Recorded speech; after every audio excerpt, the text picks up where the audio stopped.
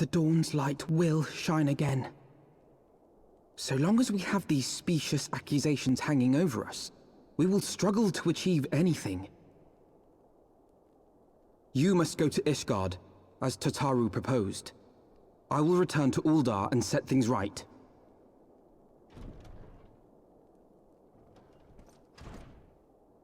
Pray, do not be so hasty, Master Alphino. Lord Orchefon.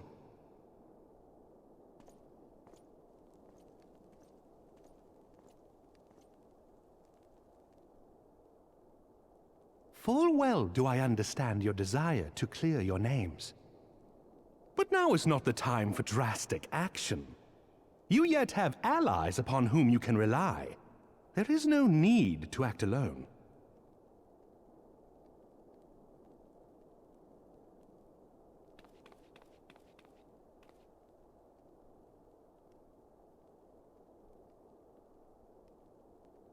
Yes. Yes, of course. Pray forgive my impatience.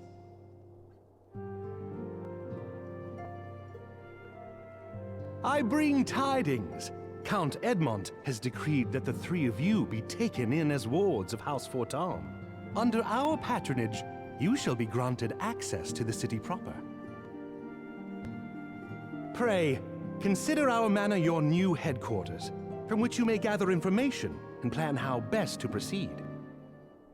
Needless to say, should any of your missing allies be found, as I am certain they shall, they will of course be welcome to join you there.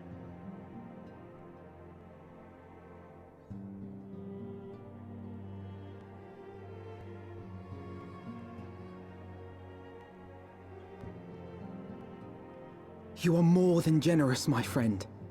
On behalf of my fellows, I humbly accept your offer of hospitality.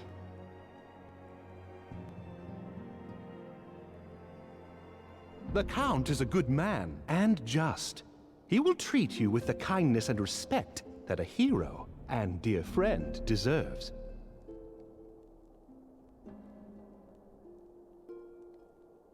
To Ishgard, then. Together. There we shall carry on the Scion's legacy. There we shall begin anew. Hear, hear!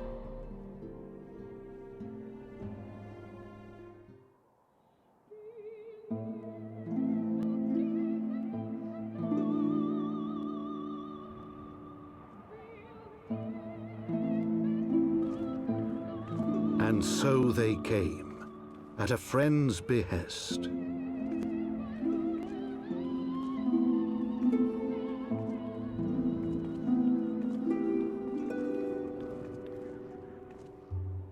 Heroes once celebrated as saviors of Eorzea, brought low through treachery, their names blackened with royal blood.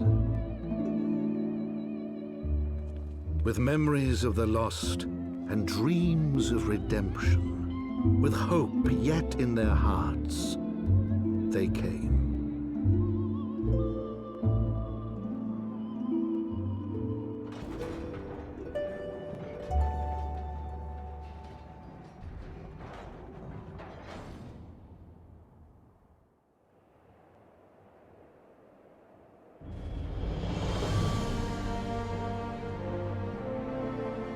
To Ishgard, shining city on the mount, overlooking the dominion of Kurthus.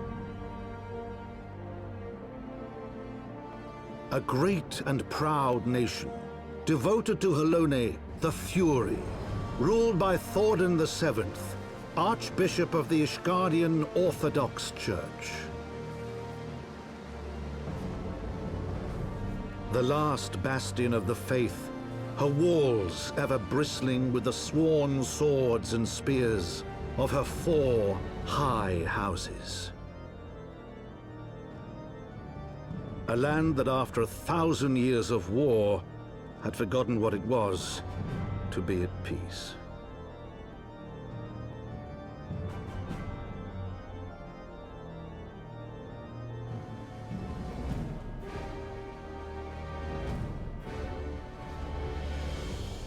Through gates long closed, the warrior of light and her companions passed.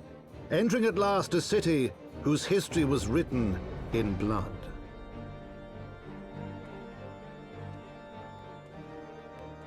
In the midst of the Dragonsong War they came, 3 weary travelers whose arrival would set in motion great change. Though none knew then how great.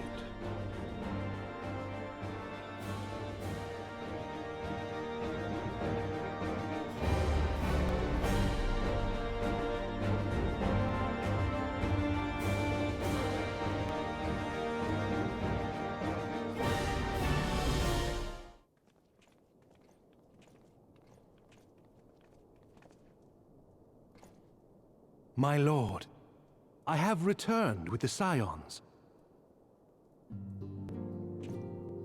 I hope your journey was not too taxing.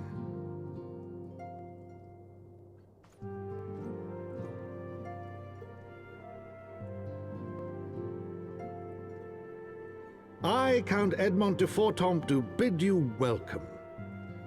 As wards of House Fortomp, you shall be afforded every courtesy. My home is your home.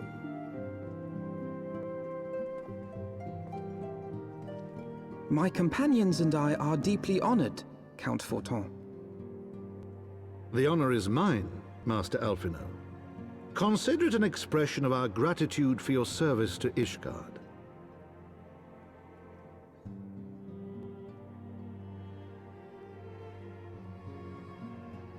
Forgive me, my lord, but are you not concerned?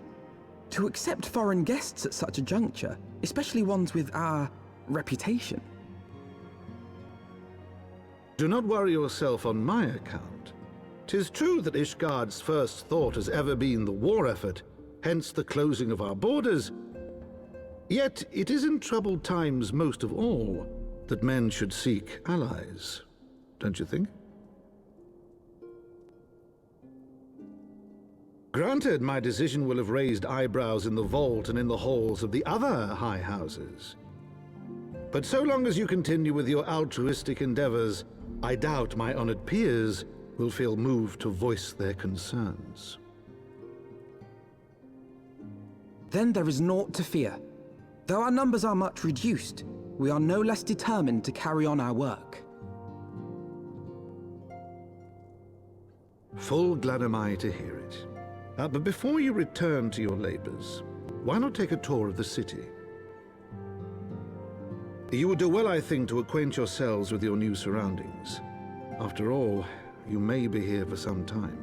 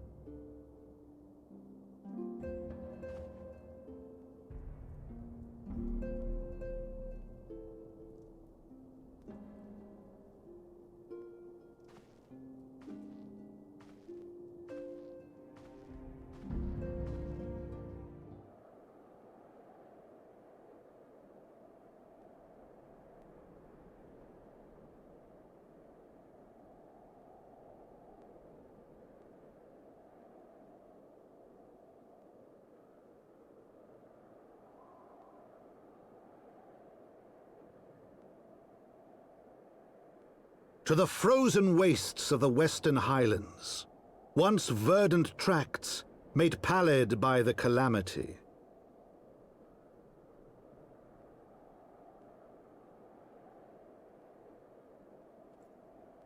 Beyond the towering wall of ice, to lands long forsaken that the Knights of Ishgard strove tirelessly to reclaim.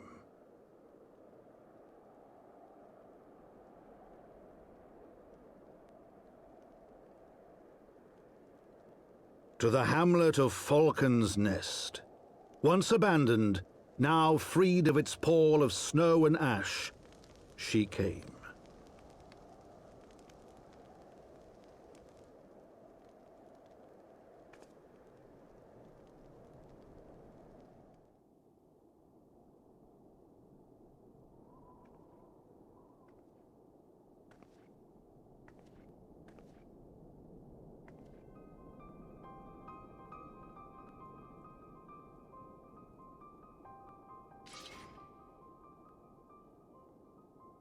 Looking for me, I presume.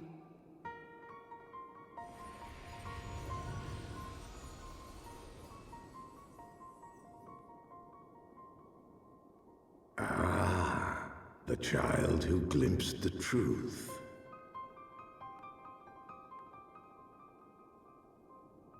No! It cannot be.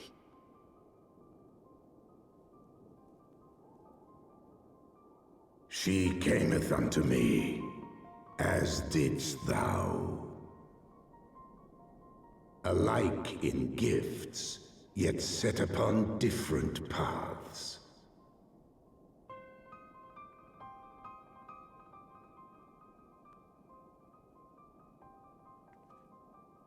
He speaks true, warrior of light. Like you, I have been blessed with the Echo.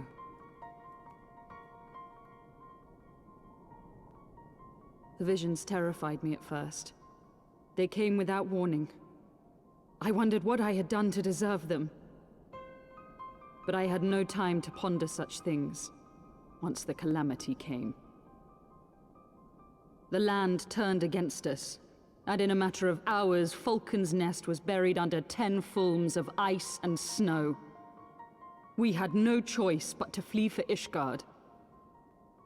We came to the wall, and while we searched for a way through, there was an avalanche. And then I was alone. So I set forth for Dravania. I knew full well what might happen where I found. But I could not survive on my own. I was found, of course. And not by a mere dragon, but by the great worm Hraesvelgr. And it was then that I knew why I had been given this gift. For with it I heard his voice, and saw the truth through his eyes.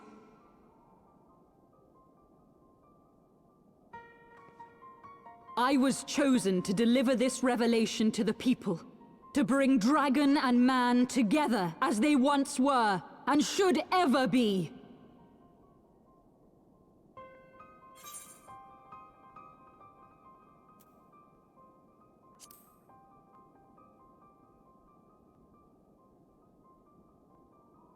It wasn't supposed to be like that. You have to believe me. It was beyond my control. Children taught to fear the skies, who saw their loved ones slaughtered. Yet the Dravanians, though they know where the fault truly lies, fell upon them with such fury. Men die, and their children forget. But we are everlasting. To us, then is as now. Thou canst not comprehend the violation, the outrage, the fury. I will make this right. I am neither a saint nor a savior, just another sinner. Yet I will not forsake this cause. I cannot. I will see this cycle broken, and peace restored. We can do naught else, for we are now as one.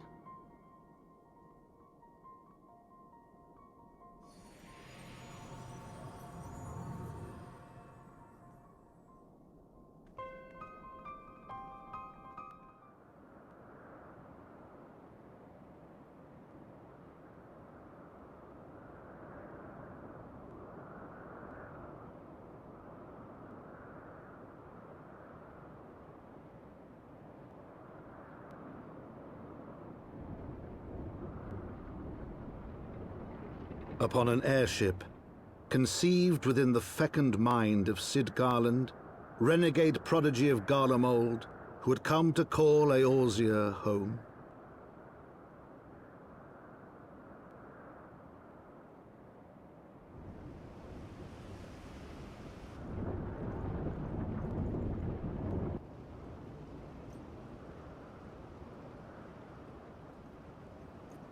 High into the heavens, where isles of earth and stone floated as clouds, a frontier the knights of Ishgard had scarce begun to explore.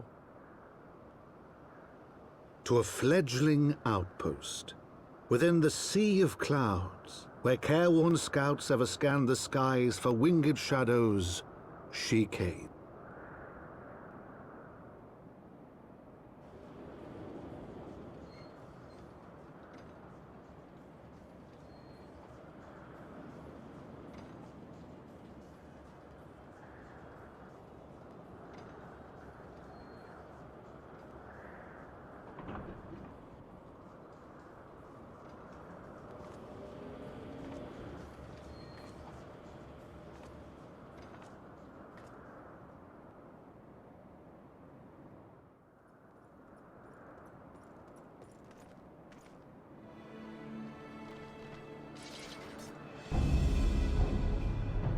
Reinforcements?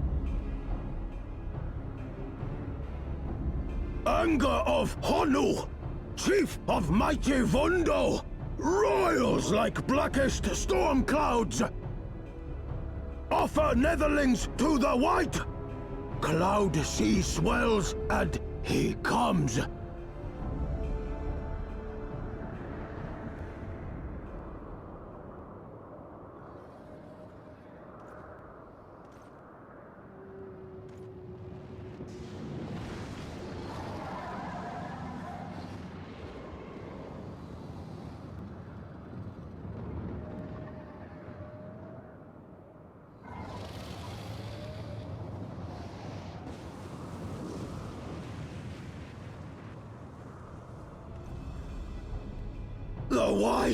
The White! Mighty Bismarck! Lord of the Mists! A flying whale? By the Fury, it's a primal!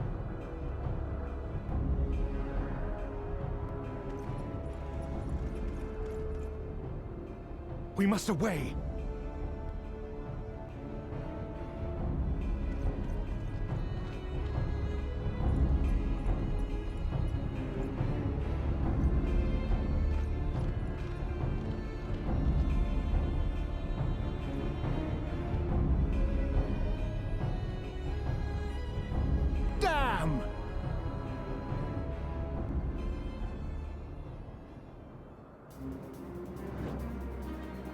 Bloody typical. All right, we're going in. Aye, aye, Chief.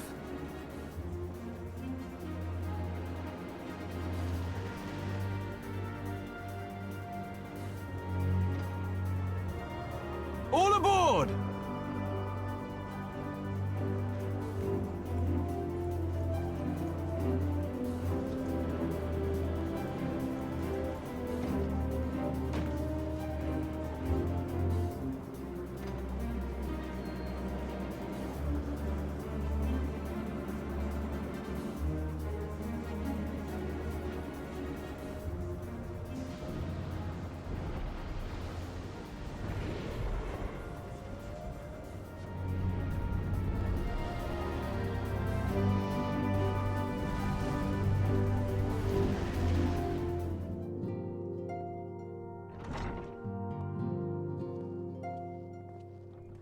The hero returns. I cannot thank you enough for saving young Imanolane's life. Aye, he told me everything. I've also received letters from both House Zamail and Durandare praising your conduct, and that of House Forton. You've won us much honor, my friend.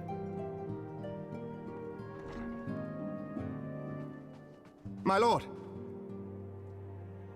What is it? Speak.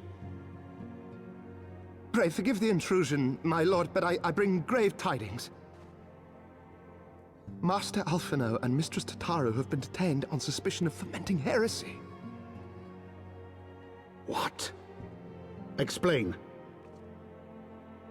They were observed entering a tavern in the lower levels on some half-dozen occasions. There, it is claimed, they made a number of inquiries. Inquiries which brought them into contact with certain elements. 'Twas this which prompted a Knight of the Heavensward to demand that they be questioned. Sir Grinno, my lord. Sir Grinno is a brute. An exceedingly accomplished brute, but a brute nonetheless. Alas, he is also a son of House Zamail.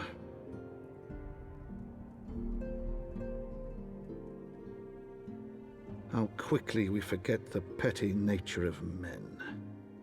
I'd wager your friends are no more than pawns in another of my countrymen's games. Such is the way of things between the high houses.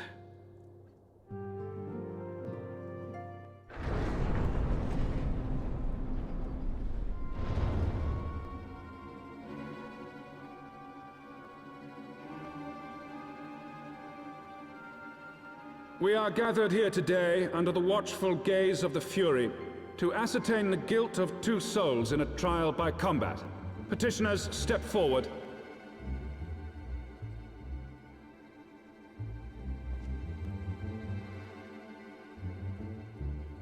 Sir Grinno, for the benefit of all here present, I would ask you to repeat the charges which you have leveled against this man and this woman. I, Sir Grinno de Zemail, brother of the Heavensward, did bear witness to these 2 foreigners consorting with heretics.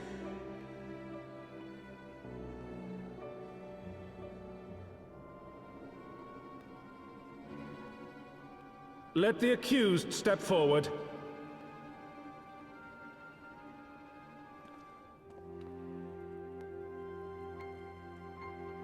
Alphino Leveilleur, Tataru Taru, you have heard the charges leveled against you. Will you take up arms to refute Sir Grinno's claim, and thereby prove your innocence in the eyes of gods and men? I, Alphino Leveilleur, am innocent of this charge, and claim my right to trial by combat. I, Tataru Taru, am innocent of this charge. But I am no warrior and cannot fight. So, I claim the right to name a champion.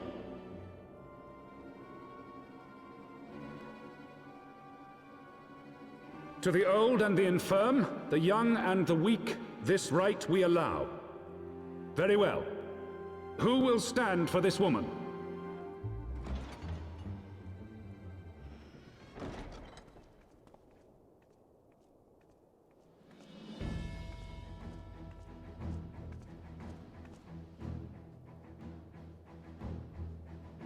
Just as I was beginning to doubt the efficacy of the Ishgardian justice system.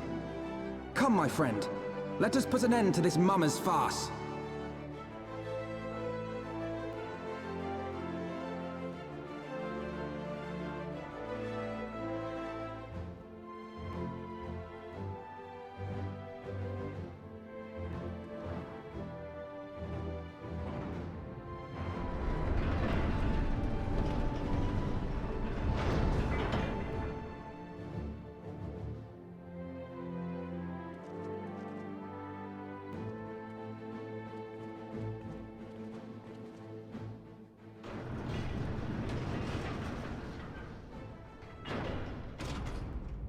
O Halone, render unto us your judgment. Raise up the righteous, and cast down the wicked.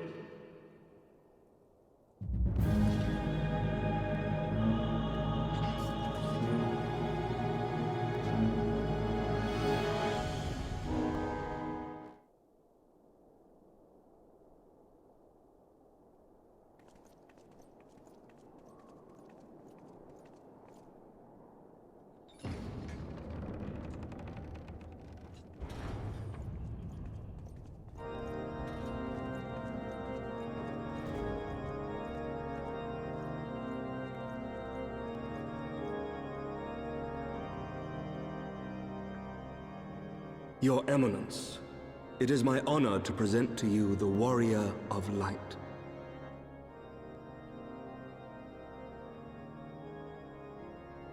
I have heard the tales of your many grand endeavors.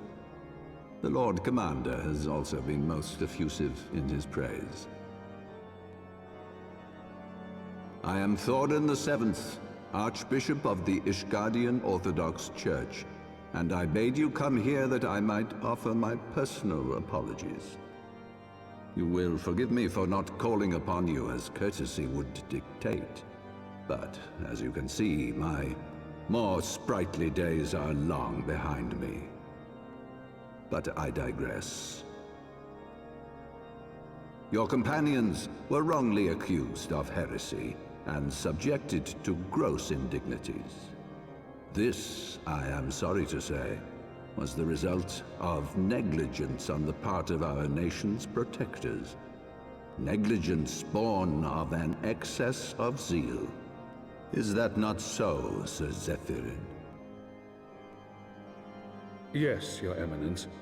Regrettably, it would appear that we of the Heavensward were in receipt of erroneous information. Sir Grinno has ever been headstrong. He pressed charges before the truth had been ascertained, for which I most sincerely apologize. An unfortunate misunderstanding born of an earnest desire to serve Ishgard, but one which should never have occurred. For who could doubt the character of those who bested Shiva and drove the Horde from the steps of faith? Not I. That much is certain. That will be all, Sir Zephyrin. I would speak with our guest in private. Your Eminence?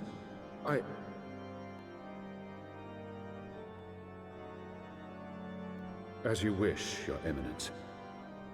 That will be all for today.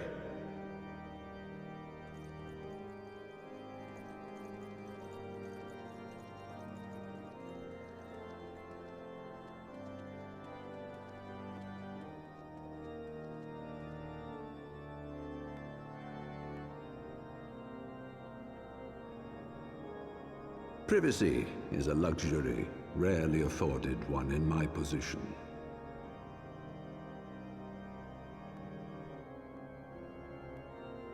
Now tell me, young lady, what do you know of the Ascians? Much and more, I shouldn't wonder, being the bringer of light. You should know that I myself have met with them, have entertained them as guests, even.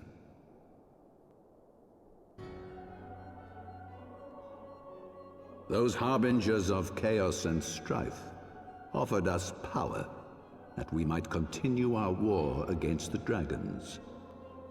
I have no intention of aiding their cause, of course, nor less of being their puppet. Yet, were I to refuse them outright, I should learn naught of their true objectives and remain powerless to stop them. Thus have I hearkened to their words with interest and paid lip service to their beliefs, biding my time and preparing for the inevitable conflict. And why do I tell you this? Because there is naught in this world they fear more than the power of the Warrior of Light. If we are to rid ourselves of these vile interlopers, we must needs work together. With our combined strength, I have faith that we can wrest Eorzea from their grasp and pave the way for a lasting peace. Think on it.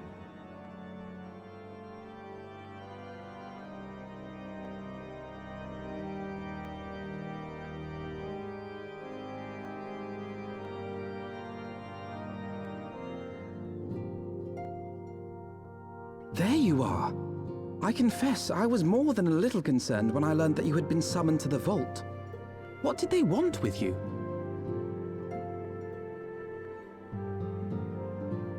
Well, well.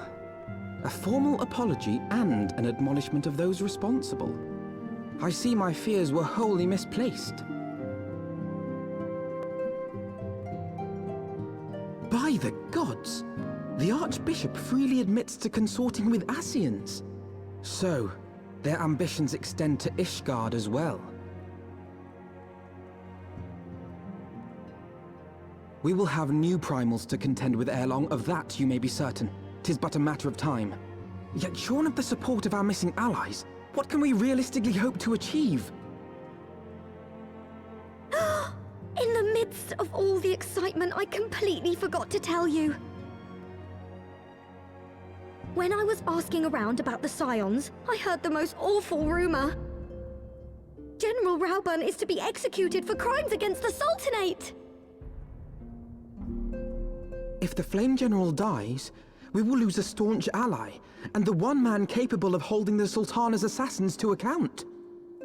Lord Orchiphon was wise to counsel restraint, but this business will brook no delay. We cannot permit this execution to take place. We must save Rauburn.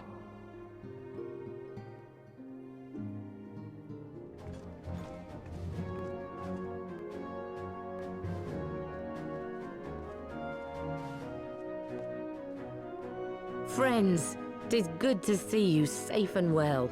I will admit I had not counted on you seeking, let alone finding refuge within the Holy See, but full glad was I to learn that you had. Thankfully, we had allies there who took us under their wing. And theirs was not the only aid we receive, I suspect. When we fled Uldar, we fully expected to become wanted men, known to all and hounded at every turn. Yet that did not come to pass. On the contrary, 'twould seem the charges against us have not been made public. Might we have you to thank for that, Admiral? Sharp as ever, Master Elfino. On Marshal Terrapin's urging, the Elder Seedseer and I demanded that the Syndicate suppress news of the Scion's alleged crimes until such time as irrefutable evidence could be found. Our argument was simple. Lacking proof, to accuse the saviors of the realm of so unlikely a crime would have the people up in arms. In their wisdom, the Syndicate agreed, as you yourself have seen. There is something you should know. Some few days prior to the banquet, the Elder Seedseer and I were summoned for a private audience with the Sultana. There, she revealed her intent to announce her abdication, that she might pave the way for the establishment of an Uldan Republic. What? But such an announcement would have plunged the entire nation into chaos. She was well aware of that. 'Twas for fear of what might ensue that she summoned us. Her Grace wanted the Elder Seedseer and I to lend Rauburn a helping hand, you see? To aid him in preserving the peace during the transition. So, having somehow caught wind of her plan, Lolorito and Teleji plotted the Sultana's assassination in the hope of maintaining the constitutional status quo. But they must have known that her death would sow as much chaos as her abdication. Chaos from which Teleji alone might feasibly stand to profit. Surely Lolorito would never knowingly... Ah, could it be? I dare not hope.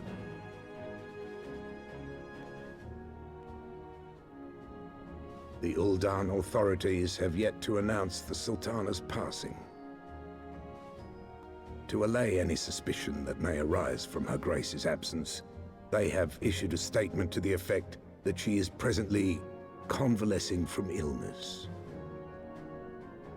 Mayhap they're waiting for a fitting moment to break the news, or mayhap they know of some other reason to delay. Something else has been bothering me, Admiral. I was dismayed to learn that General Rauburn is to be executed. Yet upon hearing the news, I could not help but wonder why he had been kept alive for so long. Pray mistake not my meaning, I am, of course, overjoyed that our friend still draws breath, and that he might yet be saved. But if his enemies truly wish to eliminate him, they could have done so immediately. I see no reason for this delay. Aye, you've struck upon an important point, Master Alphino. Following his capture, Raobarn had been held in the Marasaja pit within Uldar. In recent days, however, he has reportedly been moved to an unknown location. Queerly, 'twas not the brass blades who spirited him away either, but a band of soldiers decked in blue. The Crystal Braves. Aye. If I read the winds aright, the arrangement between Lord Lolorito and the Braves has come under strain. At any rate, if we're to rescue Raobarn, we'll have to find him first. And you'll be glad to hear that I have already entrusted the task to those best able to see it done. Our friends of Doma.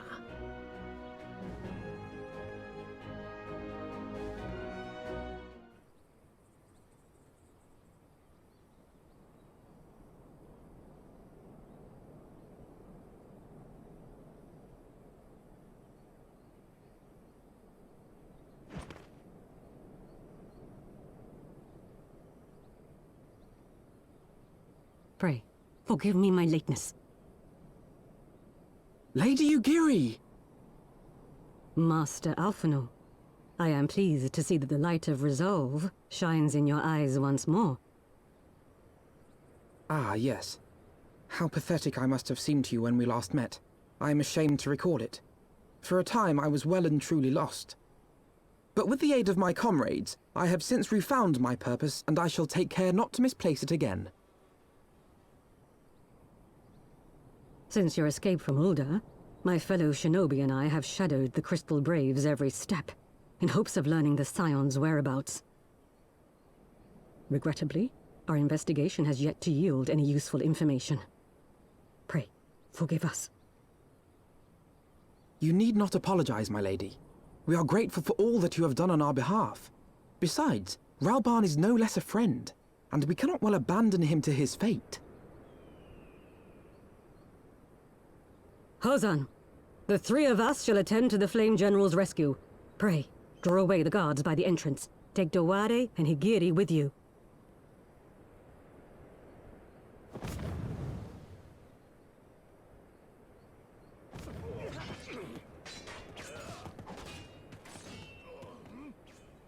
With me!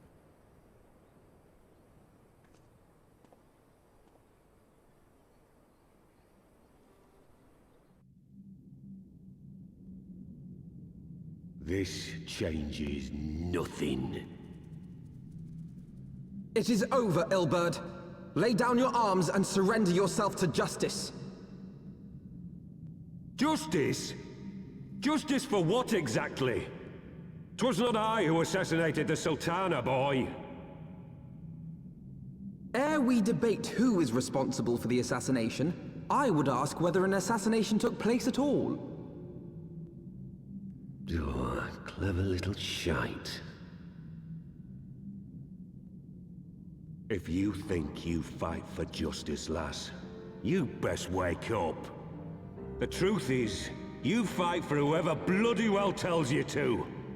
Can you not see you're being used by the Scions, the city-states, even the Crystal Braves?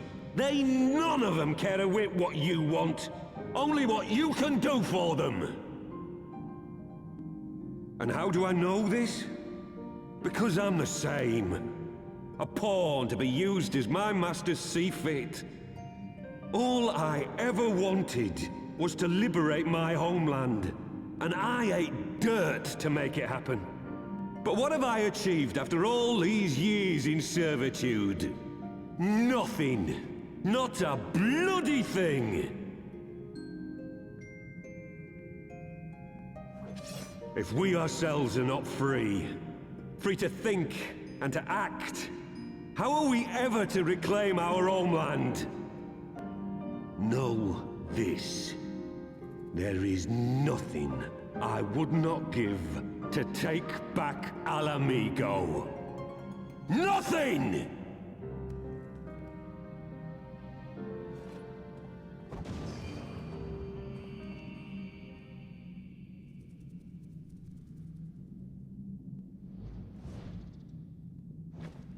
You'll not get away!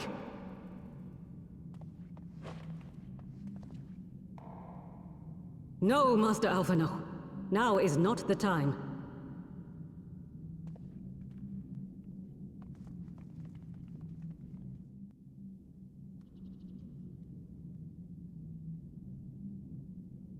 I'm but a cripple and a fool. And still you came for me. I'm in your debt. We are all of us fools of fate, General. But even fools have a part to play.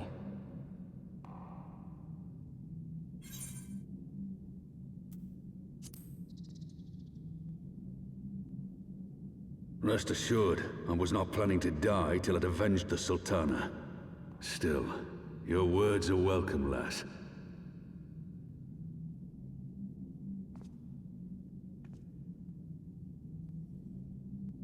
Know this, Ilberd. There is nothing I would not give to see you pay for what you've done. My wealth, my arm, my life. Nothing. General, are you aware that Lord Lolorito has yet to announce the Sultana's death to the public? What? No. No, I was not aware of that, nor of anything else outside my cell. 'Tis passing strange, though. I assumed the bastard would make it known at the first opportunity, and set about tearing down the Sultanate. As did we all. And it is indeed strange that he did not. Strange, or perhaps revealing. Now, I have no conclusive proof, nor do I wish to give you false hope, but I have reason to believe that Her Grace may yet live. What? But how can that be? Forgive me, friends, but it is not safe here. Let us continue this conversation without.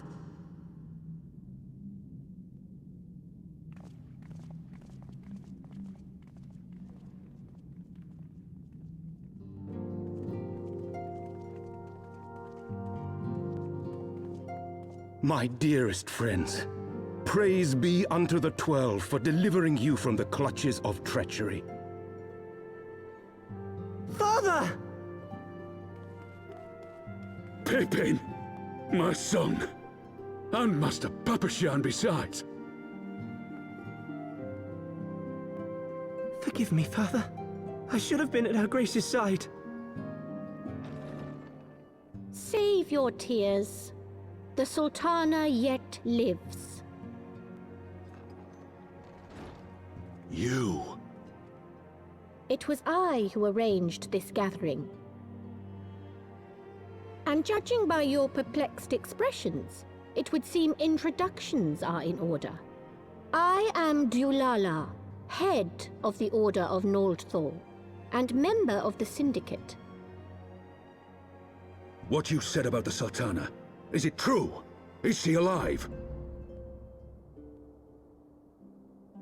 Young lady, I understand you were with the Sultana when she drank from the poisoned goblet and collapsed. Would I be correct in assuming that you did not personally verify Her Grace's vital signs? Why ask when 'tis plain you know the answer?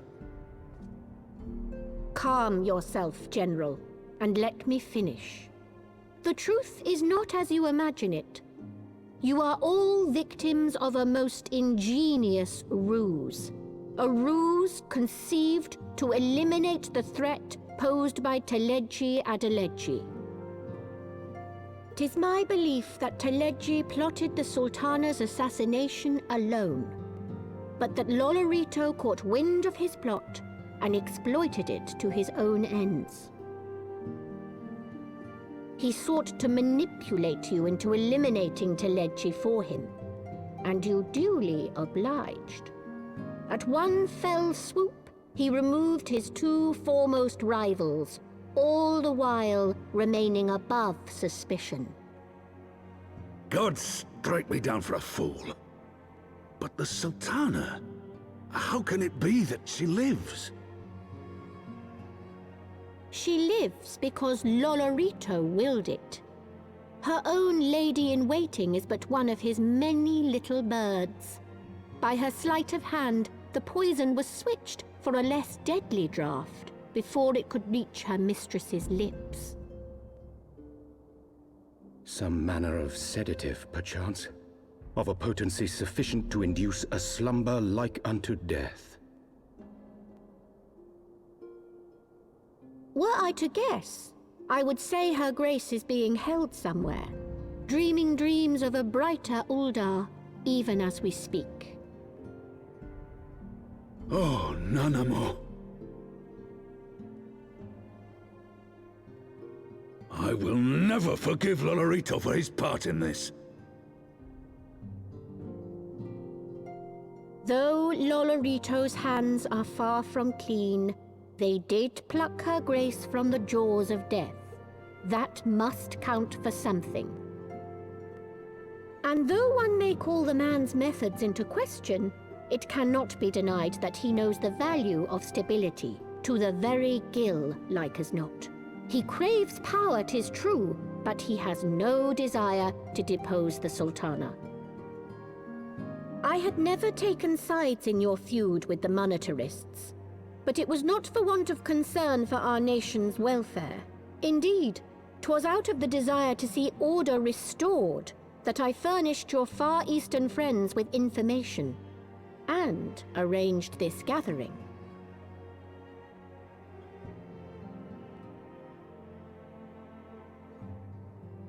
I hope you are ready to work, General, for there is much work to be done. Our first priority must be to bring matters back into balance. Lest you forget Her Grace's words, the true wealth of Uldar lies in the health, happiness, and hopes of her people. As for the more worldly kind of wealth, I am content to let Lolorito help himself to whatever Teleji Adeleji left behind. You, meanwhile, must do that which you alone can do. Rescue Her Grace, and take your place at her side once more, for her sake, and that of our nation.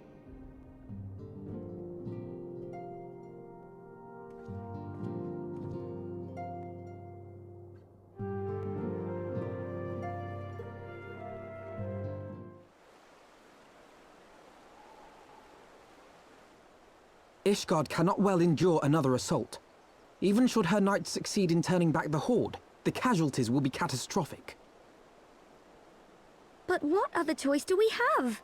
It's not like we can talk it over with them. Dragons and men aren't exactly on speaking terms. With certain notable exceptions.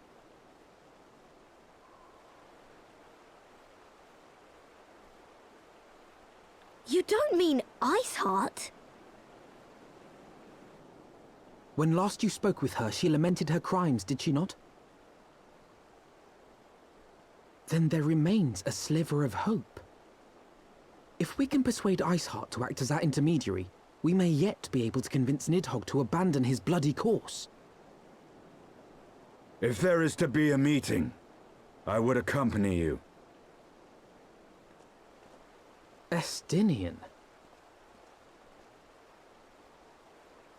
Even with your intermediary, Nidhogg's blood rage may render him deaf to reason. However, the mere attempt may afford our forces precious time to prepare. Of course, you might also consider a more direct approach to ending this conflict. With the power of the Eye at my disposal, and the vaunted strength of the Warrior of Light, we could conceivably slay the beast outright. If we are to risk a face-to-face meeting with the Dread Worm, I for one would feel safer in the company of the Azure Dragoon. However, I should only turn to your lance if my words failed to find their mark. Is that clear? Perfectly. I shall assume that Iceheart enjoys similar diplomatic protection until instructed otherwise. A word of advice. Think carefully before divulging the particulars of this plan to Sir Emmerich. 'Twould not do to have the Lord Commander accused of consorting with heretics. Indeed. I thank you for your counsel, Estinian. We shall be honored to have you with us. I am glad to be of service.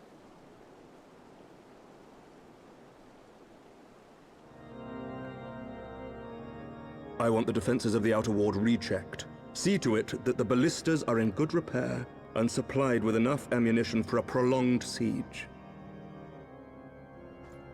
At once, my lord.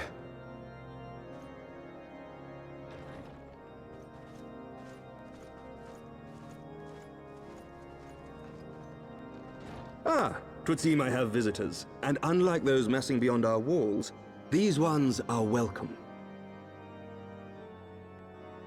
Pray forgive us for interrupting you in the midst of your preparations, Sir Emmerich, but our suit concerns the impending assault. To speak plain, we believe there is a chance the invasion might be halted before it even begins.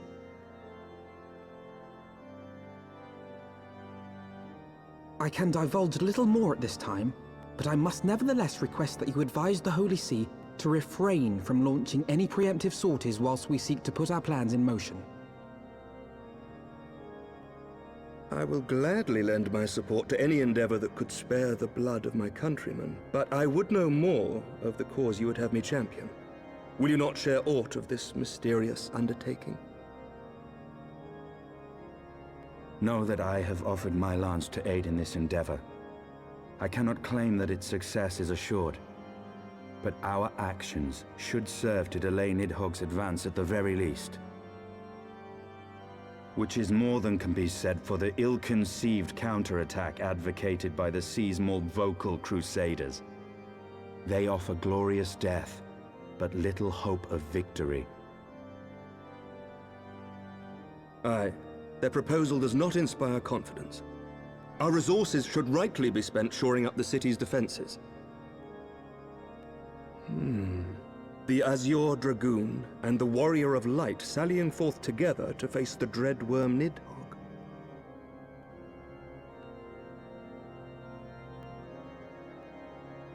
I must admit the mere thought of it does much to dispel my misgivings. Go then, carry out your plan. I shall do what I can for you within the Holy See.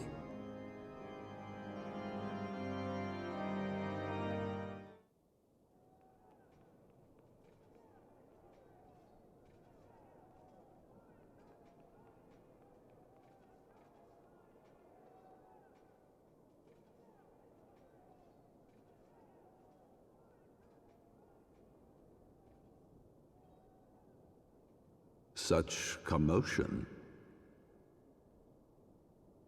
Yes, Your Eminence. The bells of the Observatorium warn of our enemy's approach. So, the dragons are coming. Let them come, in their hundreds and their thousands. With the divine blade in our hands, we shall rend their flesh and drown the heretics in their master's blood. Even Nidhogg and his foul brood shall be powerless to resist us. And when we have rid the world of their pestilence, we shall turn our attention to our Ascian allies. See that they are suitably rewarded for their invaluable assistance. If I may, Your Eminence, the Paragons wield powers strange and unknowable. Can we be certain that they will not see through our deception? We can be certain of naught save the righteousness of our cause. If you would be a true leader of men, you must possess conviction as well as caution.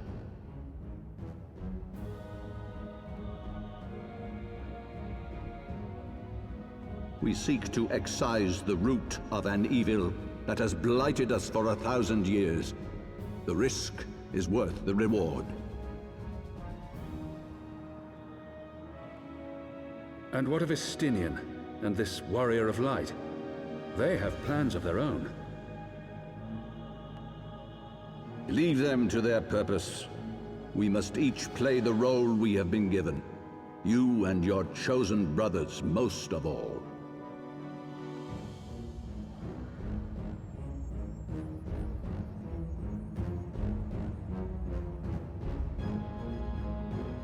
For the glory of King Thordan.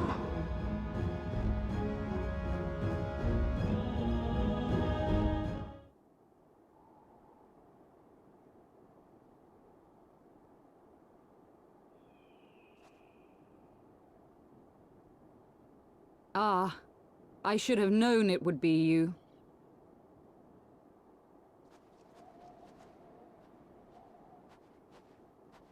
Word reached me of a struggle with a small but well-armed band of trespassers.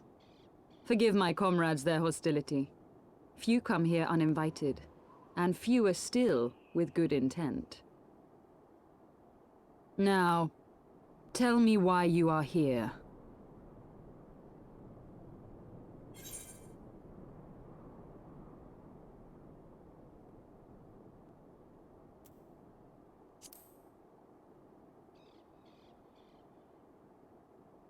So, you seek to stem the Dravanian tide with talk?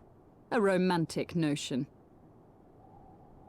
If you but knew the truth, the spark which lit the flames of this animosity, you would understand the futility of your quest.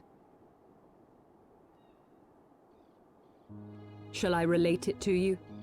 The sordid history my gift has shown me, that which the Holy See has taken such pains to suppress.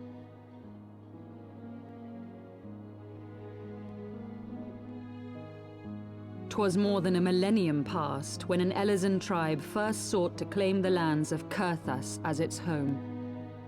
Unfortunately for them, Kurthas was already home to dragonkind, and they were not inclined to make way for the invaders. Thus did a bloody war begin, a war which might well have rumbled on until one or the other side was exterminated, had it not been for the resolve of a single woman. That woman's name was Shiva. While those around her fought and died, she attempted to parley with the dragons, and in so doing discovered them to be possessed of profound intelligence and reason. The great worm, Heavensward, in particular so enchanted Shiva that she found herself growing to love the creature, whom her people considered a monster. In the eyes of a near-immortal dragon, however, the fleeting life of an Elezen is as that of a freshly cut rose. Scarce has the flower bloomed before it begins to fade and wither. Such melancholy musings plagued Heavensward, who had found in Shiva an unexpected and beloved soulmate. He knew that all too soon, death would snatch her away from him. Unable to bear the thought of their separation, the maid bid the worm consume her, that their spirits might be entwined for eternity. Though loath to perform the deed, Heavensward ultimately gave in to her plea, and soon thereafter the tale of their ill-fated love spread throughout the two warring factions. No more could they raise blade or claw against one another, knowing that the souls of their kin were so inextricably bound. In the days that followed, man and dragon learned to live in harmony, and together built a nation unlike any the world had ever known. For 200 years did this blissful age of peace continue, as it would to this day, had vilest envy not stirred in the hearts of the Elezen. It is said that worms owe their longevity to the boundless reserves of vitality found within their eyes. And 'twas in this belief that a traitorous band of knights deceived their allies of some 2 centuries, and took by force that which they coveted.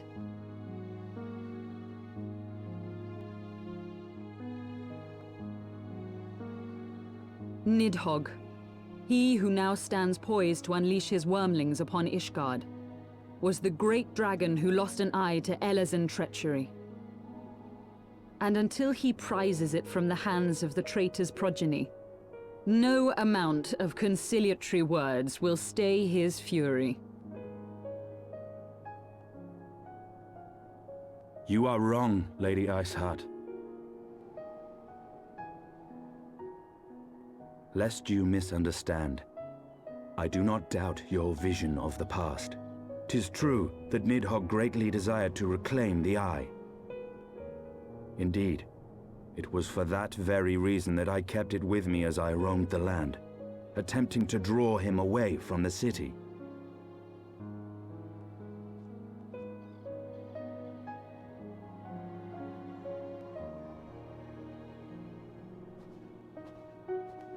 Good gods! Until recently, Nidhogg seemed unable to resist its allure and pursued me relentlessly. Needless to say, that is no longer the case. Now, it would seem, he has fixed his attention on Ishgard itself, though he knows full well the Eye does not reside there.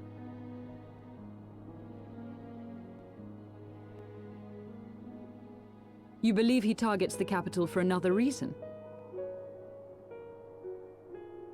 I believe reason has all but left him. Through the Eye, I feel much of what Nidhogg feels, and the dragon's thirst for vengeance will not be quenched by aught less than a sea of blood.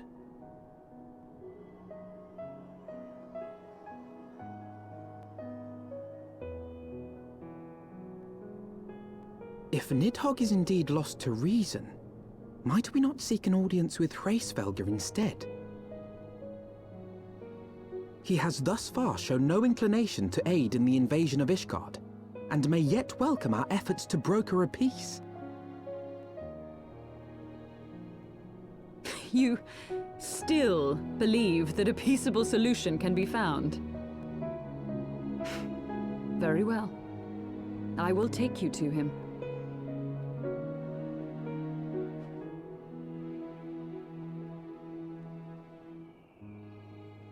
Our road will lead us to Dravania, the homeland of dragonkind. There we shall ascend unto the clouds, where Hraesvelgr resides.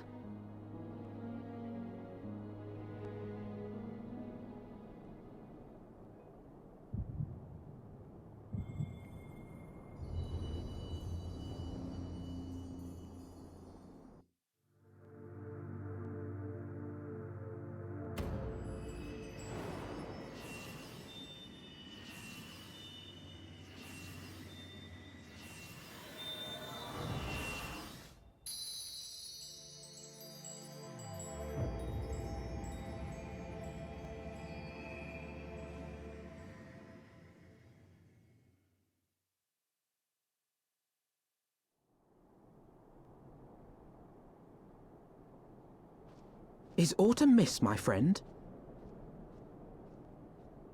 I sense the many battles are beginning to take their toll. Rest a while, and should you lose sight of us, Dravania lies beyond the mountains to the west.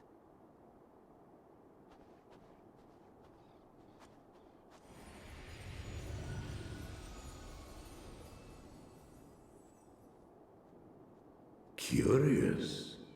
The vestiges of thy mistress's blessing are not as faint as once they were. Thy will to succeed grants thee unusual fortitude. But will it be enough?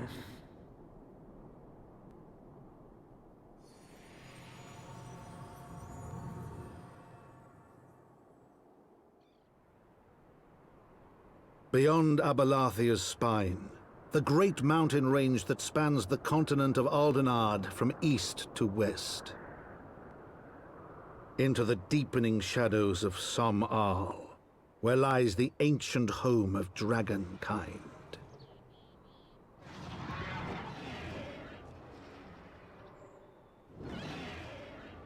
To a land where the soil slithers and the skies seethe with sinuous shapes, they came.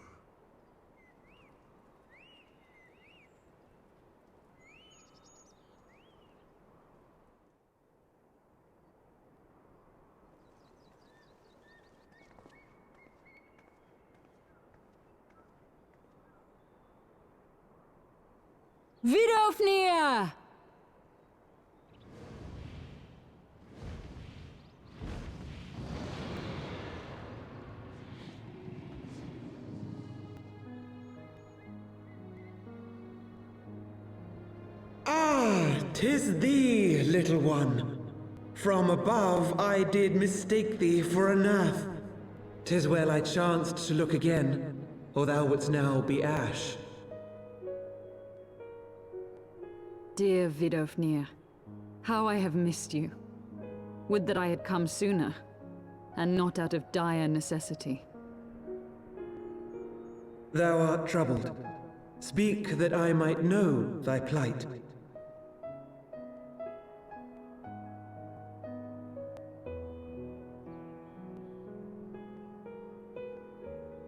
Thou wouldst have father admonish his brood brother. I would end this war without further bloodshed. How am I to believe thee, little one, when thine own companion beareth Nidhogg's stolen eye?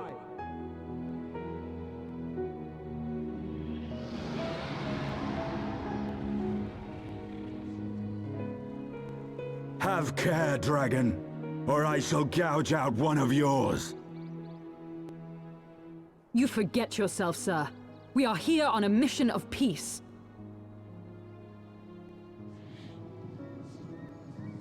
My sires will forbiddeth me from inviting discord to our home. 'Tis for this reason and no other that thou still drawest breath, knight. Vidofnir, please. We must be allowed to convey our intentions to Hreysvelgar in person, with words of our own choosing. Grant us this favor, and open the way to Som Al. Thou hast ever been welcome, little one. But I cannot grant thy wish. I am bound to remain here, and protect my kin from the Nath's god. The Nath have summoned a primal.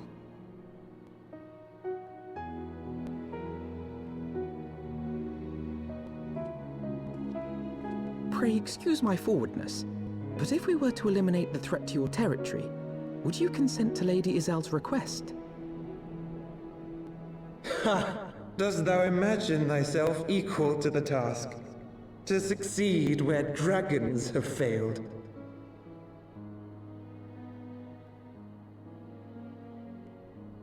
'Tis beyond thee, mortal. But thou art welcome to try, nonetheless. Only know that idle promises shall avail thee naught.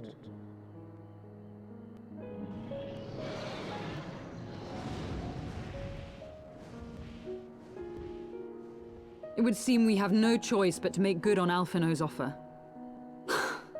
Why must our every bid for peace breed yet more war?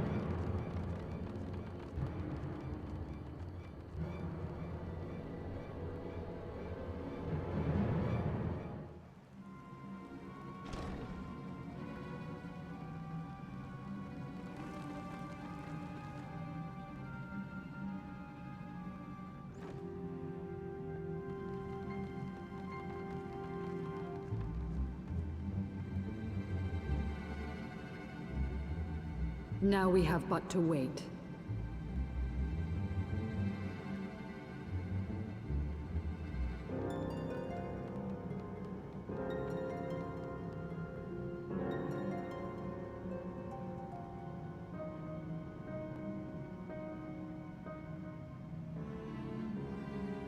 O Lord Ravana, master of the sacred blades, wrath of the colony, conqueror of the world, hear our prayer.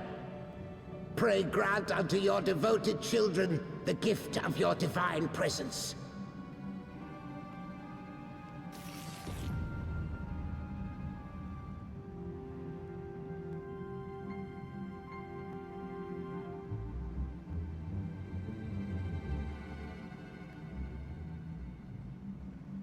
He comes.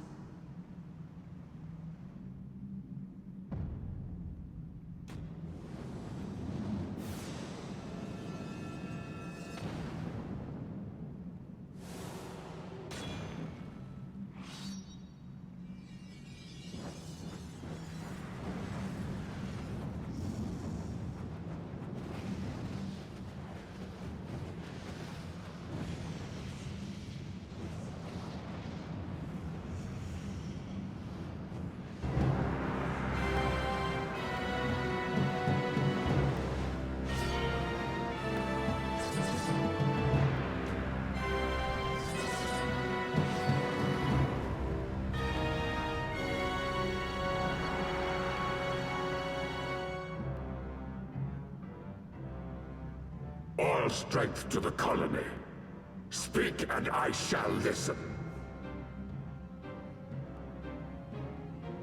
O glorious General, we have captured intruders and would make unto you an offering of their life's blood. These feeble fleshlings dared to invade Natlands. Hear me, Lord Ravana. My companion and I did not come to contest your children's territory.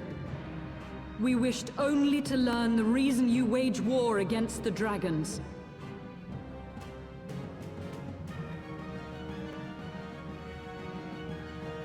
Thou wouldst flirt with death merely to satisfy thy curiosity. Wherefore should the glorious conquests of the Nath concern thee so, Elezen? Ah, mayhap thine own kind struggle against the worms fareth poorly, and thou art desirous of a pact.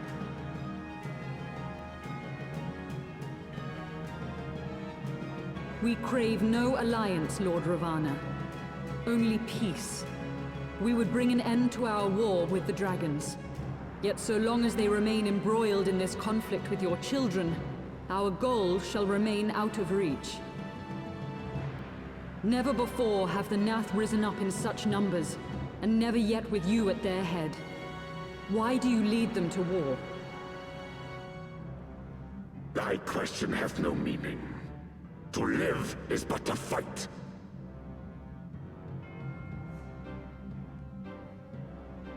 Long have my children waited, gathering their strength in the shadow of thy ceaseless conflict. The Nath would see the Dravanians slain, and their territories secured. And by such fervent prayers am I now given form and purpose.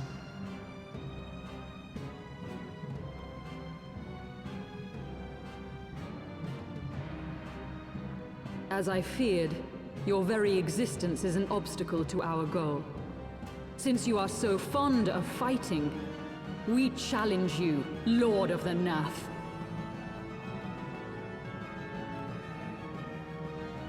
And should we emerge the victors, I would have you swear to withdraw your soldiers from Dravanian soil.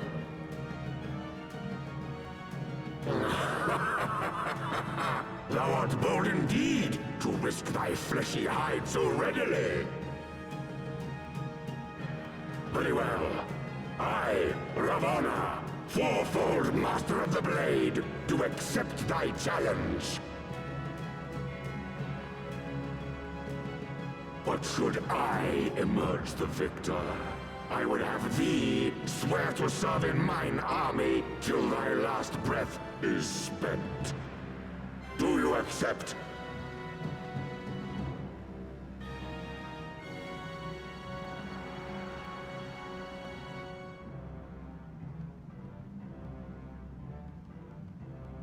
I do. And I believe the first bout is mine.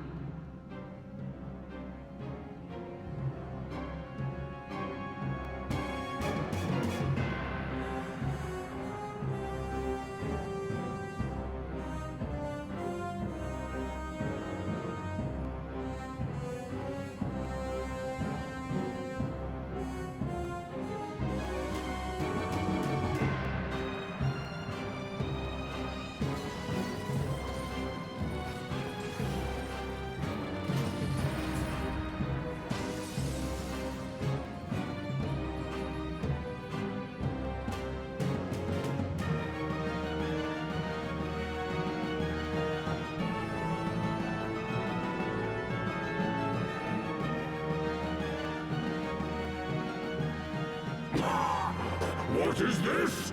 A god clad in flesh? Is aught amiss, my lord? Thou wilt not break thy word, I trust.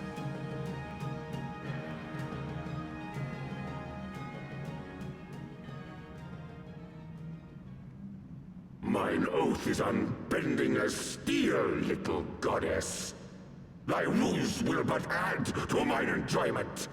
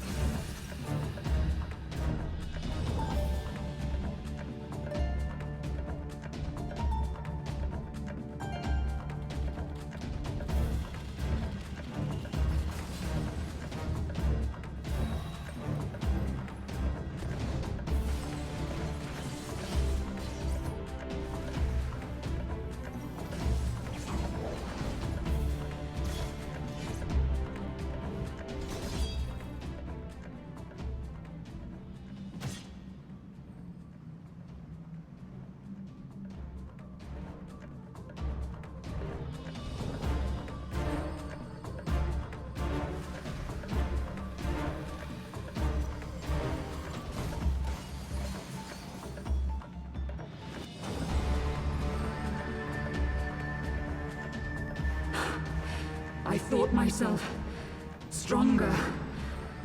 Mayhap with more crystals?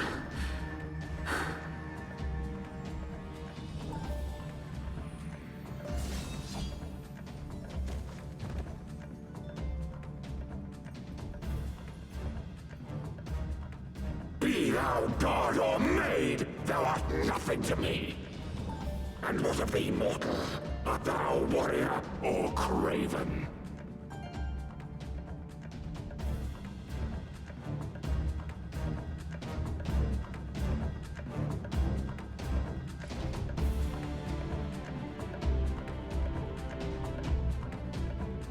A warrior, then? Good! Mayhap thou will provide more sport than thy feeble companion.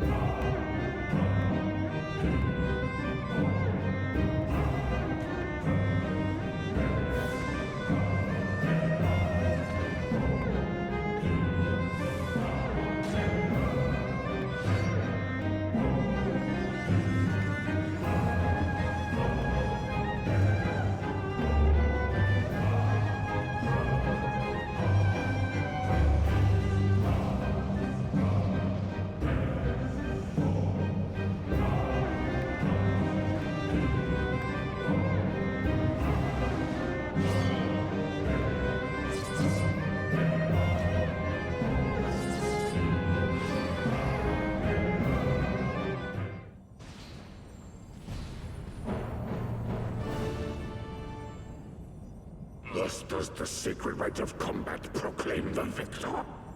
I lay my blades at thy feet, child of man.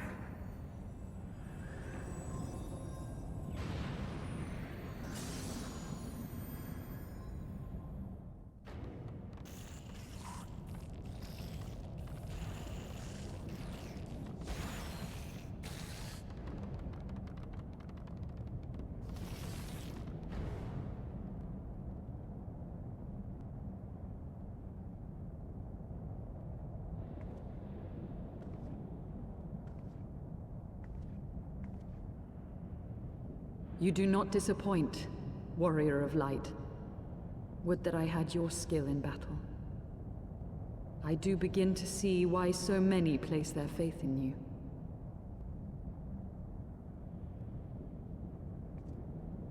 For all his savagery, I do not think Ravana one to break his word.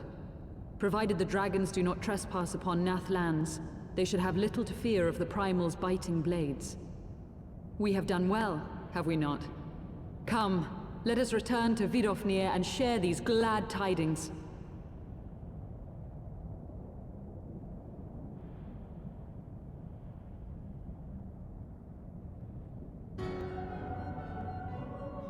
Once more you achieve the impossible, bringer of light. But with every mortal heart that succumbs to fear and fury, another voice is joined to the chorus, beseeching divine succor. At their bidding, warring gods will shake the firmament, and your world will be consumed in the swelling storm of chaos.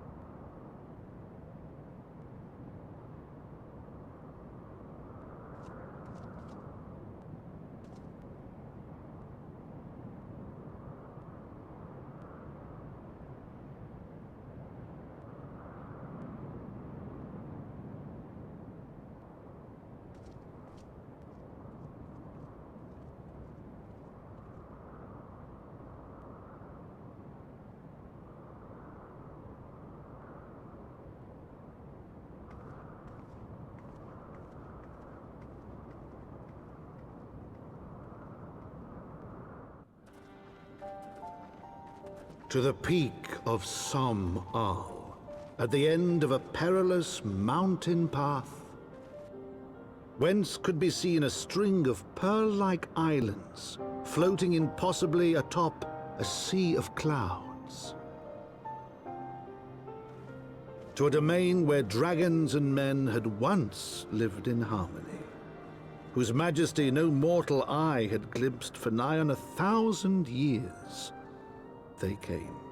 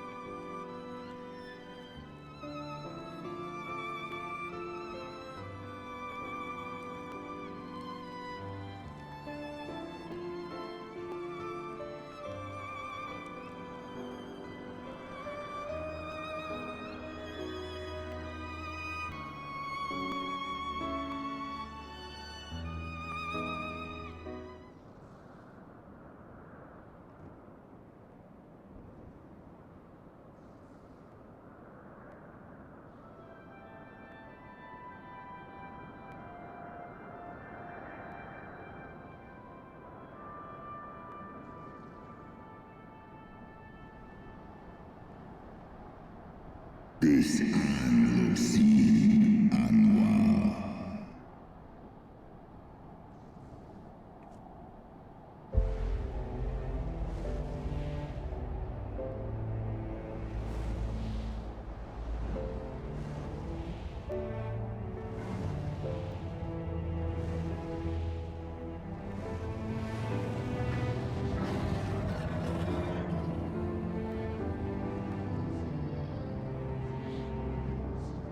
Hraesvelga.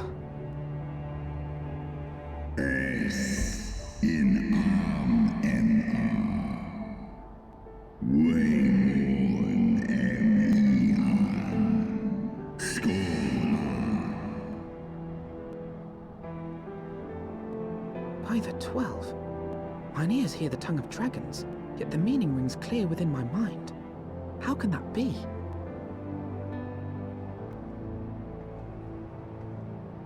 Hraesvelga, do you not remember me? 'Twas I whom you found in Dravania. I who glimpsed the truth. The truth about your past. About Shiva.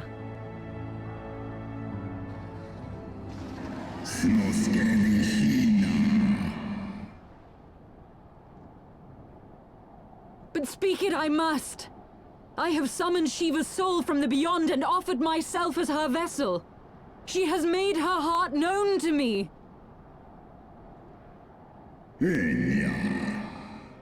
Lis umwes. Anasiesk in.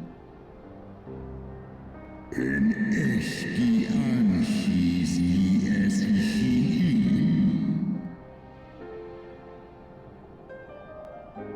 I have surrendered mine to her. Do you not see, my love? I am Shiva reborn. Angan. Esklai furul. Ineshi lai. Kanokish esole. Non shi esh olin. Inesh in eldu olin. I'm for is el ni an il ankin. Lisnesk nedi dranan. Eskian unkin nesh. Ikin monesh el.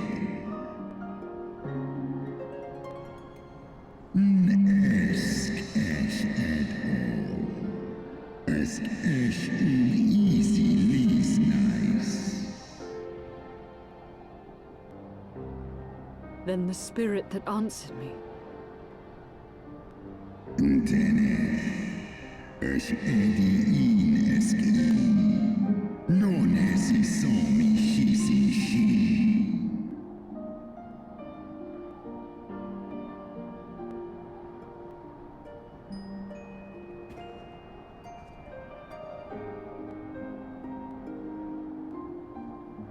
Be that as it may, Lord Hraesvelga, Izel's desire to heal the rift between man and dragon is real, and it has borne us this far. We would spare both our kind and yours the ravages of this senseless war. Pray join your voice to ours in a call for peace and forgiveness. Ten I el gain. Kako esom in.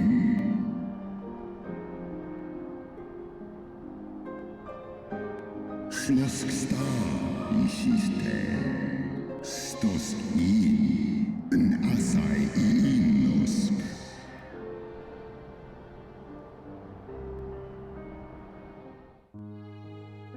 Teto hamafo. Esk ein isor ul a.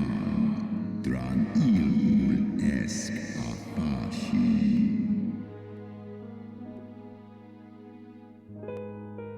Fia ein kinu. Losken stari strari dran. Lar hesne schnell.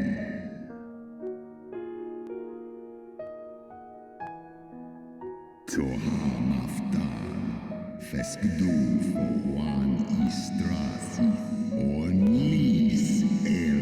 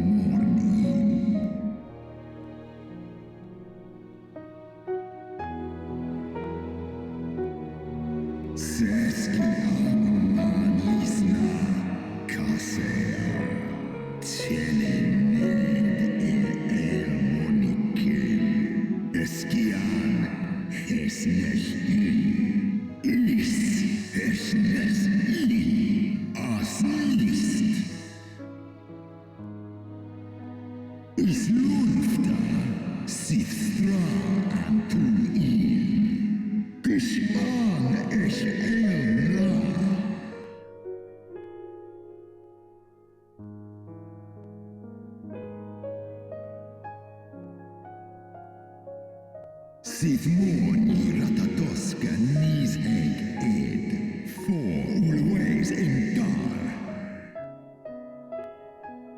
Kal Egmon Thorn in Yui, Ale Fe in Leita, Borkin Ushkin in. San Es Shisnishka, Stadrana Snodoan ki uteda maaz mornish.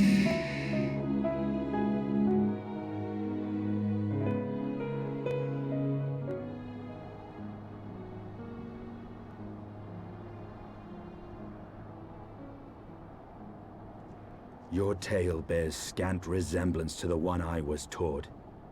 How convenient that it should absolve your kind of all responsibility. But tell me, Dragon, why should I believe your version of events?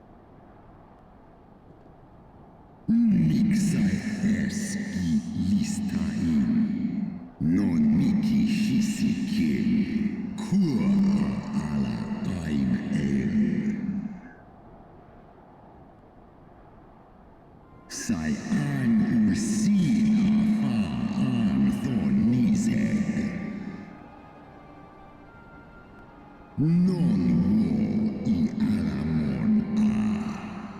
Skor esk mig I es.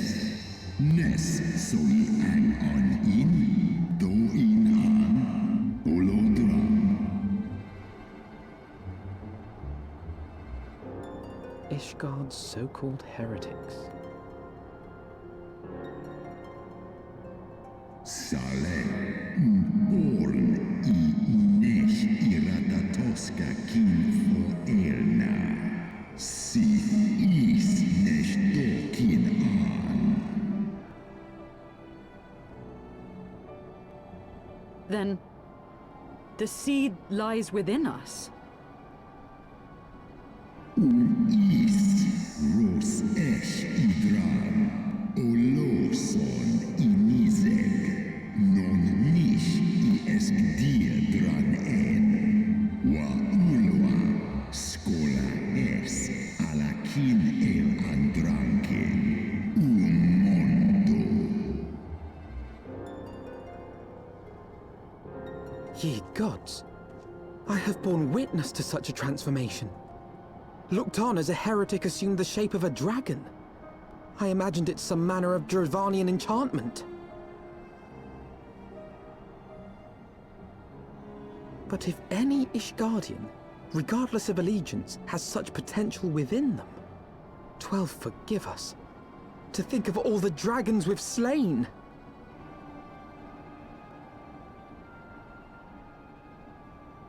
War ulmon alaan as drao. Kawol smain kol su thrahal seskmoni se an in kinizeg. Oft have I wondered why Nidhogg did not simply raze Ishgard to the ground. Now I have my answer. He has no intention of winning the Dragonsong War, for it is no war at all, but vengeance, an eternal requiem sung for his murdered sister. In ice in drao, ale inia in. I have not come this far only to admit defeat. We can still return the eye to Nidhogg and beg forgiveness for our ancestors' crimes. Mayhap our words will sway him. Ja, lies as an in latu ole in an hers isu. Mik du set in sohi, nosta no lis as dui for in.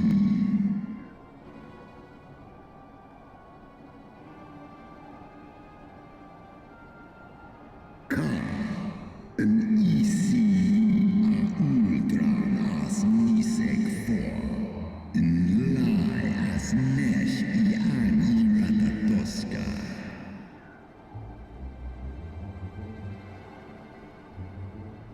In sith som ishi eskfa ulgar los an. Snosk for an, non an lis I an. Skorn I lens an. Skola.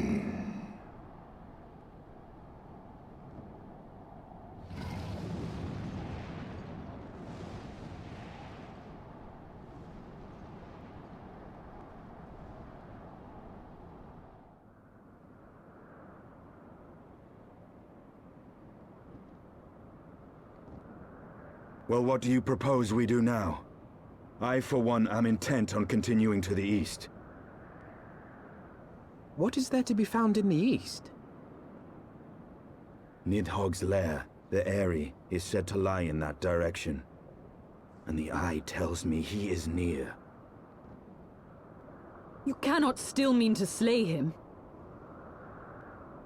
You cannot still mean to stop me. I have been true to my word, and aided you in this fool's errand with Hraesvelgr. But your efforts at parley have come to naught, Lady Iceheart. I would see Ishgard saved, and for that, Nidhogg must die. With the tale of our ancestors' vile betrayal yet ringing in your ears, you speak of continuing this war? Nay, lady. I would but pierce its vengeful heart. When Nidhogg dies, this war shall die with him. A moment, Estinian. You yourself spoke of the Great Worm's strength, that you believed him powerful enough to raise your city to the ground. How then are we few to challenge him? Even behind the stout walls of Ishgard, with an army of knights manning the defenses, our victory would be hard won. Yet you propose to contend with the beast in his own lair. In close combat, this will afford us an advantage. And with two Azure Dragoons working in unison, who can say what might be possible? But such speculation is meaningless if we cannot even find the worm. Our first task must be to seek out Nidhogg's lair. The story of this nation grows bloodier by the moment. Must death always be answered with more of the same? Such is the way of things, I fear. I shall consider it a miracle if mine armor is not stained crimson ere this conflict is ended.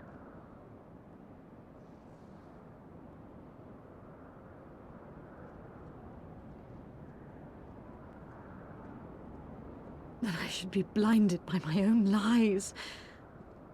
Everything I believed, everything I thought I was, gone. All gone.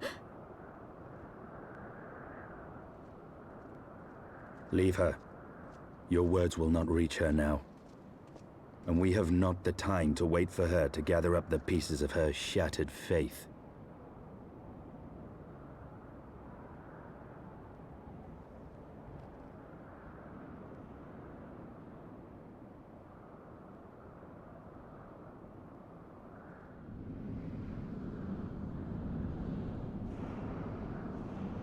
Is that it?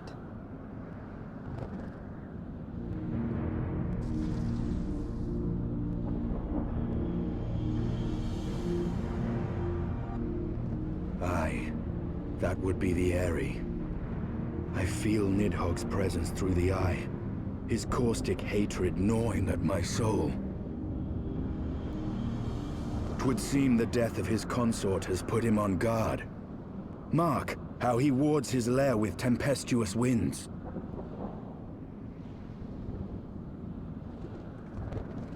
A similar barrier once barred our entrance to the Primal Garuda's domain, until we discovered the means by which it could be penetrated.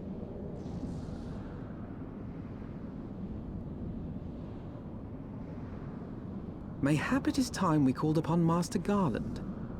'Twill be just like the good old days, no?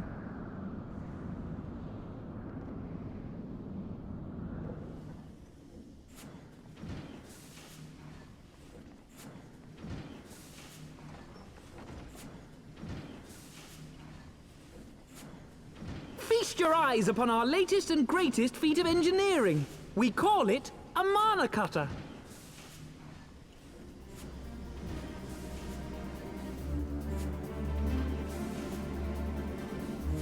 After you put down Gaius, Wedge and me struck out on our own for a bit, and started work on the successor to the tiny Bronco.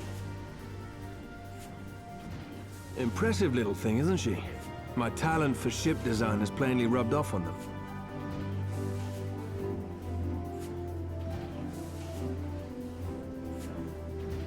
They've adapted the principles of corrupted crystal technology and constructed a mechanism which converts ether from its surroundings into elemental wind. Said wind is then harnessed by the specially engineered sails, providing the craft with propulsion and lift. All in all, a most elegant solution. I'm actually a little upset that I didn't think of it myself. The design does, however, come with one small flaw. The energy conversion ratio's bloody awful. To generate enough power to get you off the ground, you need to be in an area awash with predominantly wind-aspected ether. In other words, there are a few places you can fly, and lots of places you can't. The new Ishgardian airship hasn't left the boys much time for tinkering, meaning it may be a while before this particular project takes off. If you'll forgive the pun.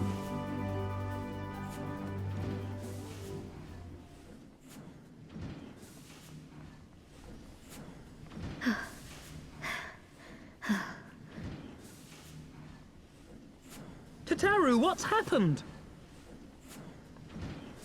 I've been looking all over for you. There's been word from Ayda. It's about Her Grace the Sultana.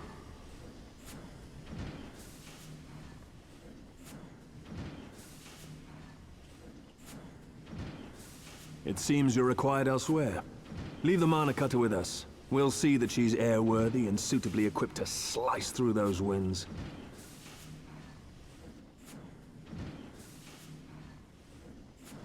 You, meanwhile, should concentrate on providing Raoban and the Sultana whatever help they need.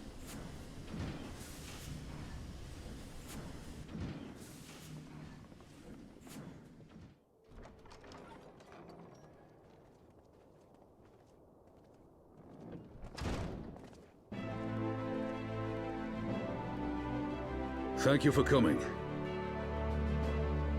No thanks are necessary, General. I trust your recuperation continues apace. I cannot complain. Thanks to Higiri and her ministrations, I've regained much of the strength I lost during my imprisonment.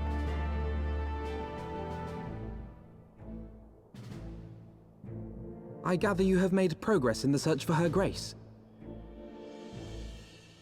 Aye, some good fortune at last. A few days past, Julala informed us that a sizable shipment of alchemical supplies had been delivered to the palace.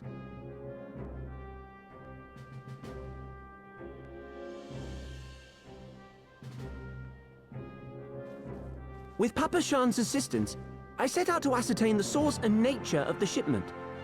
My inquiries led me to Frondale's frontistery. There, I learned that an order had been placed for a curious substance designed to sustain patients trapped in death-like slumber. An invention of the former head alchemist, apparently. A death-like slumber? This cannot be a coincidence. It lends some weight to Dulala's claims, aye. Her Grace is likely somewhere within the palace, abed but alive. Before making any attempt to extricate the Sultana, however, it seemed prudent to learn what manner of substance was used to induce her torpor. To that end, I made inquiries as to the whereabouts of the one most like to have administered it. The lady-in-waiting, Meriel. We sent for you as soon as we learned of her location. All that remains is to apprehend the woman.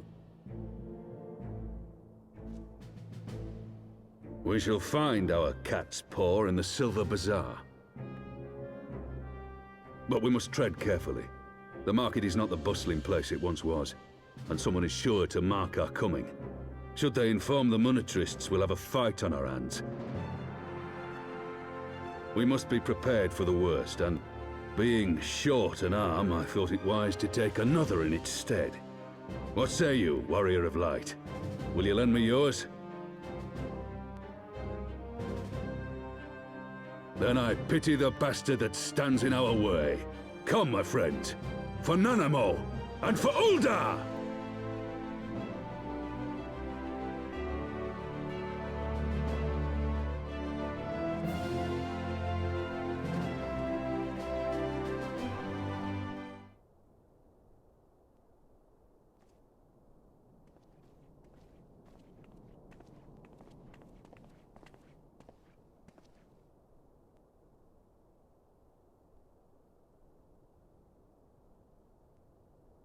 You are Meriel, the Sultana's former lady-in-waiting?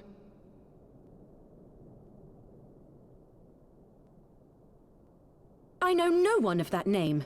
Pray excuse me.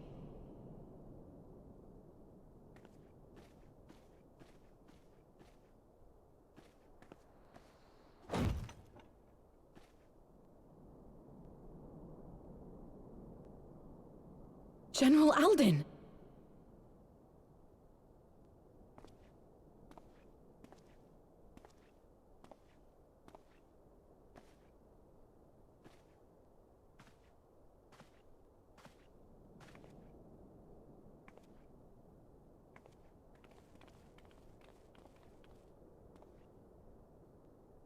We will have the truth from you, girl.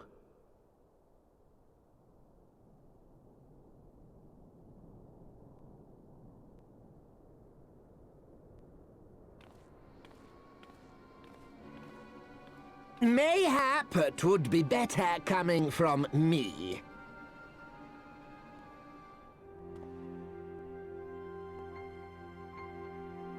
Lonorito, you'd best talk fast. As you know, Teleji Adeleji's Cartano reclamation bill was no more than a facade, a means to get his grubby little hands on that Allagan monstrosity Omega. When he learned of Nanamo's intention to abdicate, however, he was forced to amend his plans. Suddenly, assassination seemed the most promising way to further his ambitions.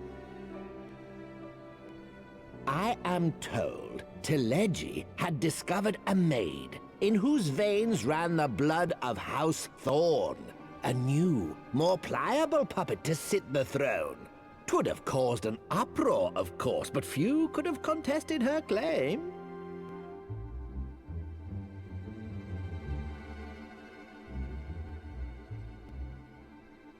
'Twas plain that Teleji's wild machinations had outgrown our ability to control them. So I decided to usurp his scheme and left the fool to seal his own demise. And what of Nanamo? Oh, I have no desire to harm her grace. 'Twould profit me little to destabilize our government. Thus did I employ young Meriel here to administer a potent sleeping potion in place of a poison.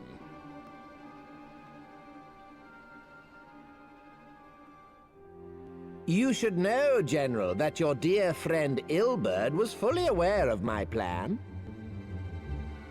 I had him lie about the assassination as a means to prime your rage against Teleji. We weren't entirely sure how you would react, but things went rather better than expected.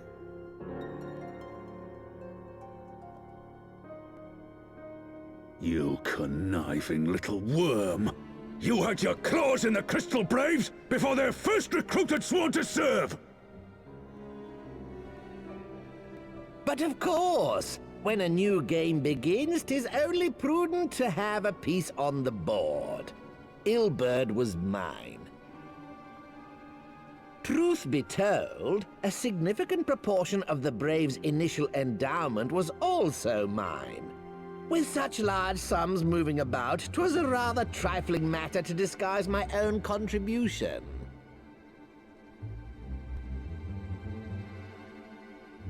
Ah, Ilberd.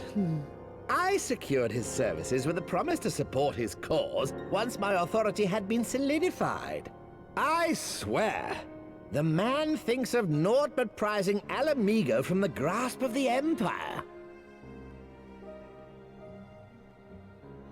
Unlike you, General, the poor fellow seems quite unable to forsake the land of his forefathers.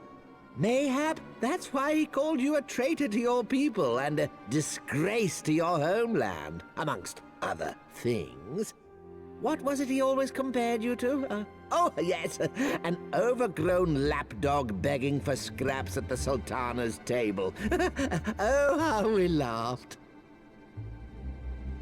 Alas, Ilberd's entertaining little outbursts eventually gave way to wearisome tirades, and the zealous brute became rather unruly. I had no wish to see you executed, you understand, but he would not take no for an answer.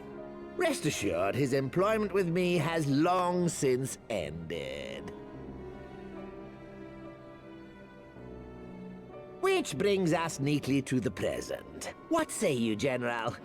Both you and the Sultana are alive. We have one corpse and one fugitive, and preparations have been made to restore your good name. Shall we cry quits and start again with a blank ledger? The hells we will! Do you honestly expect me to forgive and forget? After all you've done? You're guilty of high treason!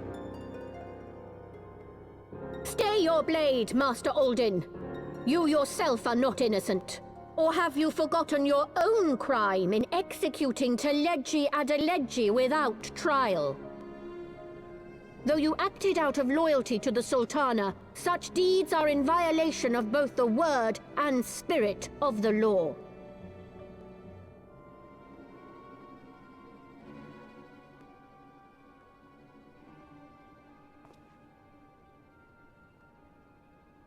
If you would, Lord Lolorito?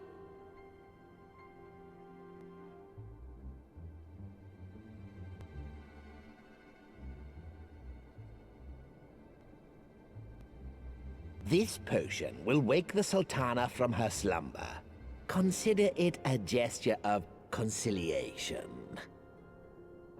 You will find Her Grace resting comfortably within her private chambers.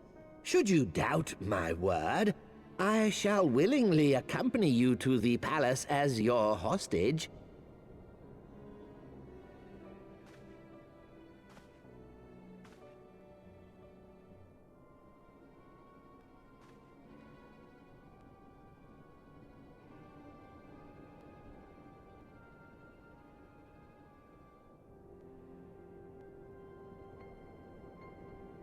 I like not your motives, Lolorito. But you saved the Sultana's life, and for that, you have my gratitude.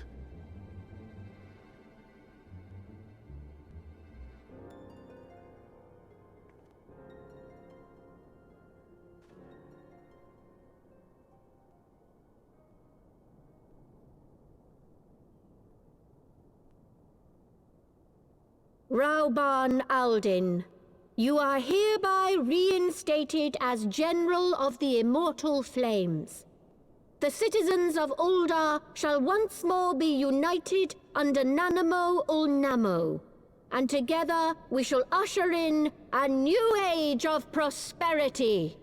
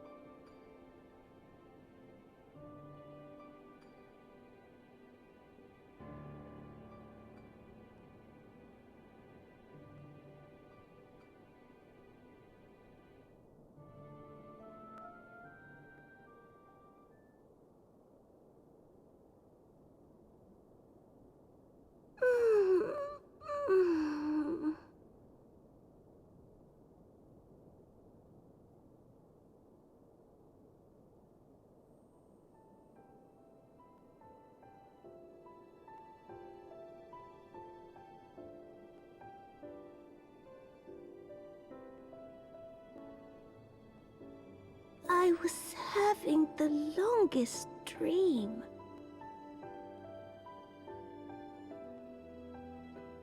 "'Tis time to wake up, Your Grace. Another day begins in Thanalan, and the sun blazes bright upon the sands.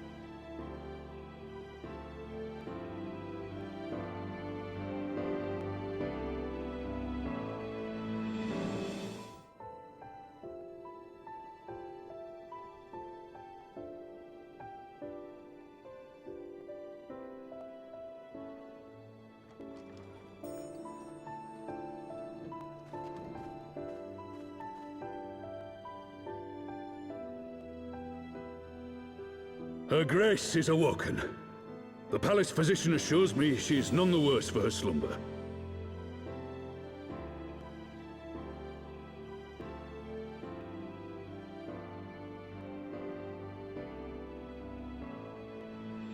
I believe Her Grace will soon resume her plans to place the government of Uldar into the hands of its citizens. Whatever path she chooses to take, I shall walk it with her.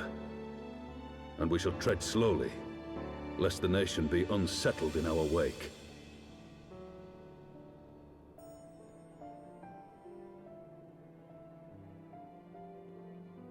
Her Grace's compassion is a shining beacon to us all. But what our city truly thrives upon is competition.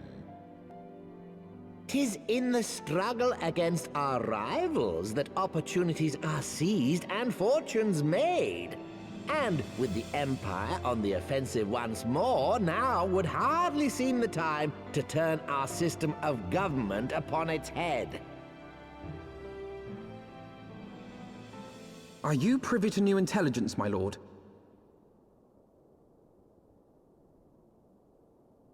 I would hardly call it new. Remind me, what was the name of that enormous Imperial warship which met its end in Mordona? Wait, I have it. The Agrius. Yes, well, 'twould appear that the Garleans have been hard at work on another such vessel. How close are they to completing this ship? Is it operational? Its maiden flight was a success, I hear. I should imagine Emperor Varys is eager to see how it performs in battle. My lords and ladies, I move that it is time to repair the damage caused by Teleji Adeleji and prepare our great nation to repel the Empire once more.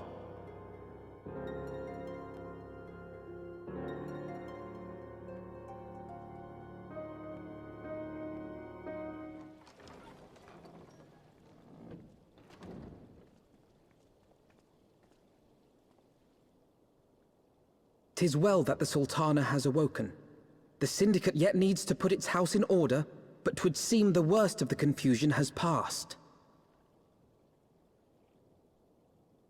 Uldar has taken control of its future, and I must do the same.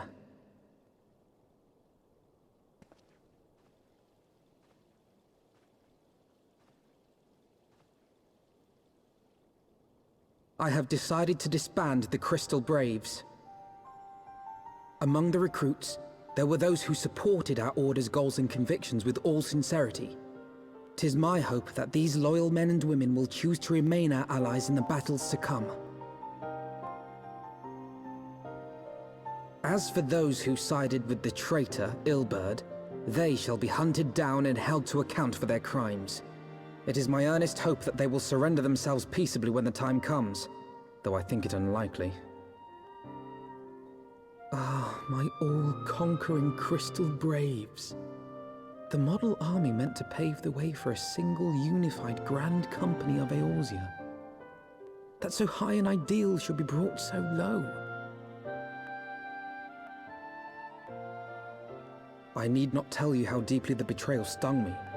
Yet I see now that it was mine own naivety and pride which allowed the Braves to fall prey to corruption. As ever, it is to your own shining example that I turn for inspiration. Like you, I mean to stand firm in the face of hardship, and give mine all for the cause. Let us resume the search for our missing comrades, that we might come together to shine the light of dawn across the realm once more. The role of Crystal Brave Commander suited me ill, and I shall play it no longer. Henceforth, I shall be no more or less than Alphino, proud member of the Scions.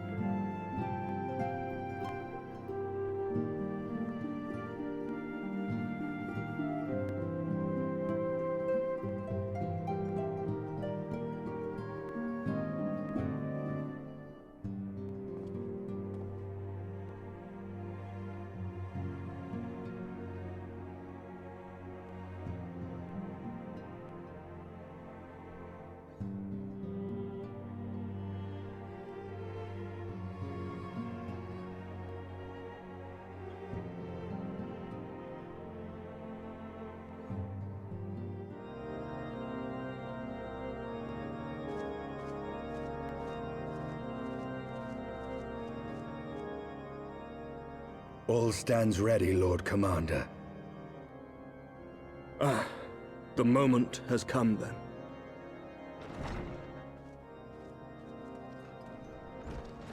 Pray excuse my lateness.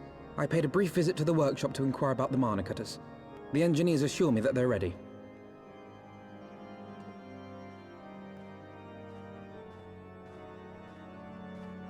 The area is now but a short flight away. Yet what a long and winding path we took to reach this point.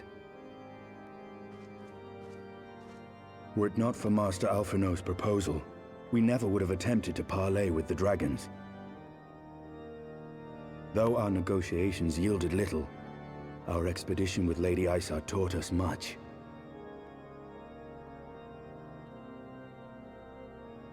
You took an unimaginable risk. I could scarce believe the tale Estinian told. Aye. 'Tis true that many of our countrymen would sooner die than join hands with the heretic's mistress. But 'twas through that most unlikely of alliances that we came to speak with Heavensward. A conversation that went rather poorly, as I recall. In this instance, the journey was more important than the destination. Had we not slain Nidhogg's consort, Tiaman, and put the Great Worm on his guard, the Dravanians would have arrived at Ishgard's walls long ago. Aye, that they would.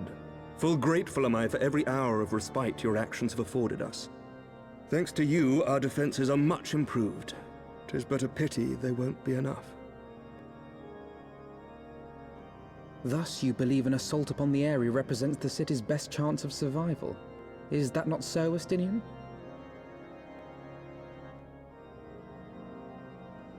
I am under no illusions. Nidhogg's might is legendary. But with his eye in my possession, I can stifle his strength at the source.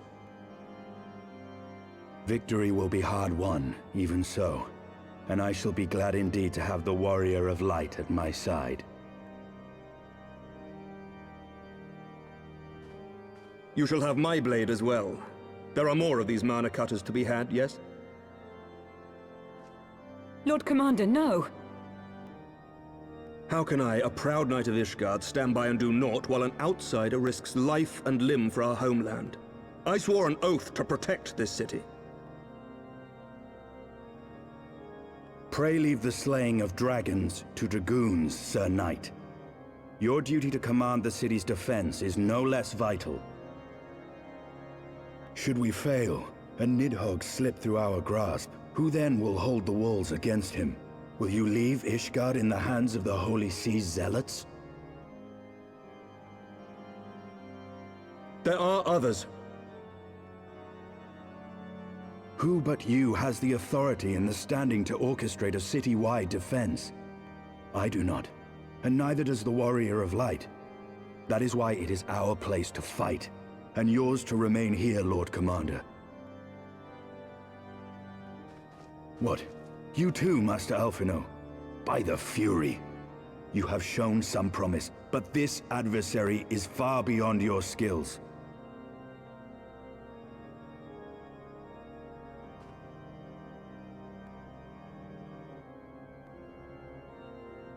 Your candor is appreciated, Sir Dragoon.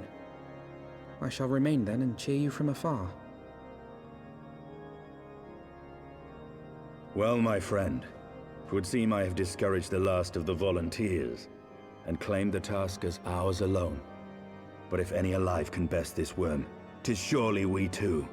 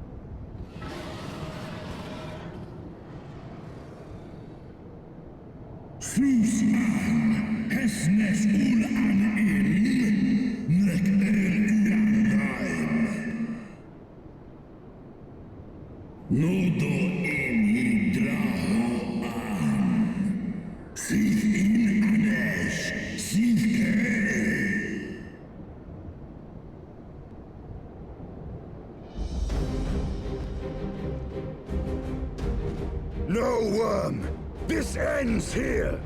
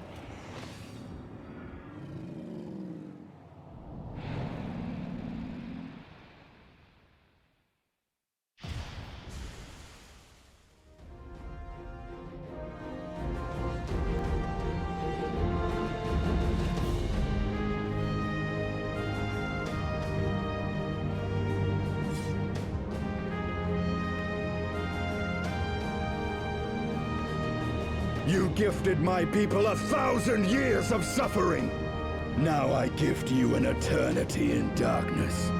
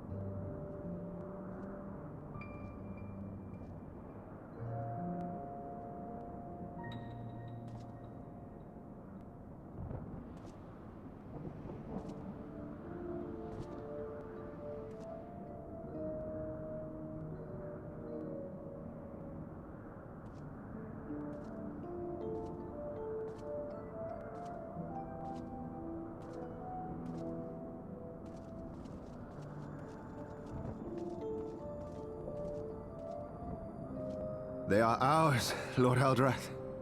The eyes of Nidhogg.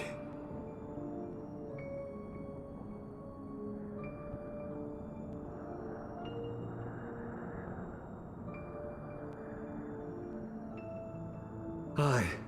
The worm lies broken and my father is avenged. With the wellspring of his vitality thus denied him, Nidhogg shall not linger long in this world. But behold the terrible price we have paid. My sire is dead. So many brother knights slain. We traded our honor for the strength which now courses in our veins. And still we are forced to make such sacrifice. But not in vain, my lord. Hraesvelgr is the only great worm left in Dravania, and he dares not leave his lair. With Nidhogg's eyes in your possession, who now can challenge the might of Ishgard, ascend the throne, and take your rightful place as the ruler of our people?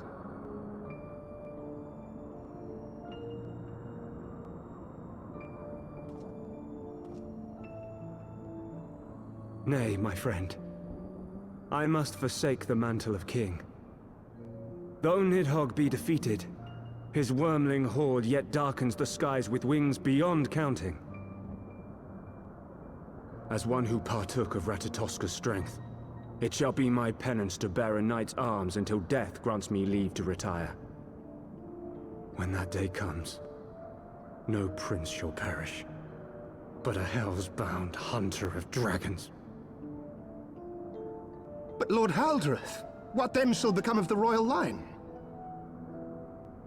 Think of your people, my lord. Without a king, who will the common man turn to in his hour of need? How will he find his way without your benevolent hand to guide him? I thank you, Sir Flavian and Sir Silvertrill. for dispelling my remaining doubts. With men of such wisdom and compassion in service to the realm, it is plain that Ishgard has no need of a king. But if you must bow to the demands of tradition, you need look no further than yourselves for one worthy to wear the crown.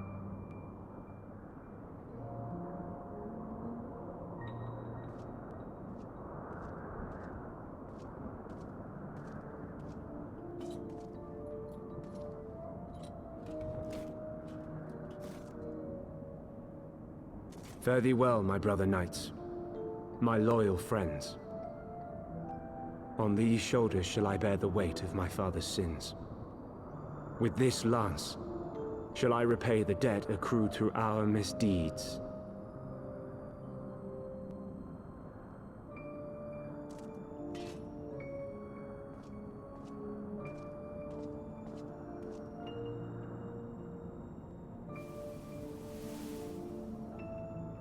What cruel jest has fate played upon us? Have we seized this desperate victory, only to lose a king? We can but act as our lord has bid. We few who remain must divide between us the rulership of Ishgard and her people.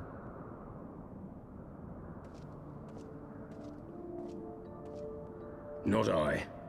My oath was to Lord Haldrath, and he alone. If he is not to be king, then I would hang up my shield as well. Will you abandon us too, sir?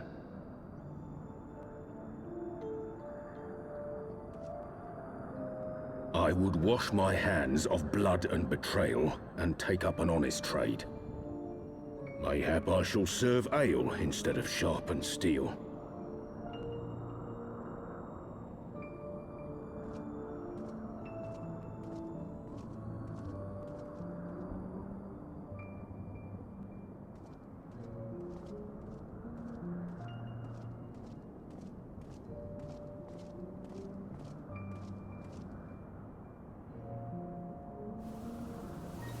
We four, then. Forton, Hylanat, Dyrendare, and Zemail. But 4 houses to rule all of Ishgard.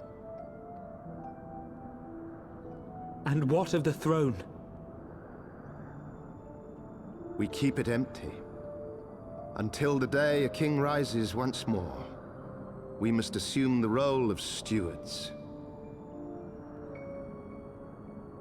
We shall shape our nation anew with a history of our own making, and let the truth of this dark day die here, upon the battlefield.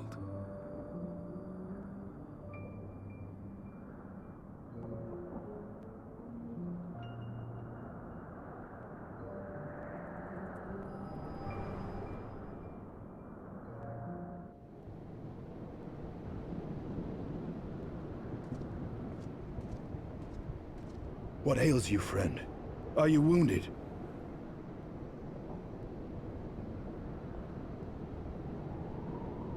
You have borne witness to history. To the culmination of the first battle with Nidhogg.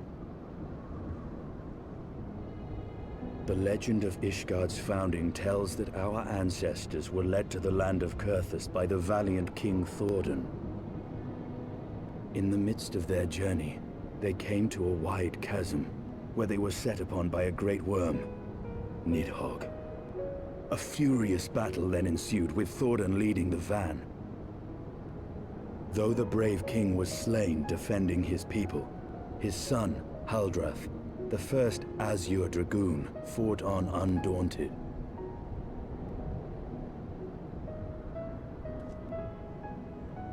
And with a mighty thrust of his lance, he gouged out Nidhogg's eye, forcing the wicked creature into retreat. Thus, did this eldritch orb become a sacred treasure of Ishgard, lending its power to every knight deemed worthy to bear the title of Azure Dragoon. A rousing tale, is it not? Would that I could still believe it. But your vision, which we must accept as immutable truth, leaves no room for doubt, save on one point. If Huldreth took both of Nidhogg's eyes, then how came this eye to be lodged in the worm's skull?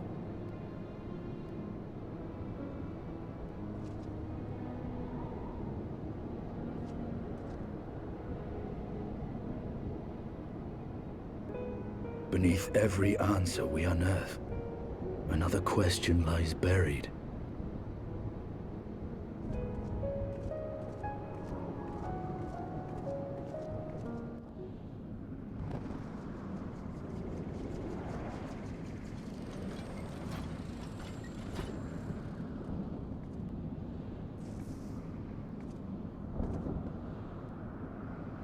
'Twas a fierce battle, but one I knew we would win. Your fame is well deserved, Warrior of Light. Full proud am I to have fought at your side. I would fain return with all swiftness to Ishgard to inform the Lord Commander of our triumph.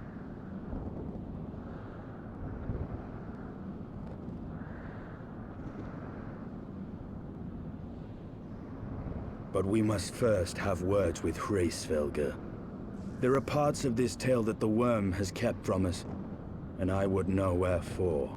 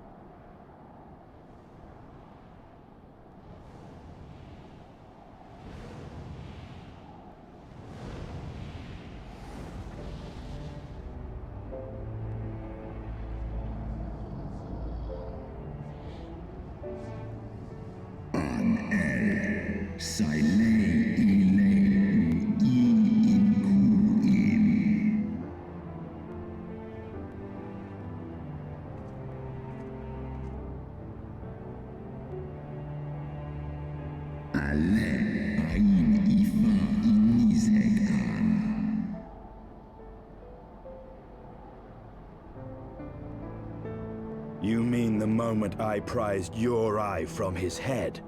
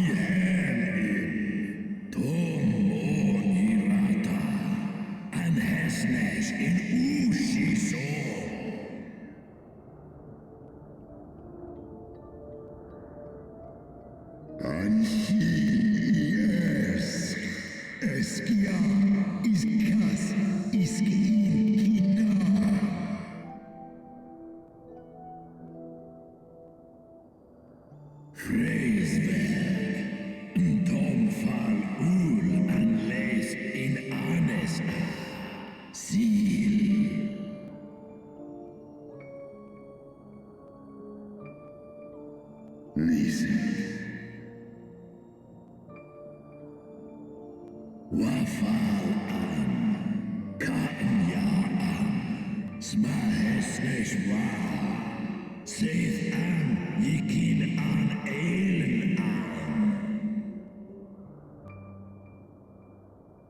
Saith An Kinst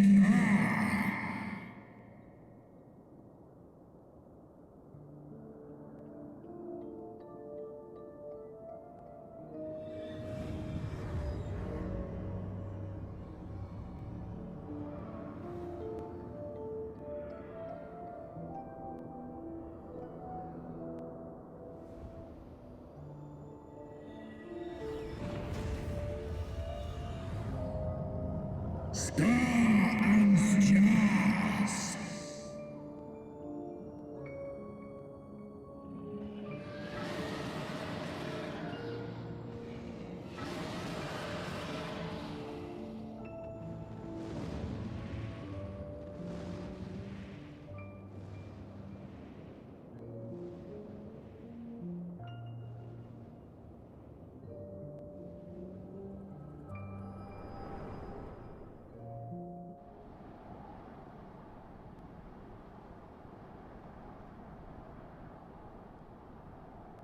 Hes easy an in.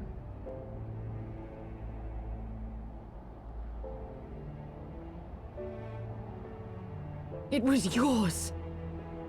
Your strength that sustained Nidhogg all these years.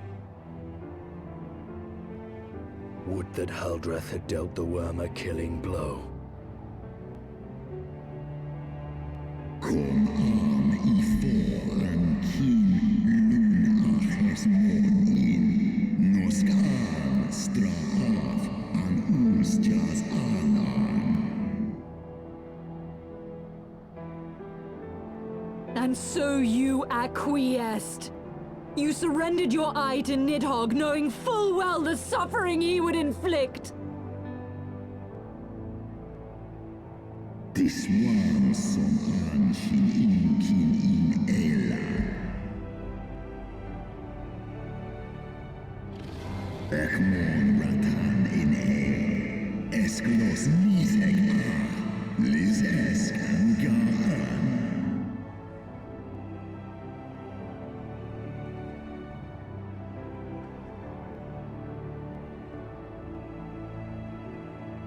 Einfall, Kolum an, Tomlos Ineskla.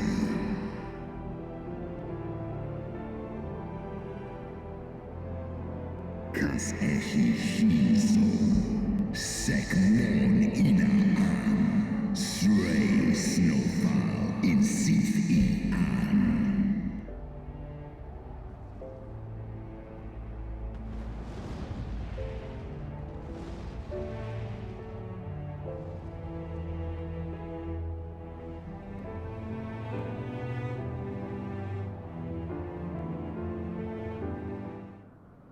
"'Twas my life's goal to slay Nidhogg, but I find there is little joy to be had in its accomplishment.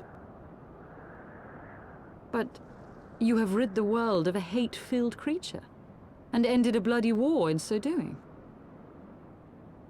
I lost my family to Nidhogg's flames, and 'twas with fury in my heart that I took up the lance. Every blow I struck in the name of vengeance. We were not so different, he and I. I will not judge you for your deeds. I have not the right. Too many innocents have perished in the name of my greater good. Yet even with all that has passed, the tale is incomplete.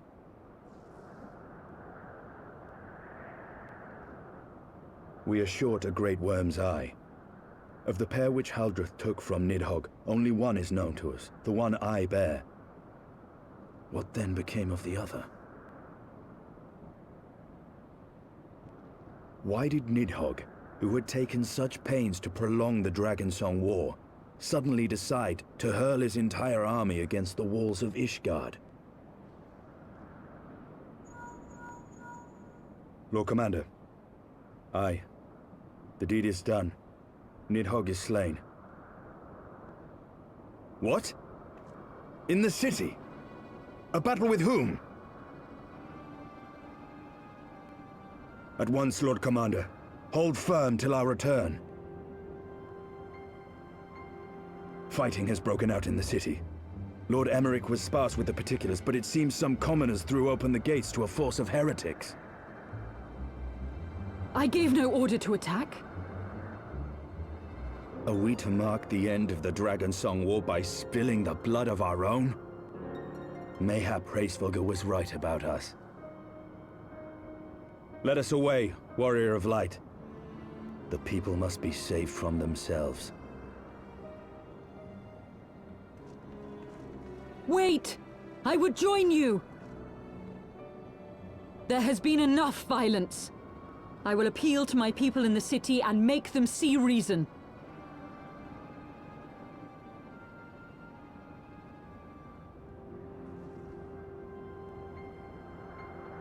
Come then, Lady Iceheart. Let us write the final chapter in this damnable war.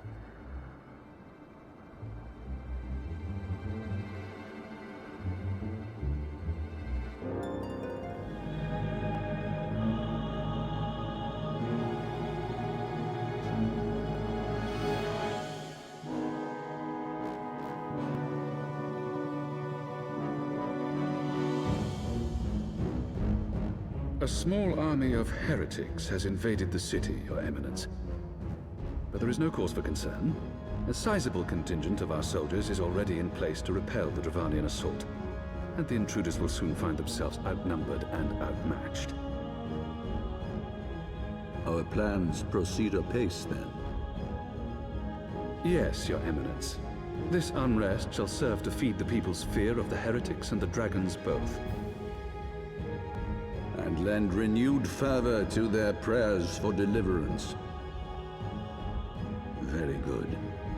Grant our guests what time they need to sow a measure of chaos, then order the Temple Knights to crush them. Your will be done.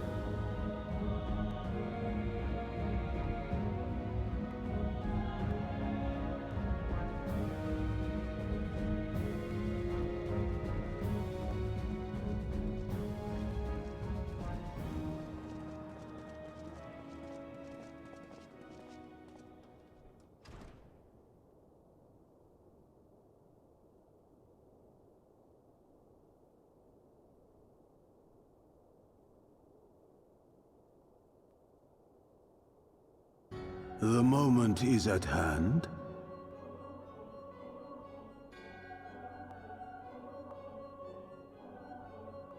Excellent. All shall soon be in alignment.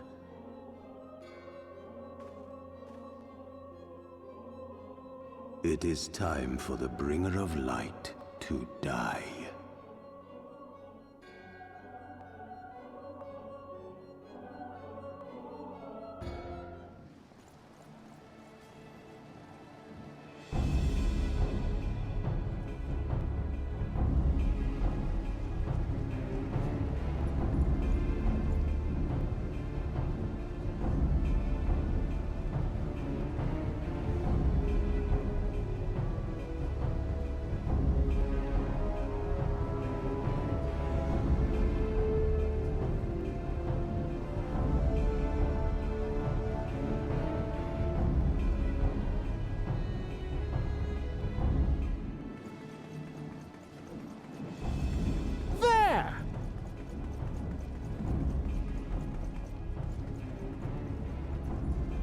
Comrades! Sheathe your swords! There is no need for further bloodshed! My lady! She is come!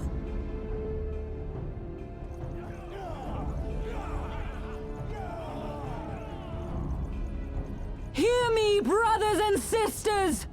The war is ended! Nidhogg is no more!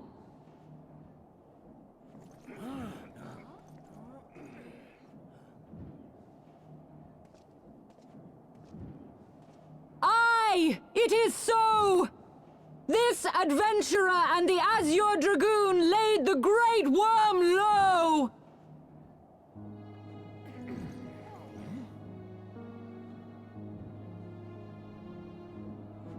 The endless cycle of violence between man and dragon was born of our forefathers' treachery. You have followed me, bled with me, to bring this truth to light that we might all know peace. But Nidhogg is dead. Nidhogg is dead, my friends! He who bore such hatred towards Ishgard is dead! Let his hatred die with him, I say!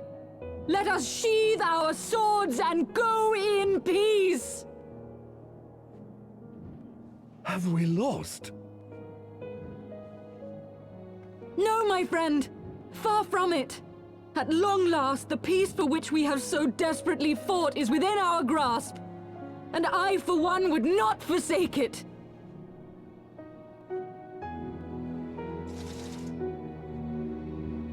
Peace?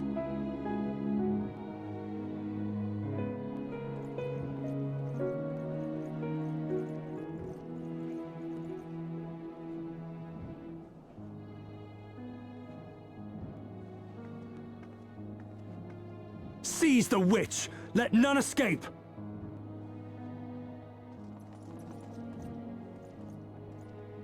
Providing aid and succor to the wounded should be our first concern. If the heretics mean to observe the peace, then it would be folly not to do the same.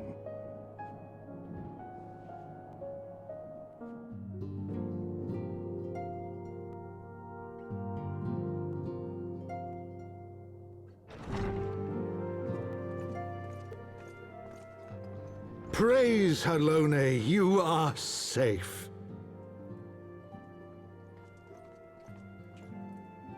My safety was never in doubt, Father, for I had the Azure Dragoon and the Warrior of Light by my side. We bring the most wonderful tidings.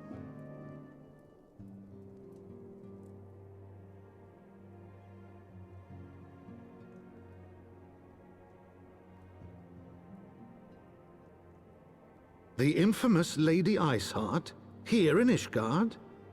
This is most unexpected. She has done much to quell the violence. The Inquisition may not approve, but we are glad of her presence. And with the Great Worm's demise, even our nation's more reactionary elements will have scant grounds to press for her immediate impeachment. My thoughts exactly. What of the truth revealed to us by Hraesvelgr? That the origins of the Dragonsong War, a core tenet of Ishgardian faith, are quite unlike those depicted in the scriptures. That men and dragons once lived together in harmony, and that it was man's treachery which shattered the peace and plunged our peoples into war. The same scripture also describes the origins of the High Houses. Were it exposed as false, the legitimacy of our rule would be called into question. If both Highborn and Lowborn can trace their ancestry to Thordan and his Knights 12. But a single sip of dragon's blood is required to confirm their lineage.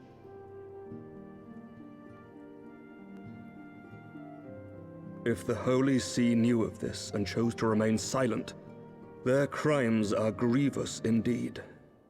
Regardless, this state of affairs cannot be allowed to continue.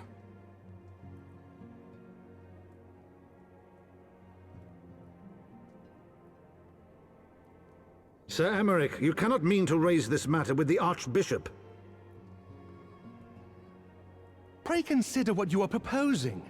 If the Holy See chose to conceal the truth for centuries, what reason would they have to reveal it now? At best, you will be branded a heretic and clapped in irons. Then at least the Archbishop will have shown his true colors. My friends, this war will never truly be at an end until the truth is made known. You must see what lies on the horizon if it is not. When ruled by fear of a common enemy, we were united. But now we have none. During the war, the Highborn needed men to lead and the Lowborn men to follow. Not anymore. 'Tis but a matter of time before the old order is called into question. Lady Iceheart will share the truth with her followers, and the Holy See will be powerless to stop its spread. The disenfranchised will rise up united, and blood will flow in the streets once more.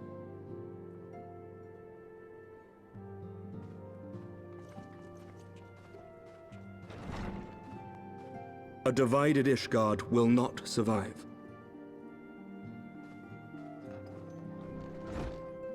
Tread carefully, Lord Commander.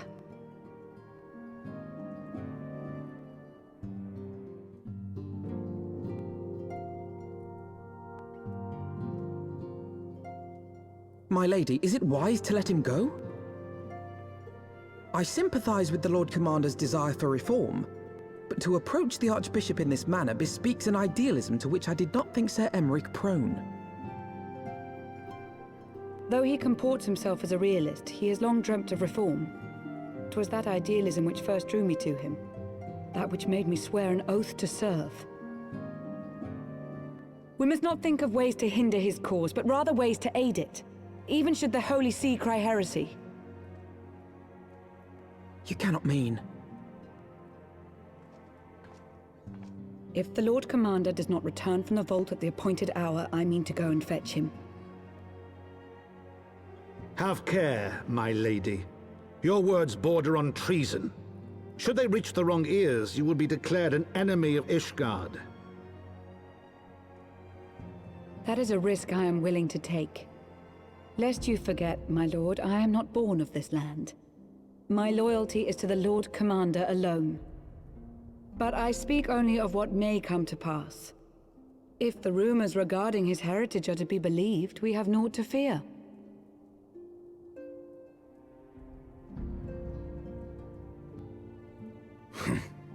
Lies and slander. Forgive me, what rumors are these? That Sir Emeric is the Archbishop's bastard son. Senior clergy are not permitted to marry and sire children. But even the holiest among us are not immune to temptation.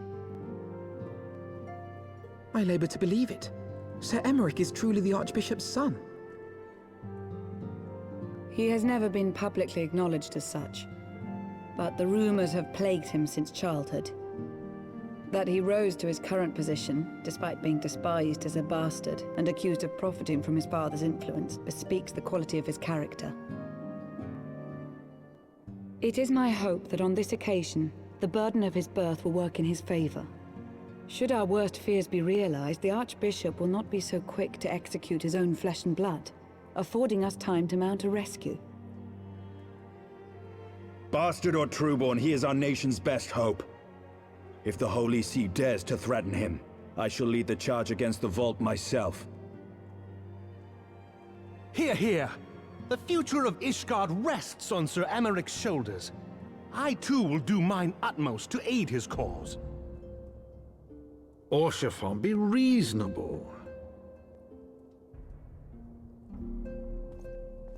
A knight lives to serve, Father. To aid those in need. The people need Sir Emeric more than ever, and we may be his only hope. There is no greater calling for a knight than to save the life of his fellow man.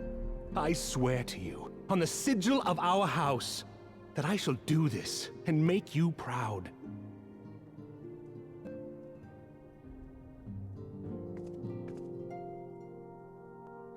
Even you? Romantic, reckless fools, the lot of you. So be it. Make your preparations. I thank you all for your support.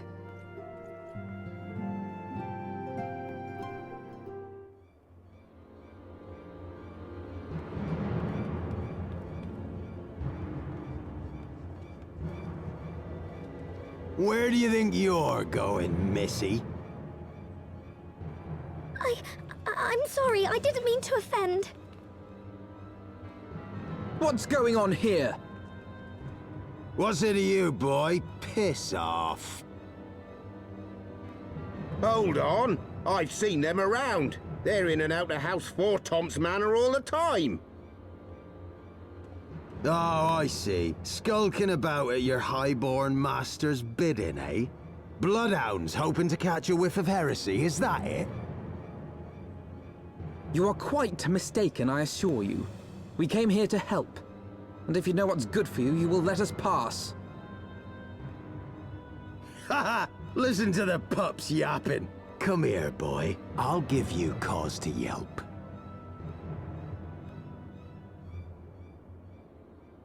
Enough! Leave threatening women and children to our betters. We don't have the knack.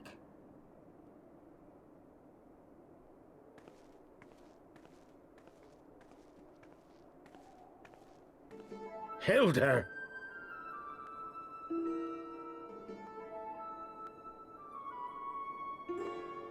Lay a finger on the Blue Blood's pups, and you're like to lose the hand.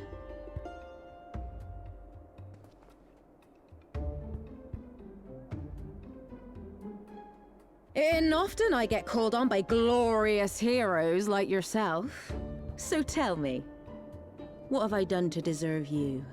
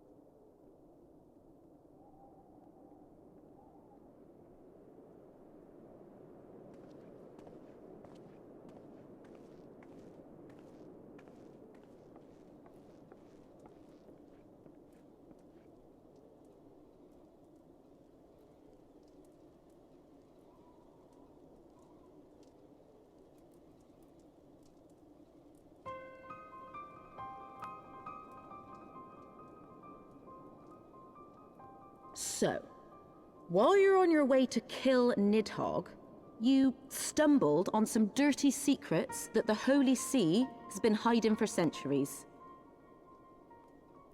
Eh? What are they on about? The High Houses. And what makes a nobleman so bleeding noble? They trace their blood back to King Thordan and his Knights 12, the founders of Ishgard. But our friends here reckon we're all descended from the heroes of Eld. Highborn and lowborn alike. And so Sir Emmerich, Lord Commander of the Temple Knights, has gone to ask the Archbishop if he wouldn't mind letting everyone know. Is he simple? The old bastard will have him executed for heresy. Wow! Seems to me that's what the good sir wants. Seems he thinks a noble sacrifice will serve to prove his claims. We cannot stand idly by and allow Sir Emmerich to do this. Ishgard has need of him. Look, you've a good heart, I can see that. Willing to risk your neck for someone else even when his troubles ain't yours. But what's this got to do with me? If Sir Emmerich is imprisoned in the vault, we will need all the help we can muster to breach their defenses and rescue him.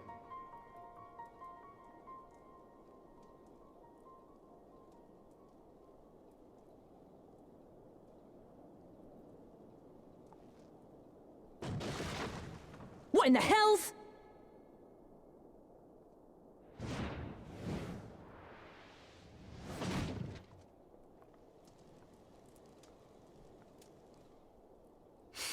Ah, the unmistakable scent of heresy.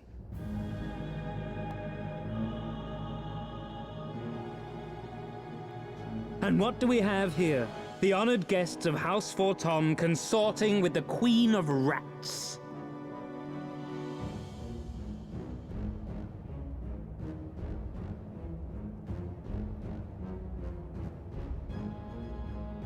Ooh, plotting insurrection, I shouldn't wonder. That won't do. Sickness is wont to fester and spread. It must be burnt out ere the infection takes hold. I reckon Sir'd be happy to wield the irons himself. Well, so happens I've got irons of my own.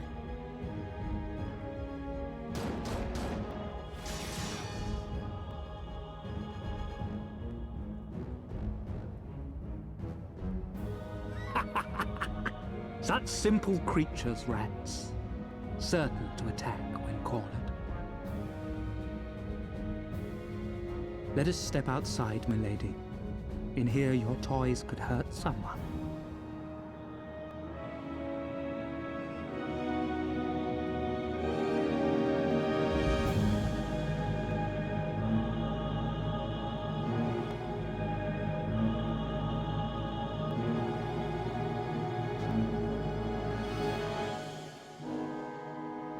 There's no denying your gifts. A well-deserved reputation indeed.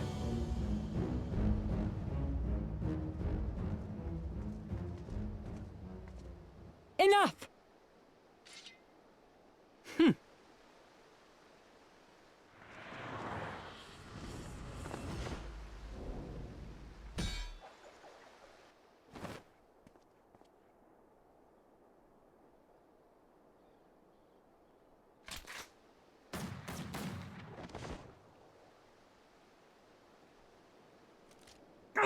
Lucky bastard. Nay, 'tis we who are lucky. Had we fought on, 'twas but a matter of time before our conflict claimed the life of an innocent bystander.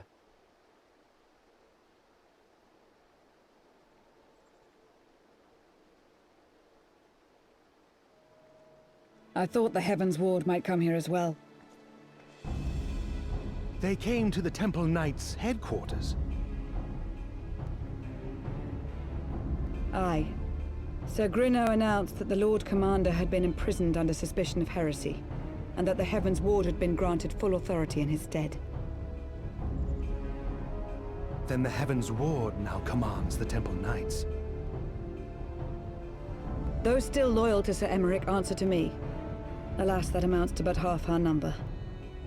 The other half, who opposed his promotion to Lord Commander, have gathered at the vault as ordered. Bolstering the guard already, eh? If I didn't know any better, I'd say you were expected. I take it you're in charge around here? Hilda. And yes, the young master was just persuading me to join his lost cause. Convincing little beggar, isn't he?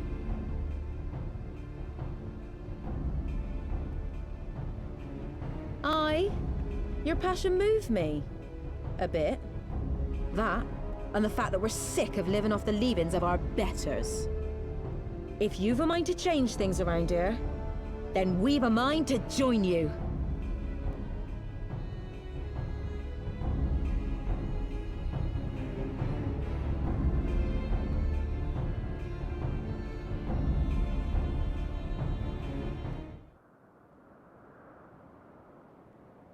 Our power! How can this be?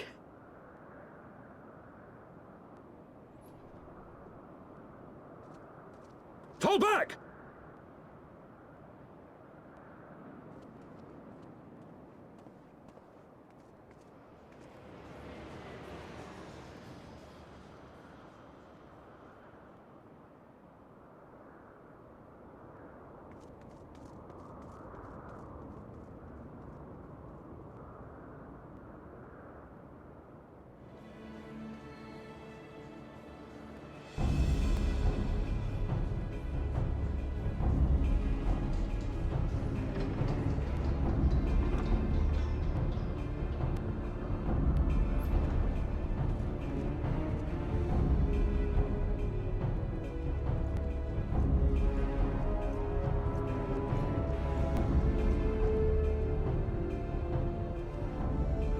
Father, please! We were not too late, my friend!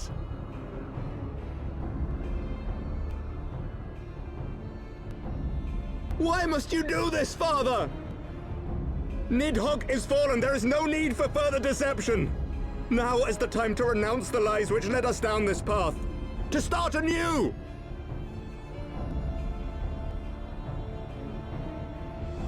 And tear down the very pillars of our society?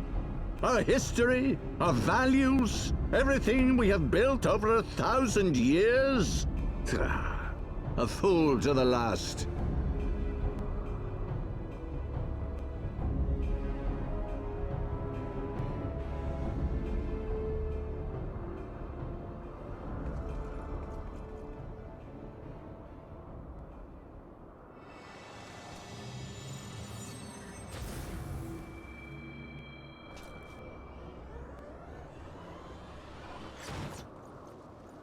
Look out!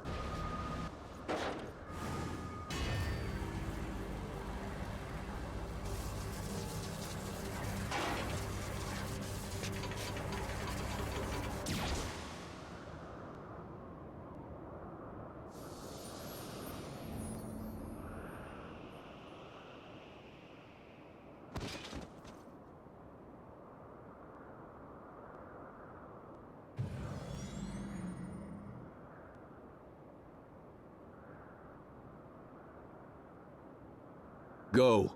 Asisla awaits.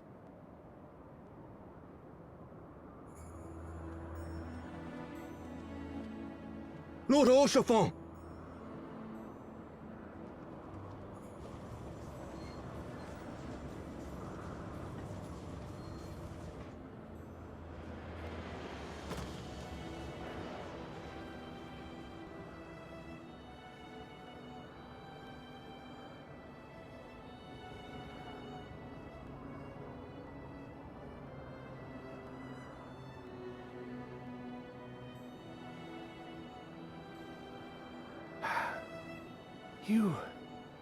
You are unharmed?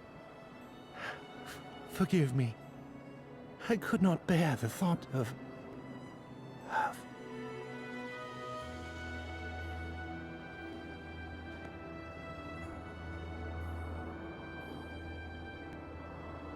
Oh, do not look at me so. A smile better suits a hero.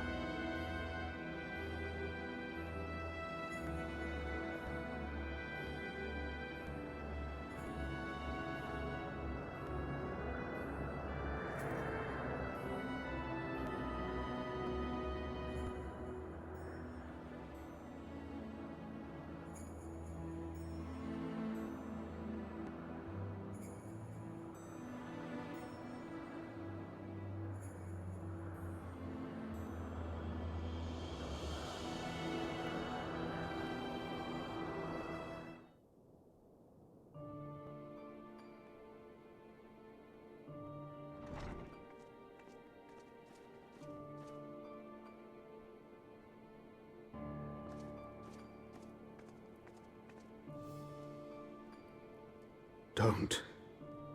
Please. A knight lives to serve, to protect, to sacrifice.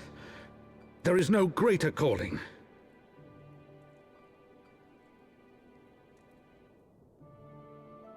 Leave me to mourn and give chase. For my son, and for the nation he loved. Go!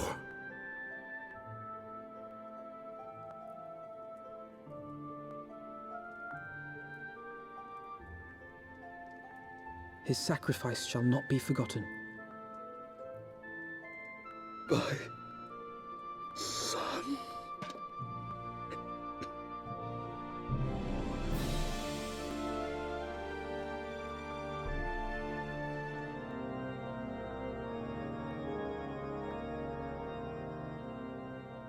My friends, I am in your debt. Think nothing of it. Your wounds are healing well, I trust. Some wounds do not heal.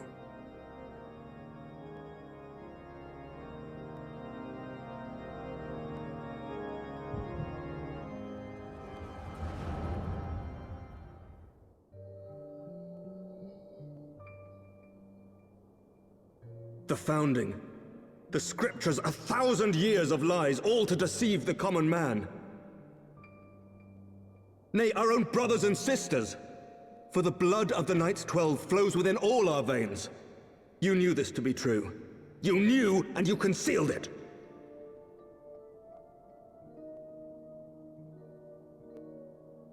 I should be interested to hear how you came by this knowledge. But yes, you have the right of it.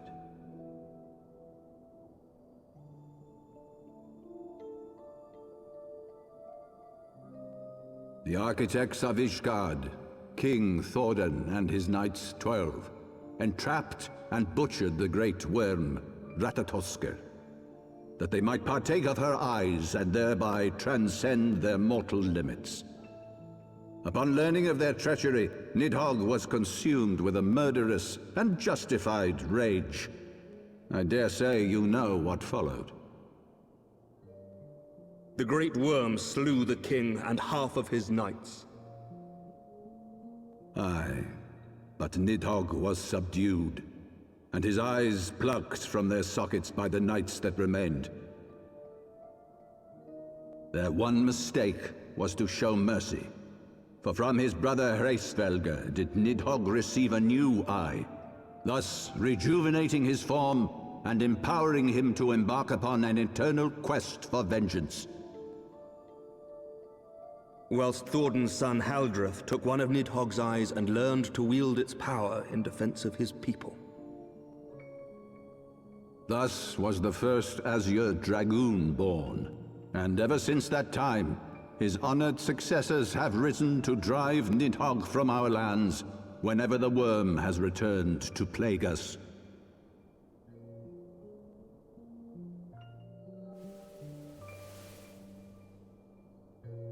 I ask you, my son, will you answer for my sins?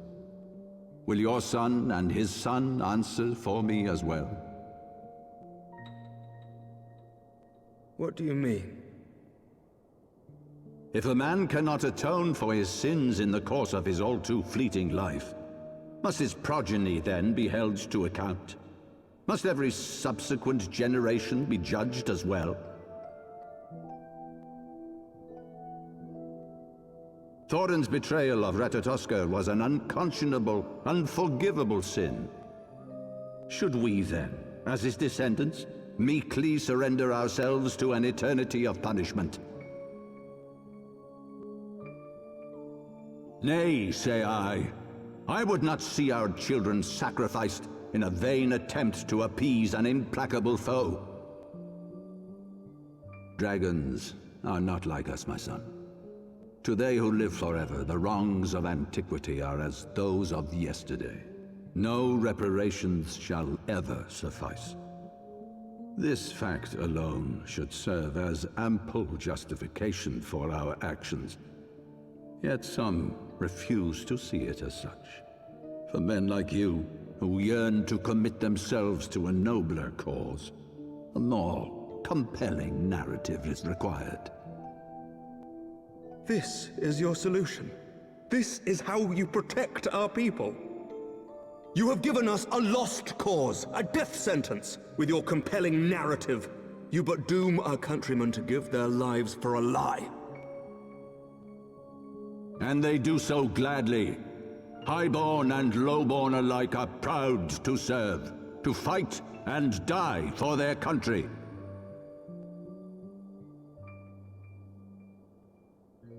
And what would you say to them? What would you tell the wives who have lost their husbands? The mothers who have lost their sons? That their loved ones died for naught?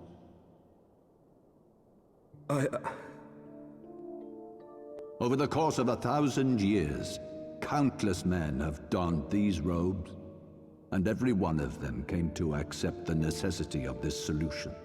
Once, I hoped you might come to accept it as well.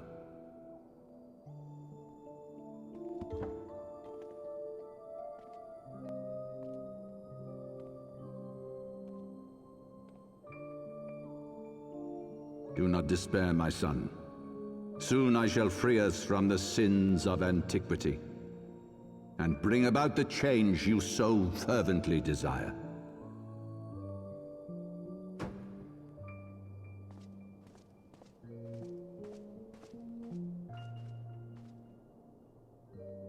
If he has spoken with others, I would have their names. Escort him to a cell and question him thoroughly. Your Eminence.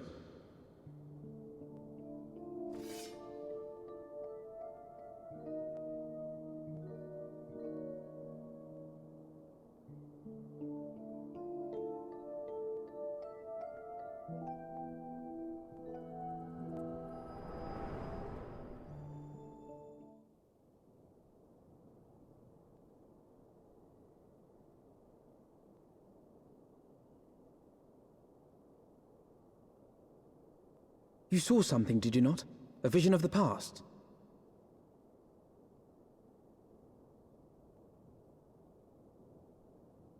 So this is the power of the Echo. Would that it had shown you a finer moment from my past. 'Twas an exercise in futility, as you saw. Faced with the firmity of his conviction and his many ready rejoinders, my words deserted me. To be frank, I am embarrassed to recall it.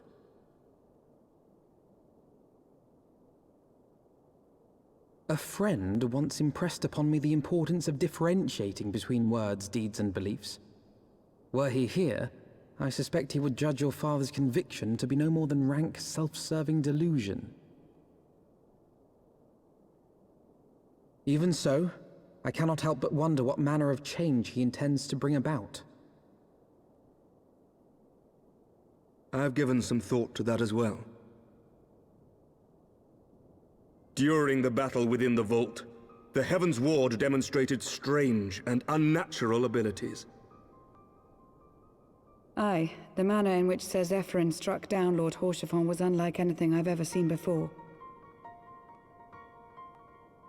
The spectacle called to mind King Thordan and his Knights 12 as they are depicted in scripture, holy powers and all. Mere fabrications, which have become objects of faith, instilled with the belief of countless devoted souls. 7 hells! If Lady Iceheart can use her own body as a vessel for summoning, I see no reason why others could not. Are the Heavensward truly so reckless? Unbelievable! As they fled, my father spoke of Aziz La. Though I know not what he intends, I fear no good shall come of it. His ambitions are too great, and his minions too powerful. We must find the Heavensward and stop my father before it is too late.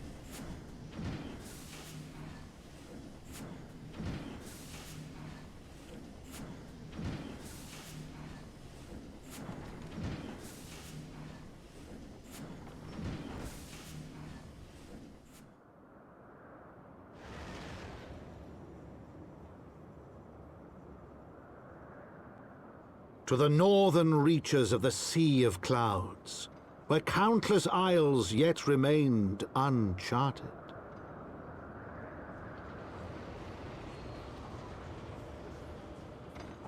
In search of a mysterious land known as Azizlar, and the unmasked villain who sought to claim its secrets.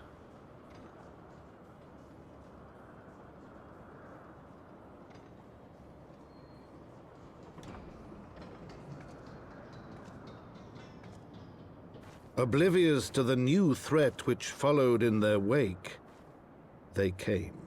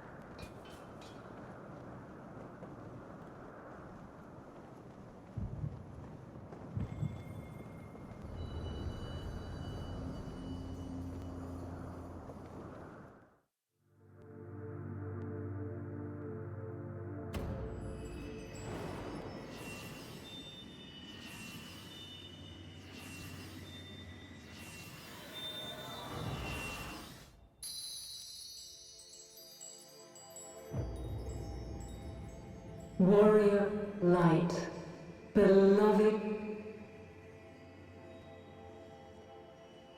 Ayda, all made one. Darkness, like to none known. Hark the receiver blessing s'more.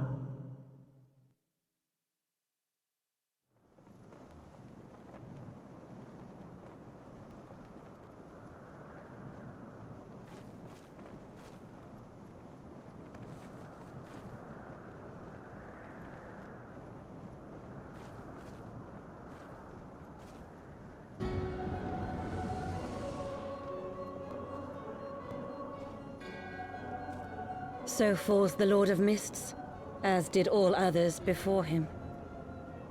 How many times does this make, Warrior of Light? Ah, how much you have grown, far beyond the limits of mere mortals. She has what we seek?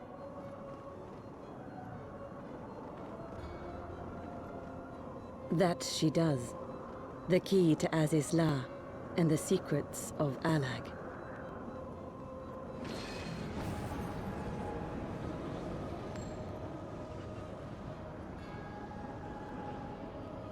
I see you have regained the blessing of light, albeit at a fraction of its former strength.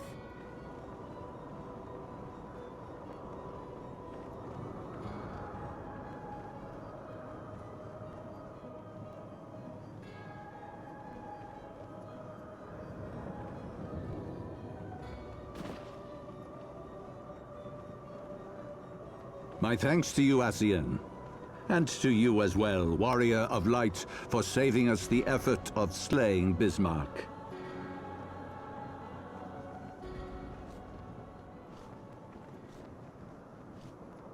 Now that the key is within our grasp, the path to the heavens shall at last be laid bare.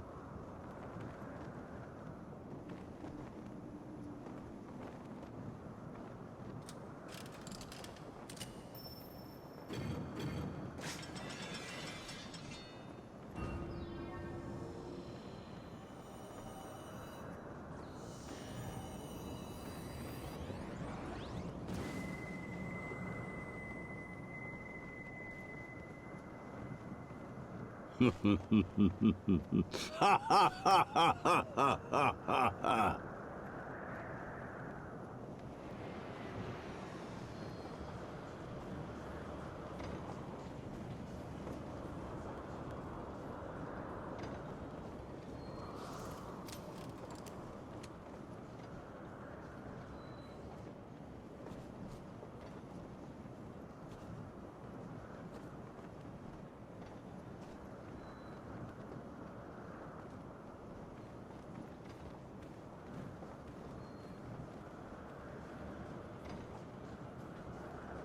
By our deeds shall the wrongs of antiquity be righted, and man reclaim the reins of history.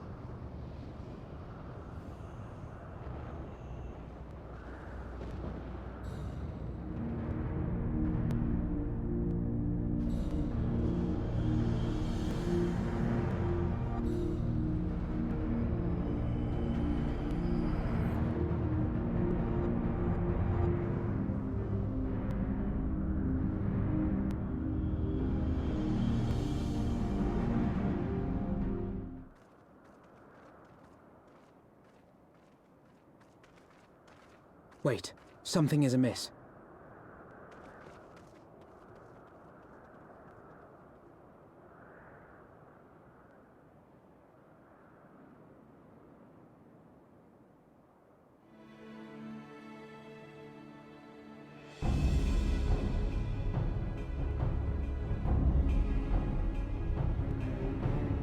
Imperial troops.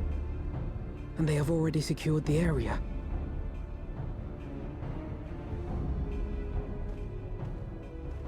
Reveal yourselves at once!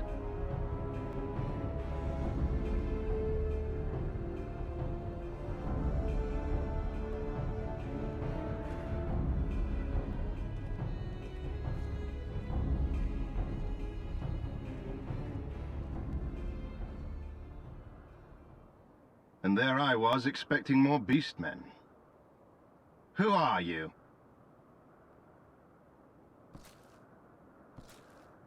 I thought Ishgardians responsible for the disappearance of our scouts, but I see now that I was mistaken.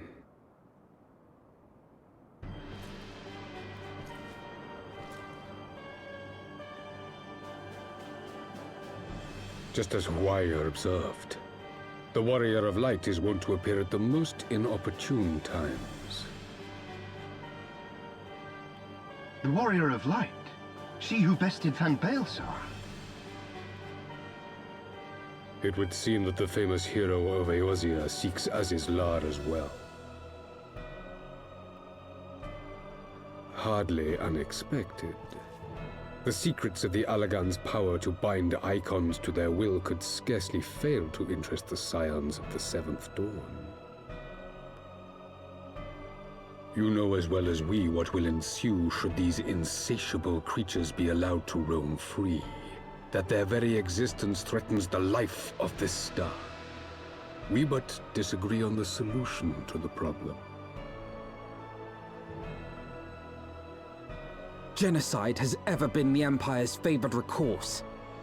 And that is why we will continue to oppose your every attempt to claim Eorzea.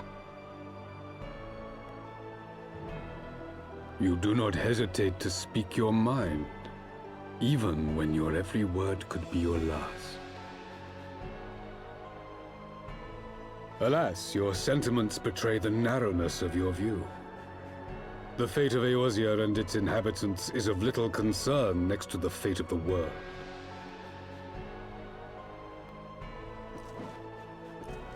"'Tis my solemn charge as Emperor to bring the icons to heel.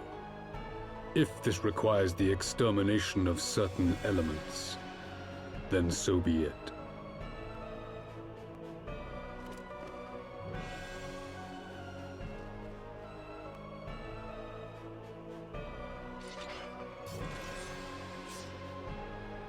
No, don't!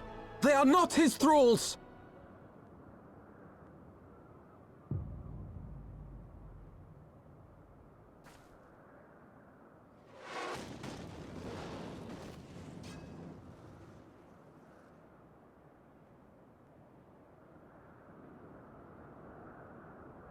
Where did that come from?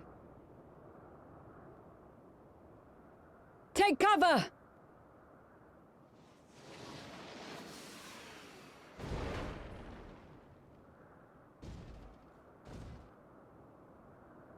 Your Radiance, we must withdraw.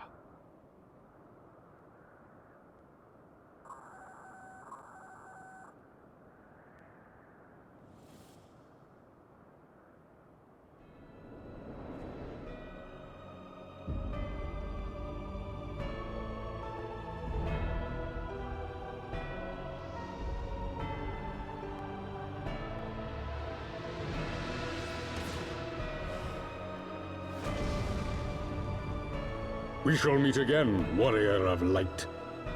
On that you have my word.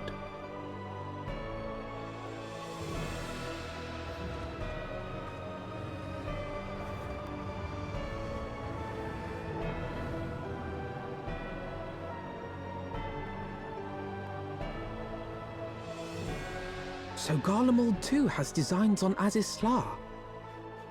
But why would the Emperor himself elect to lead the expedition?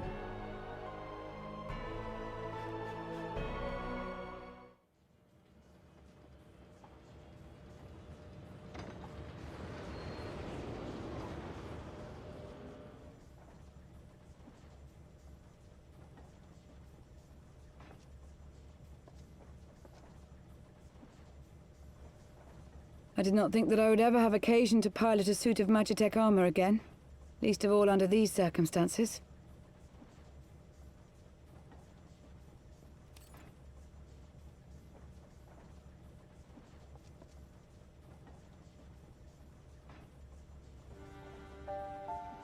My full name is Lucia Go Junius, and I was born a citizen of Garlemald.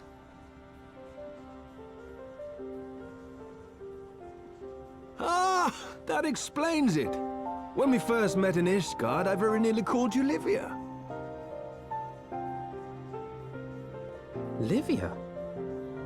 Livia Sas Junius? The tribunus who served under Gaius van Baelsar? Aye, she was my sister, though we spent little time together. After our parents were killed in an uprising, we were sent to live in different households, setting us on separate paths. Livia felt at home on the battlefield and chose to become a soldier, while I underwent training to become a spy. Then, Ishgard was... my mission. It was believed that Allagan relics of great worth were stored in the vault, and I was sent to investigate. Though I was given little information at the time, I now suspect I was searching for the key we but recently lost. And then I met Sir Emeric.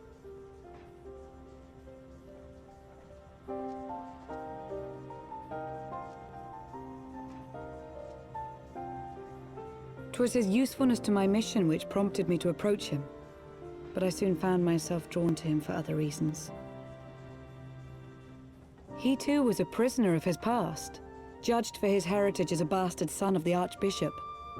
Yet unlike my sister and I, he did not curse his fate. He simply rose above it. In time, I came to realize that I had found a man worth following, and a new home besides. And when I subsequently confessed all to Sir Emeric, he was good enough to accept me into his service. I do not question your loyalty to Sir Emeric. 'Tis your loyalty to your sister which concerns me. I have long been of the opinion that those who dwell in the past risk losing sight of their future. My sister fought for her convictions and for those she held dear. So do I. So must we all.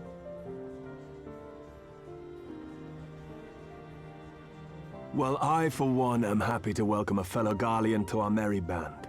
Especially one who can make Magitech armor sing.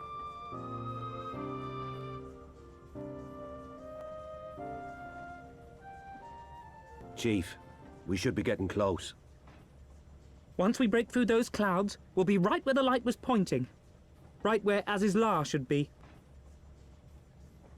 Hold on, everyone!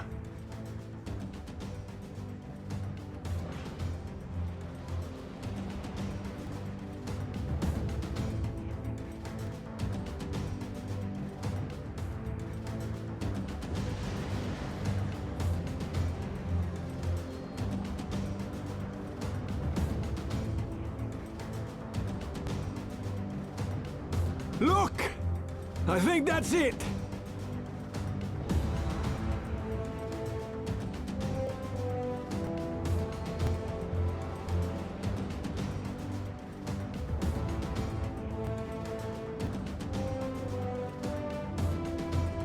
Chief, is that... Allagan? Aye. There's no mistaking their handiwork.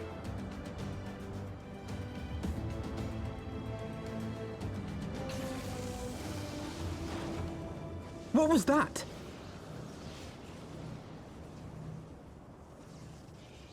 Some sort of barrier.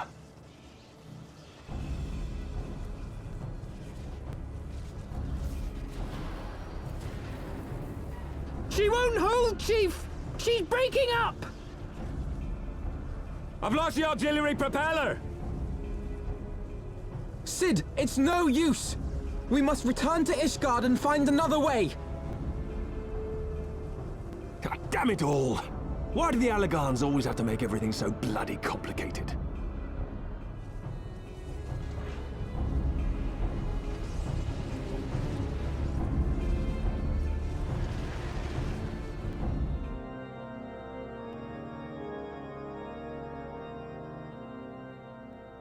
In summary, the Isle owes its lofty position to the industry of the Allagans. and we can be all but certain that the Archbishop and his cronies are enjoying the view from its top. I see. If we are to join them, we will first need to pass through the Isle's etheric barrier, which is, alas, more powerful than most. Powerful enough to make a mess of a perfectly good airship at any rate.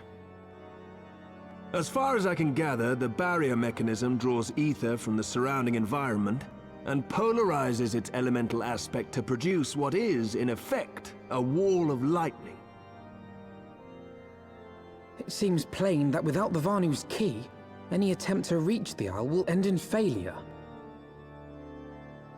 Alas, the key was careless enough to leave without us, and I don't think the Vanu keep a spare. Master Garland, based on your experience, is there no other way that we might breach the barrier?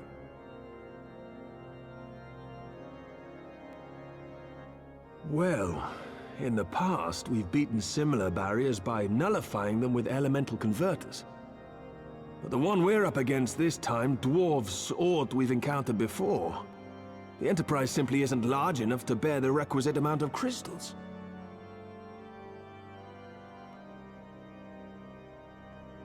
I'm reminded of the quantity needed to nullify Leviathan's command of the sea. A veritable mountain of crystals that could only be borne by lashing 2 galleons together to form a twin vessel, scarcely able to propel itself, much less fly. That said, we're not without options. If it isn't feasible to nullify the barrier, we might try piercing it. How? We create a ram of condensed ether and mount it on my ship. There's just one problem. I don't have the faintest idea how to build one. It's going to take a true authority in the field, I reckon. Would that the Archons were still with us. But yesterday evening, I chanced to find Mistress Tataru in unusually high spirits. Assuming I understood her excited ramblings correctly, she has acquired a clue, pointing to the whereabouts of one such individual. An Archon? Truly? Ha! Fortune favors the righteous, eh? Well then, let's not waste any time. While you go and look for our missing friend, I'll work on modifying the Enterprise. Her hull will need reinforcing to bear the punishment, not to mention a mount for the ram. Just you wait, my pretty. By the time I'm finished, you'll be an airship reborn.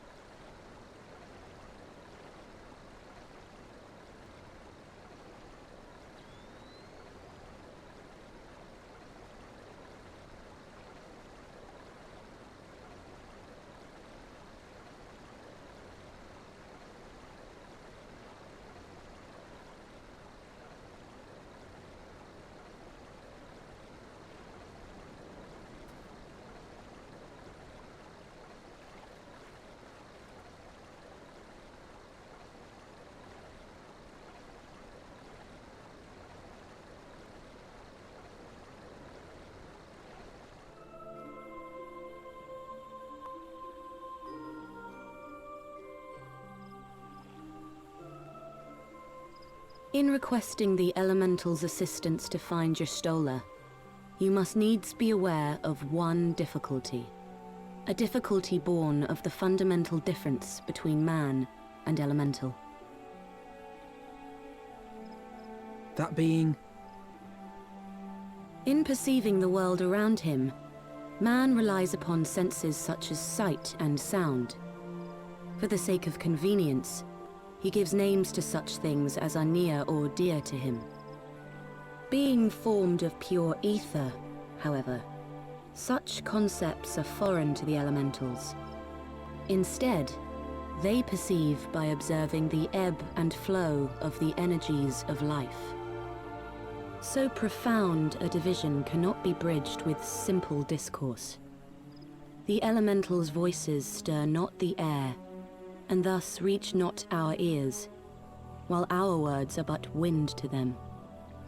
Though we seers can commune with them through feelings, naught that we can impart will serve to aid them in identifying Y'shtola. Nay, they must needs be presented with ether which is akin to hers. If you could but find a family member. Oh! I know just the person! Y'shtola has a sister who came to live in Gridania. She told me about her once.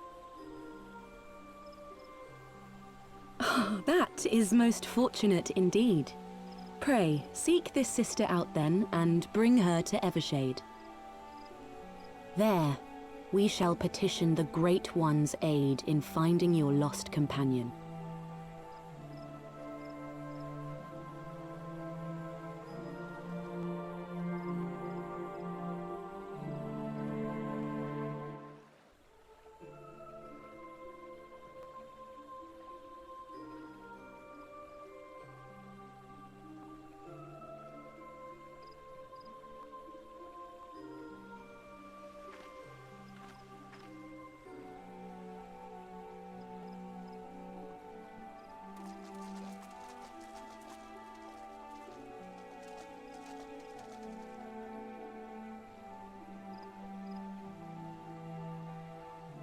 Let us begin. Raya O, Arun, if you would.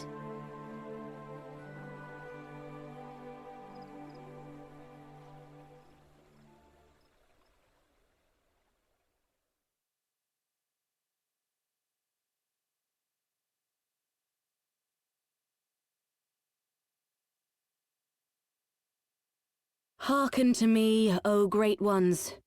Pray give yourselves to the life stream, a drifting soul to find.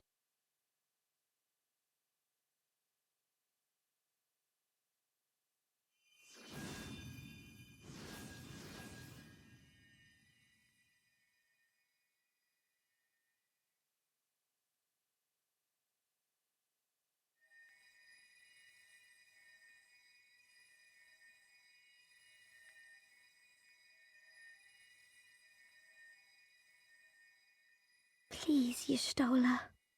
Please come back to us.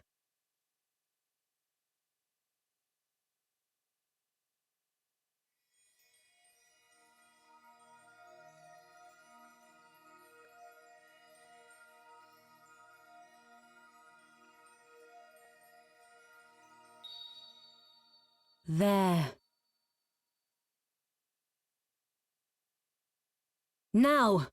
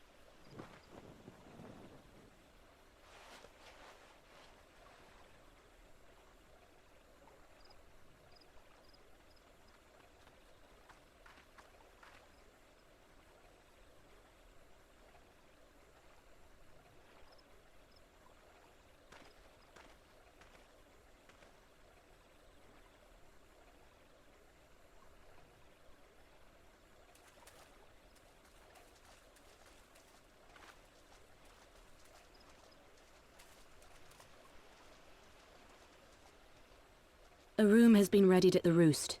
Pray, bear her thither at once.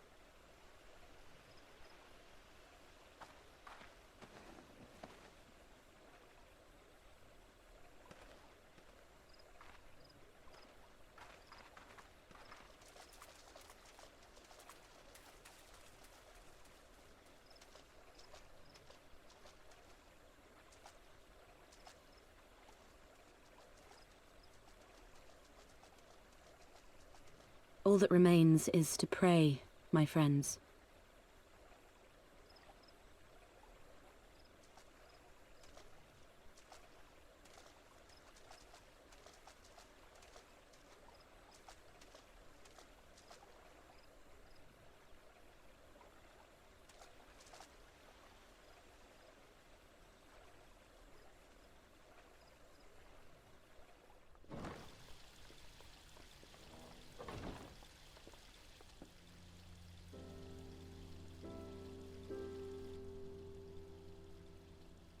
You stole her! I'm so glad you're back!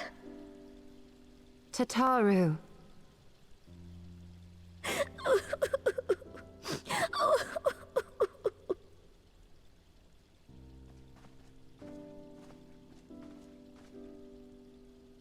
You are safe. Thank the 12.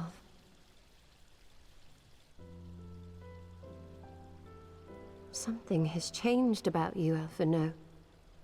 Or mayhap the change is with me. I seem to sense the ether around me more keenly than before. I am pleased to see you well again. Do you feel strong enough to talk?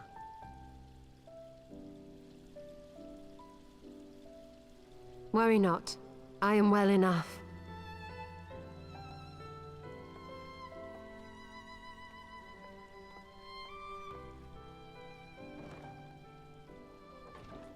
Tell us then, what befell you after you fled the feast? We were told that there had been a tunnel collapse. That was my doing. I brought the tunnel down that you and Minfidia might escape. At the last moment, I invoked a teleportation magic, in hopes of spiriting Thancred away at least. Needless to say, it did not go quite as planned, and I found myself adrift in the life stream. The others? Where are they? Did they not escape? They remain unaccounted for. You were the only one we have been able to find. I am truly sorry. It was the Crystal Braves who pursued you that day. My hubris that led to our undoing. No apologies are necessary, Alphino. You are not to blame for what occurred. Know that were our comrades here, they would commend you for keeping the light of hope alive. Don't worry. The others are alive and well, I'm sure of it. We just need to find them. Indeed, Tataru. Let us find our friends and rebuild the Scions. Ha! There is the Alphino I remember. And I feel much the better for his return. 'Tis time I arose.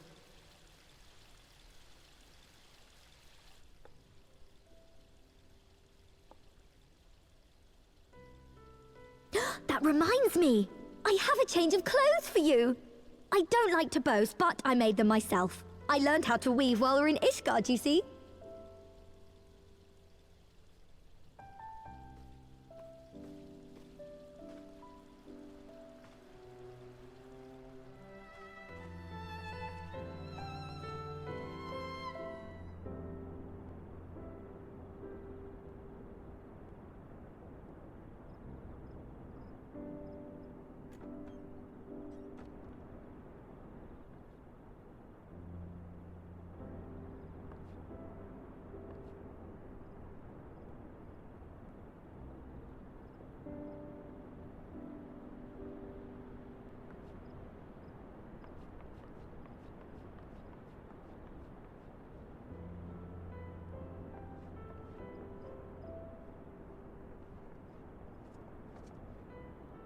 Tataru has apprised me of all that took place in the aftermath of the assassination plot.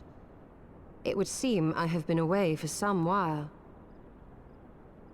Yes, Much and more happened during your absence. At present, we seek to follow the Archbishop to Azisla. And you want for some manner of etheric ram to pierce the floating isle's protective barrier? We do. Might you be able to furnish us with one?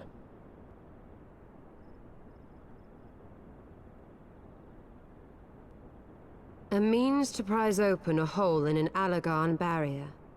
And one large enough to admit an airship, no less. Nay, I lack the knowledge to devise such a weapon.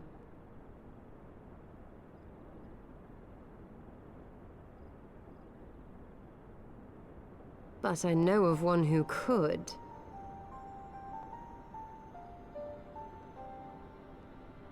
A leading figure in the field of etheric research, and one of the finest scholars ever to grace Sharlayan. Matoya, my former master.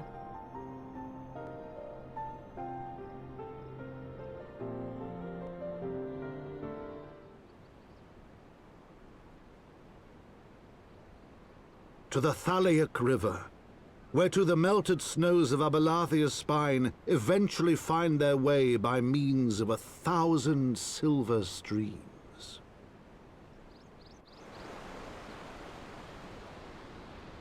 Whose waters have long nourished the Travanian hinterlands, and so provided for a settlement of learned souls from across the northern seas.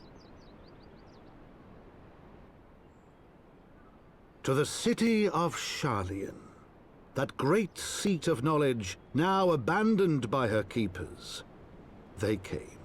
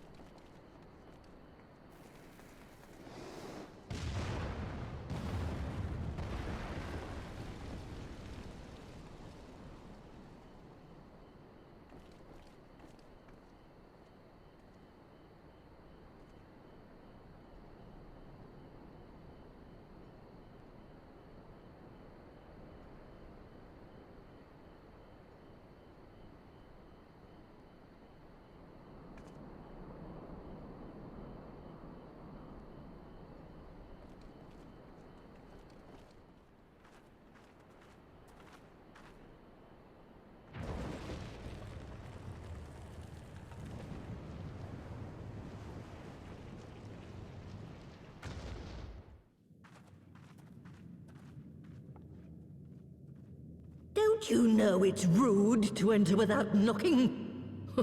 The youth of today. No manners at all.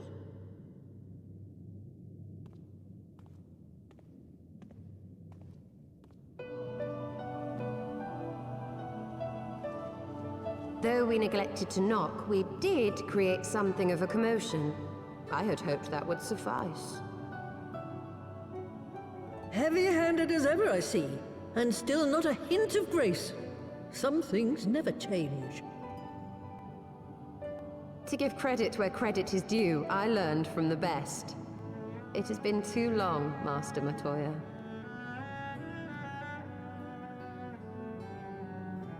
Indeed it has. Oh, it's good to see you again, my girl. And with your fiery spirit unquenched. But look at you, all grown up and womanly. The one there in the fancy duds, that's Louis Soir's granddaughter, I take it? Grandson, begging your pardons. You knew my grandfather, my lady. Knew him? Ha! We were constantly at each other's throats.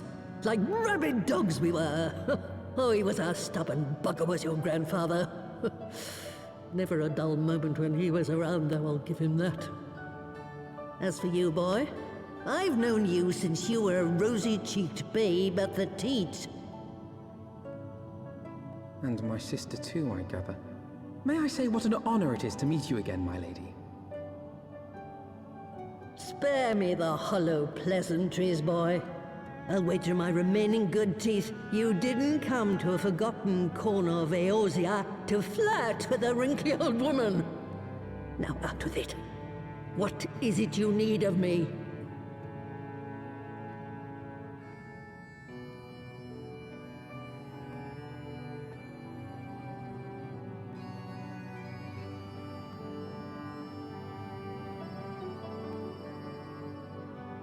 Azizla. I never thought I'd hear that name again. You are familiar with it? As familiar as one can get from poring over musty old tomes. The Allagans set the Isle afloat not long before the sun set on their empire. Old Louis Soir and I often talked about it. The place is home to a research facility dedicated to finding ways of mastering mighty beings, such as primals and dragons. And find ways it did too, frightening ones. Such secrets as lie buried on Azizla aren't fit to see the light of day. And now you tell me a band of dragon-baiting primal botherers are trying to dig them up? Indeed. And to make matters worse, the Ascians have a hand in their plot. They must be stopped, no matter the cost.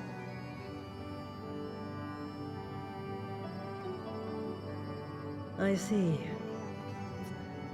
Very well. You will help us then? Truly? I had not anticipated such an impassioned response. Could it be that the presence of young blood has stirred your own? Ah, some things never change. One day that pertness is going to cost you your tail, my girl. Don't say I didn't warn you.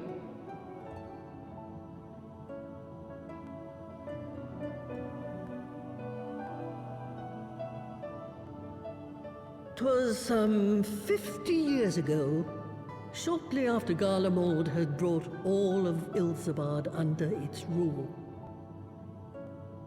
Faced with the threat of invasion, the people of Sharlayan scrambled about for a means to resist the Empire.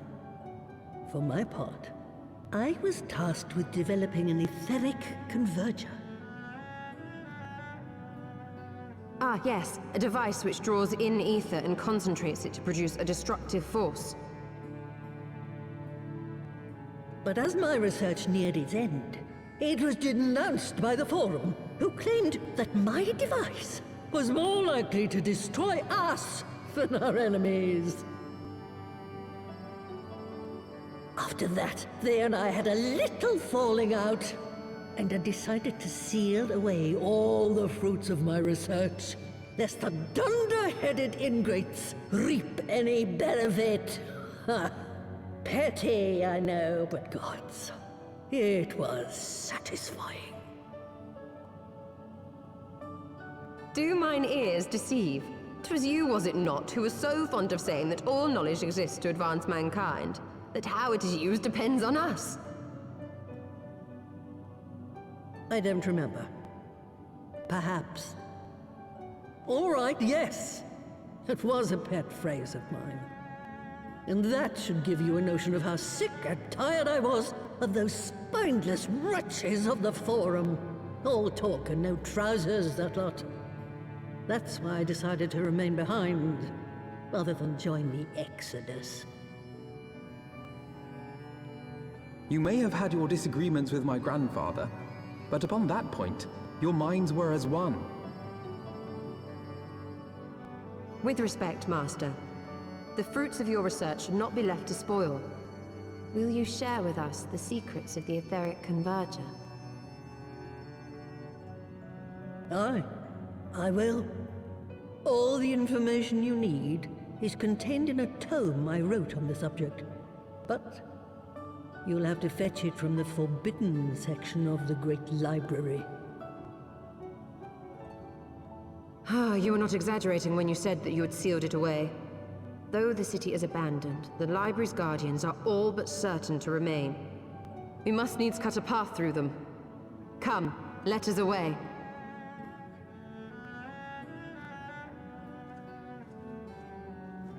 Not so fast, you lot. Stola and the boy are staying with me.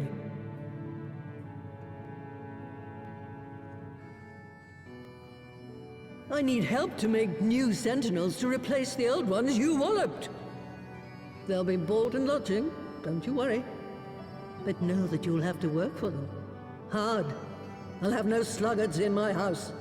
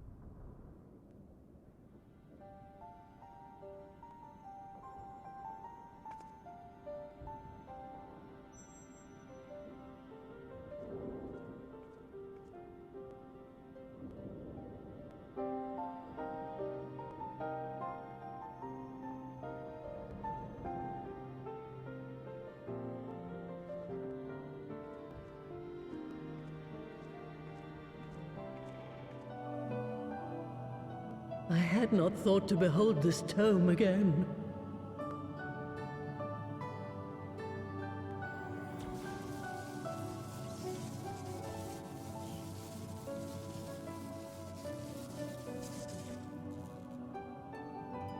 There. It is deciphered. Now your friend should be able to make sense of the contents. That said, it's one thing to understand the workings of the etheric converger, and another to actually make it work. You do realize how much ether is required. Sid is keenly aware of the energy dilemma. His airship is by no means large, and it can only bear a limited quantity of crystals. If only we had white auracite in the etheric siphon. Alas, Minfilia is missing along with both artifacts, and Moonbreeder is gone. Would that there were another ready wellspring of energy for us to draw upon. Why did it not occur to us before? We already have what we need! The Eye! It has been drawing ether into itself for as long as the Great Worms have lived. It is a veritable wellspring of energy. It might just suit our needs. But is this energy something that can be harnessed at will? I believe so, with the aid of the Azure Dragoon of Ishgard. Then it is settled. Let us return to the Holy See at once.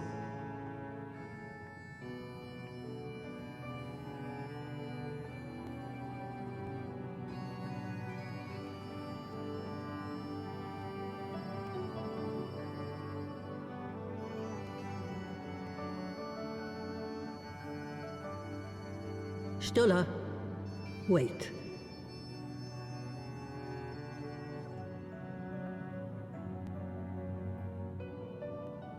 When did the light fade from your eyes? I might have known that it would not escape your notice. It has been this way since I returned from the life stream. An after effect of the teleportation magic I invoked, most like. They are called forbidden spells for a reason. What were you thinking, girl? I have no regrets. I but did what was necessary to preserve the light of hope, to keep my promise to Nymphidia. Besides, it afforded me the rare opportunity to wander the ether, a once-in-a-lifetime experience. I need not tell you that it consumes your very life force to see by sensing the ether around you. Take care of yourself. Do you hear me? I will, Master Matoya. And thank you.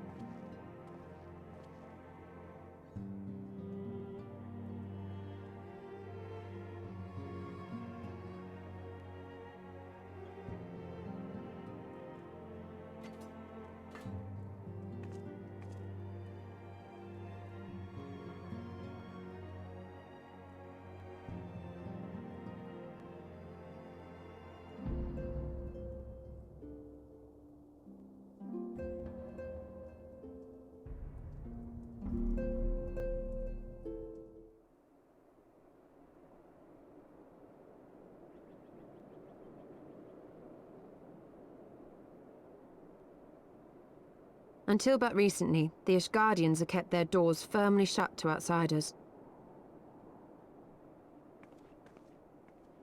But thanks to you, we have found in them stout allies with whom we may fight to secure the future of the realm. Truly, you are the beacon of hope towards which all men are drawn. Spare us the hyperbole. 'Tis not for praise that we fight.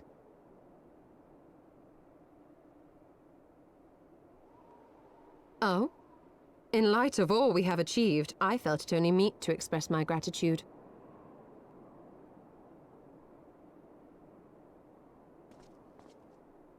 All that we have achieved?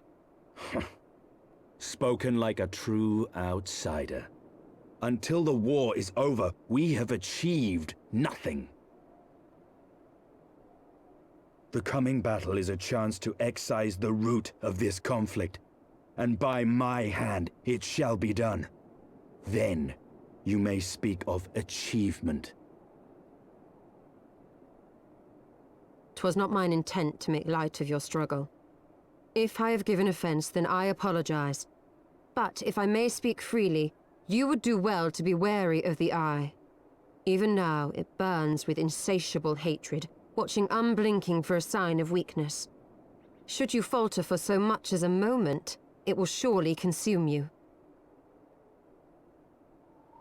Save your concern. I will consume the eye ere I let it consume me.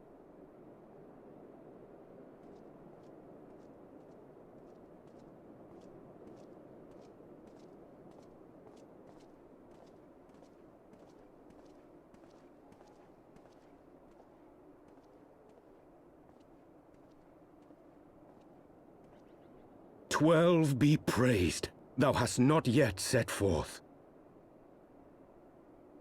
Cross sand and snow have I journeyed, that I might deliver this gift unto thee." White Auracite. But whence did it come? To mine amazement, it lay hid amongst Moonbreeder's last effects. 'Twas but blind chance or providence that I did hap to spy it. Let no man claim that my late friend e'er erred for lack of foresight.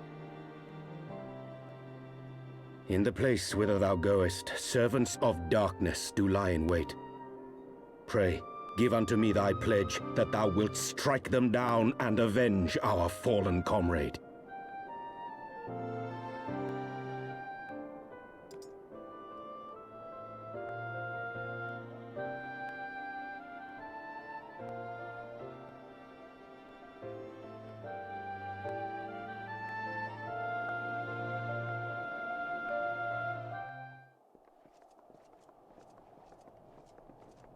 Ah, excellent timing. We've just finished our work on the Enterprise. She's so much improved, I've decided to give her a new name to suit. The Enterprise Excelsior. Or simply the Excelsior if pressed for time. Once again, she'll carry Eorzea's protectors into battle. All aboard!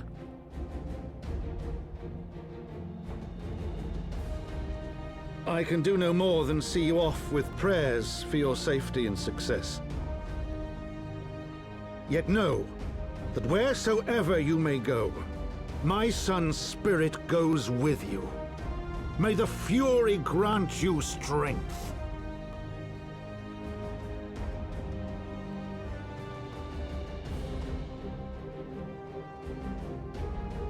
Return to us, all of you.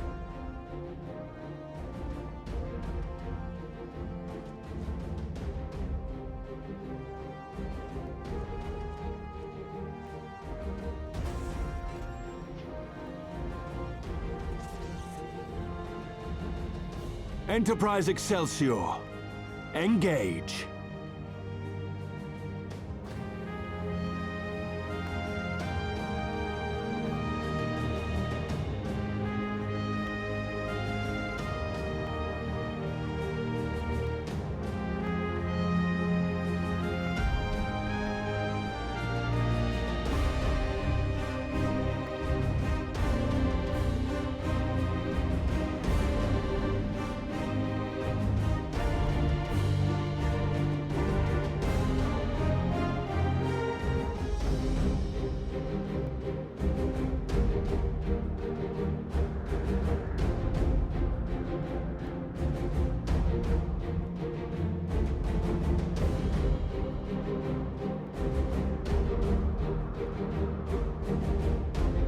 This is it!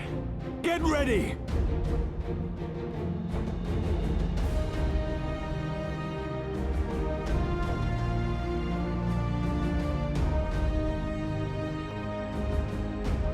Eye of mine enemy, render unto me thy power!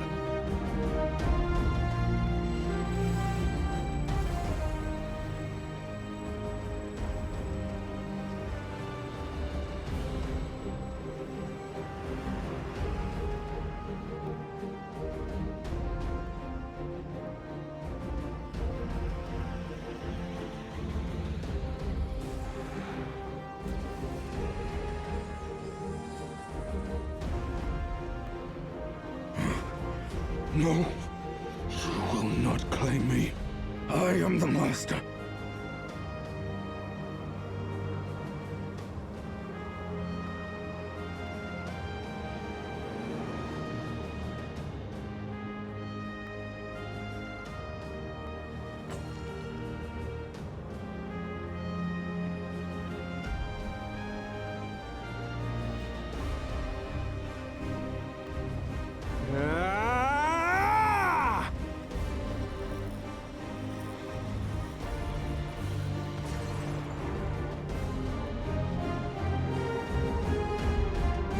We're through!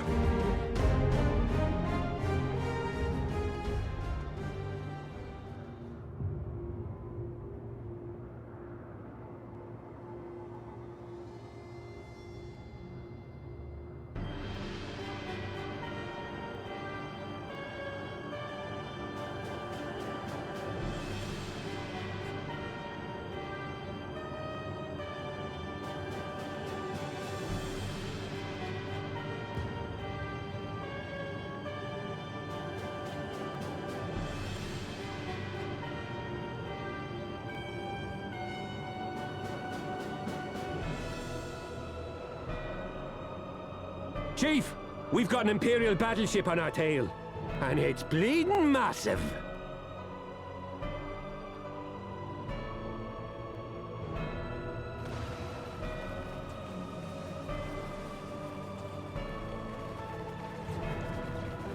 Damn it! The bastards were waiting for us to open the door for them.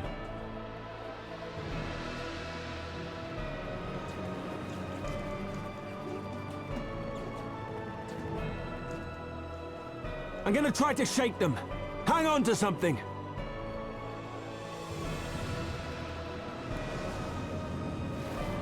Ooh, we're all going to die! Tataru!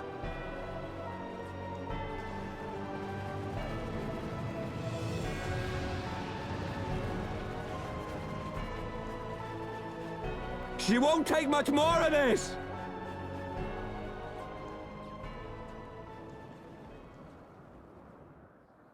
The time is come to use Hydaelyn's gift.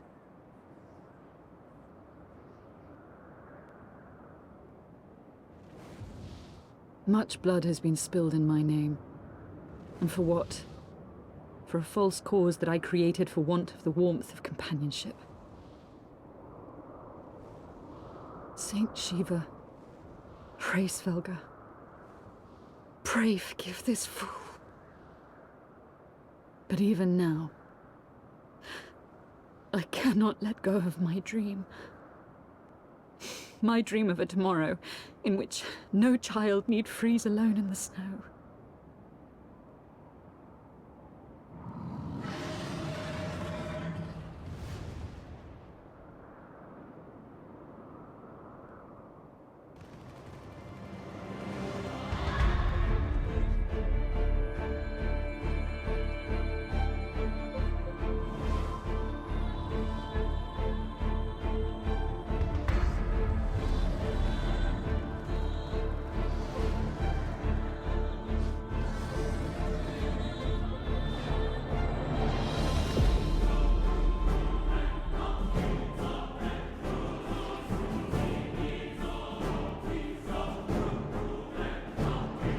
Thank you, Svelga.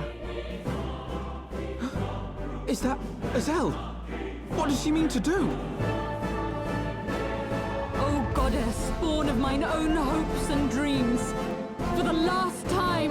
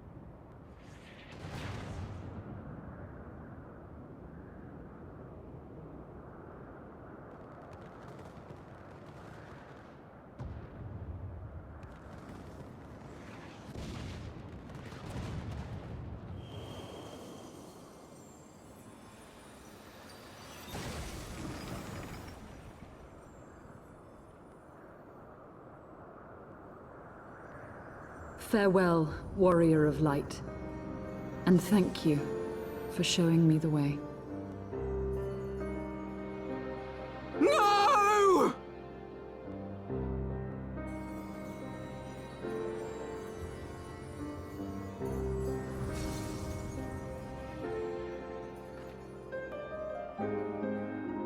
This ether. It was a crystal of light.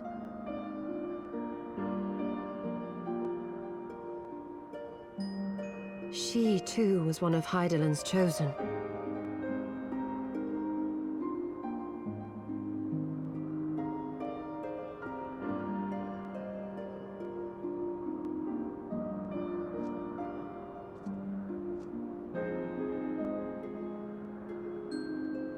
Fare you well, my lady.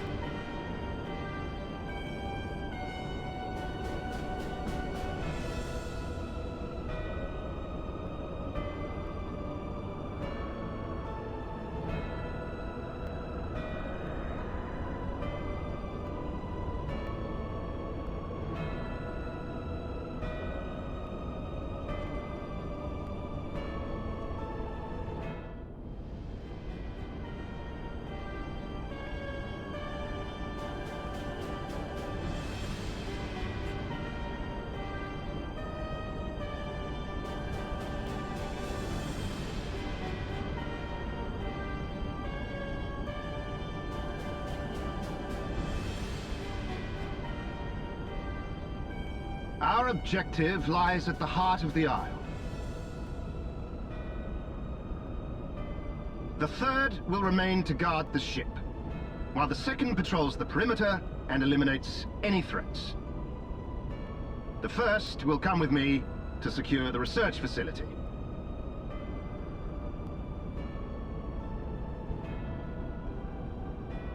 Let no man doubt the import of our mission.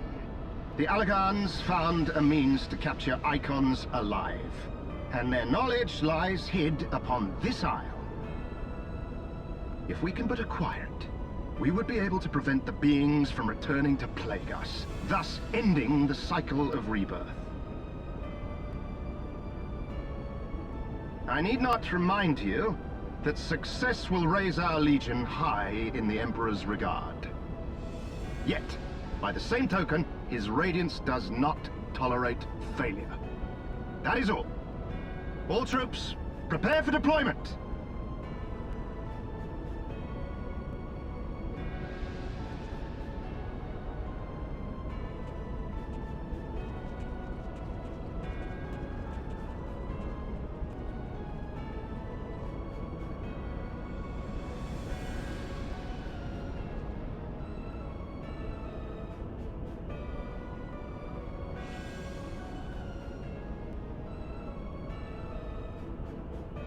So that is their purpose.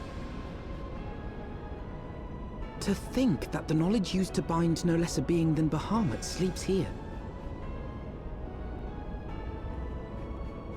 Imprisoning a primal in such a manner would represent an effective means to halt the cycle of summoning, were it not for the grave and obvious risks.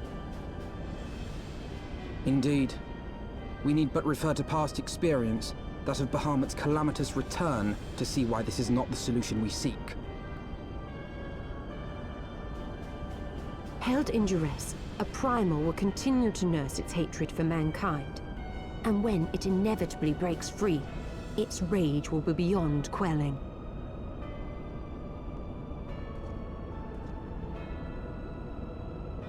Whatever folly the Garleans mean to commit, they can wait. We must remain focused on our task. Yes, of course. It would not be polite to keep the Archbishop waiting.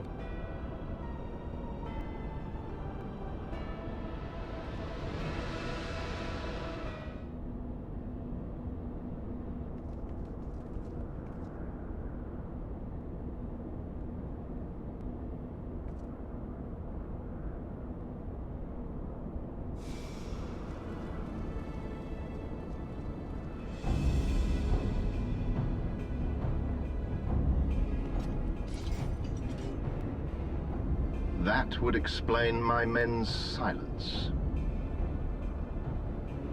We meet again, and this time we will not be interrupted.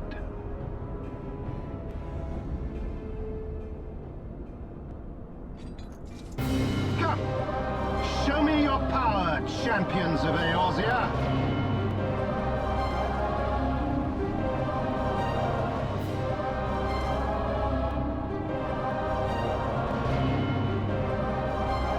I had heard the tales of your strength, warrior of light, and now that I have experienced it firsthand, Van Baelsar's defeat seems less inexplicable.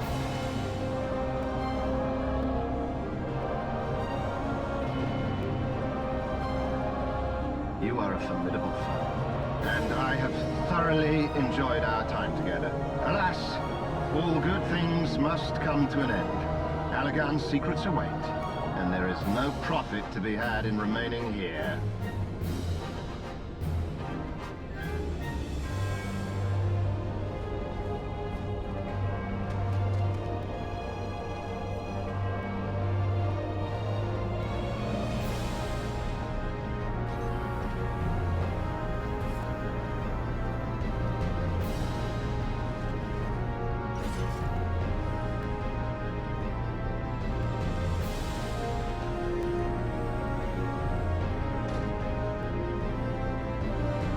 Keep them occupied.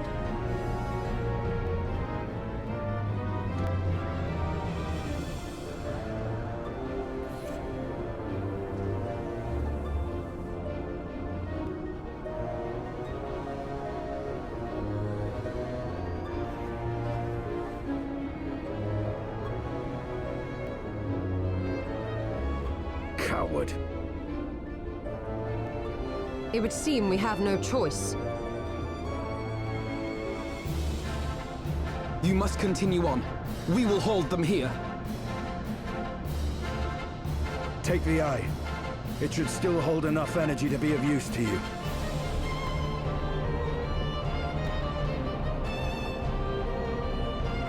I shall join you as soon as I am able.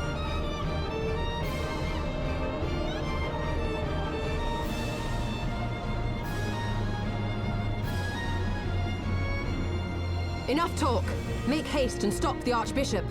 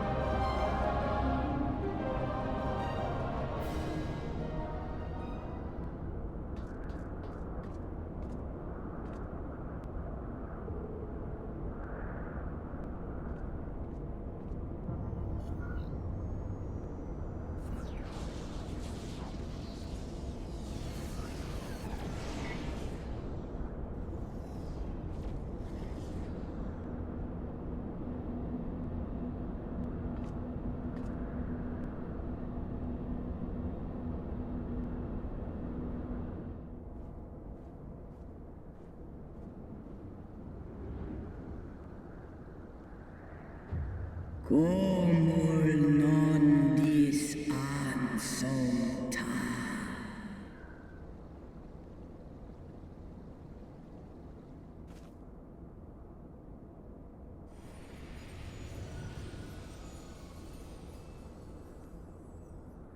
Tiamatikin. Etkin. Inchis. Nes. An neskasni. Ith an ilesa.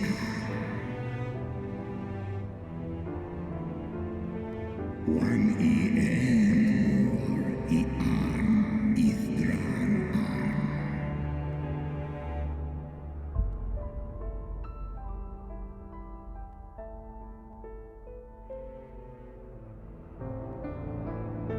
Tha I tha ma fo fal an kas an I an. No less wo I an istran an.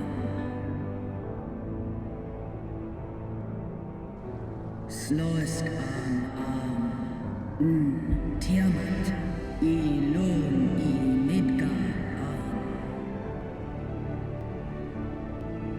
Am for am, kom ul les ith for nesh set in.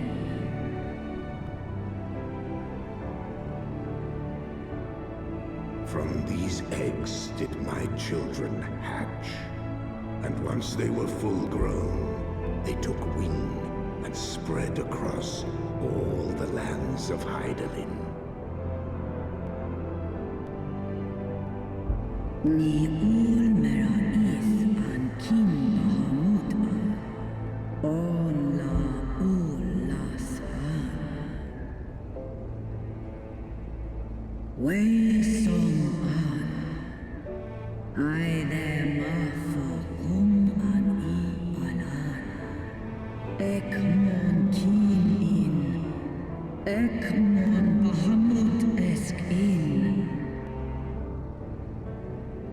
En kayan, kom en asan.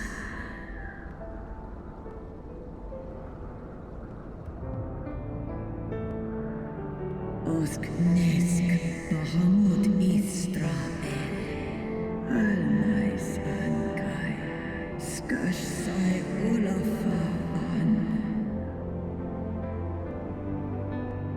Nesk esk nice in. Seth Alan I Ekmon Way I In.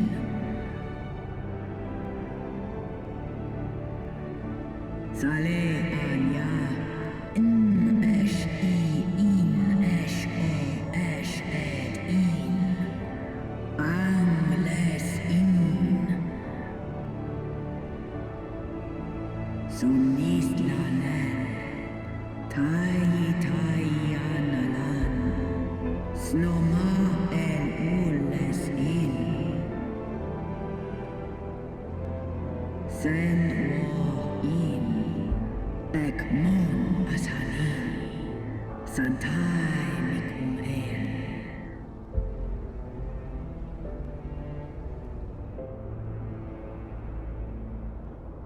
Unhai the Nala.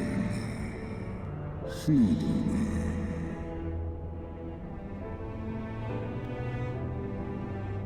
No mon Aan.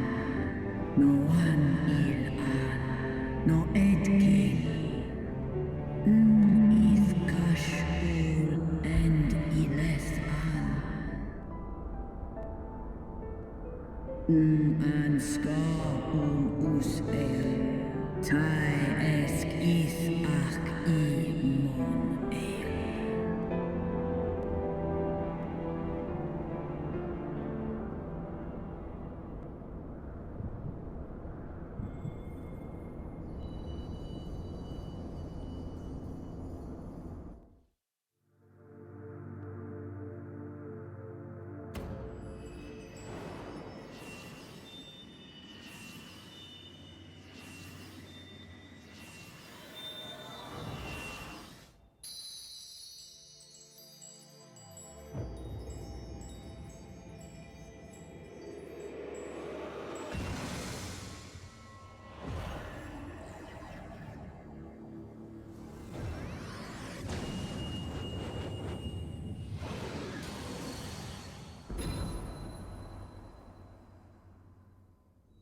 Warrior of light, beloved daughter,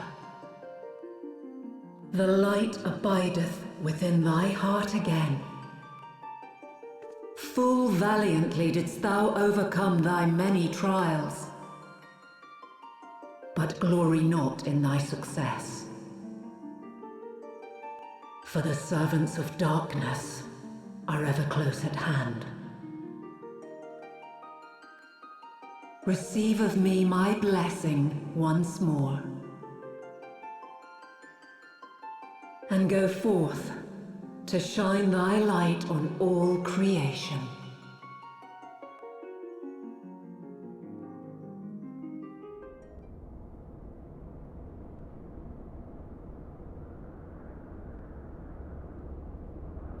Thou hast broken down the wall I built around thee, and partaken of thy mistress's blessing once more.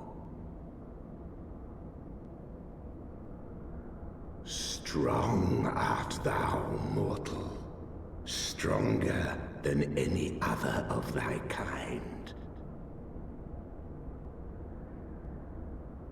Having looked upon thy deeds, I am convinced thou art worthy to bear her light.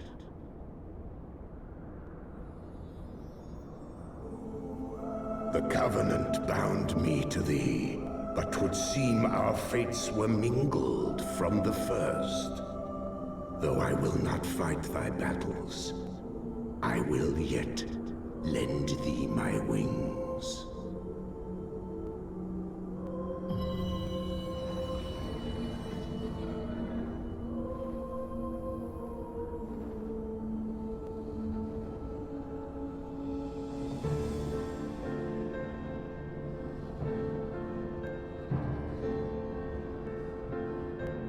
Come, mortal. We go to cast out the darkness.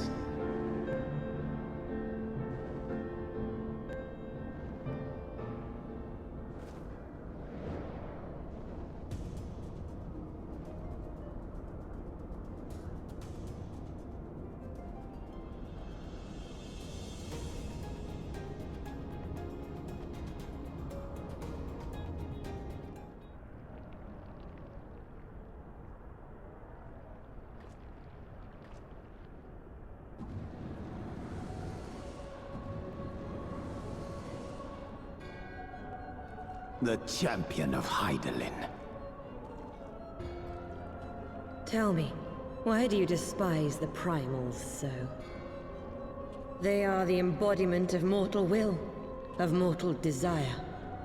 Plainly, you desire a foe to despise, and 'tis well that you do, for it is from the vortex of ceaseless conflict that Lord Zodiac shall be reborn. Through the joining, the world shall become whole again. Then all shall be as once it was, as it should ever have remained.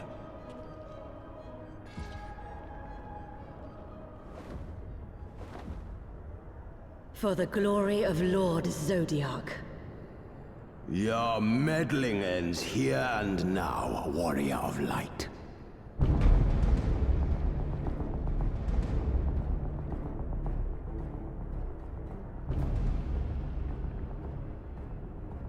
Such strength, it defies all reason.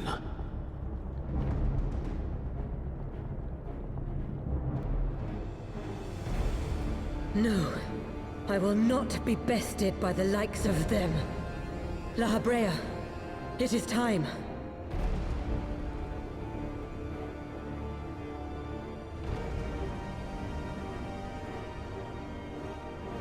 Very well. Let us show these mortals the true power of the Echo. The power to break down the barriers of existence.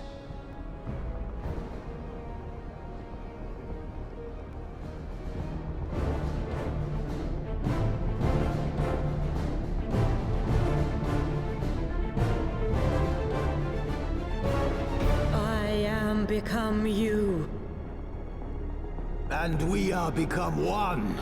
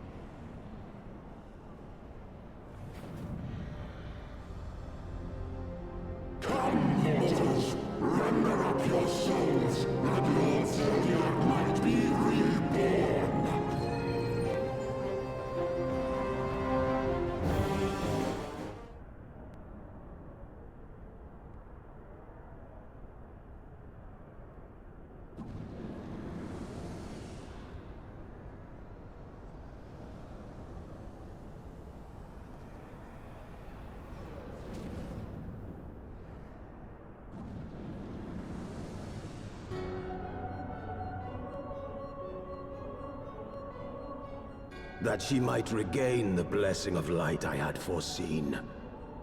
But she has grown so strong in it as to deny us our power. Let us withdraw, La Habrea. That power remains to us, at least.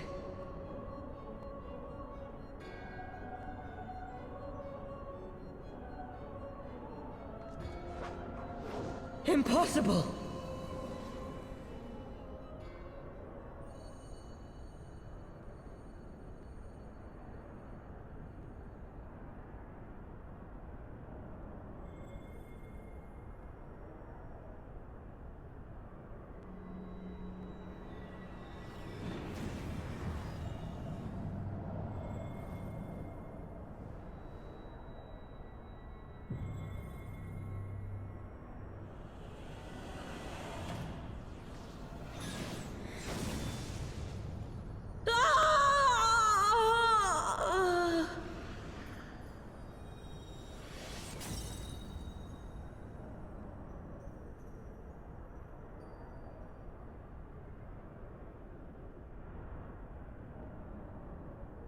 So, you harnessed the Eye's power. A pity you spent it all. What will you do now, hero?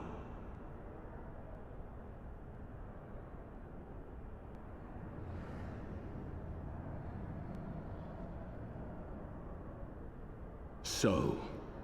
Not even the vaunted warrior of light can unmake an Ascian without relying upon mortal contrivances.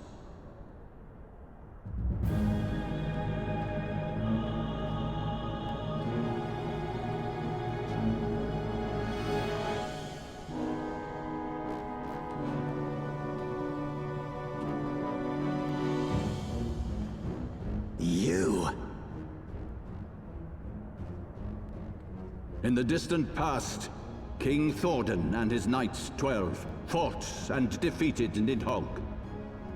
Though the victory cost them dear, they were rewarded with a great prize, the Dread Worm's Eyes, both of which have since been held in the Holy Sea's safekeeping.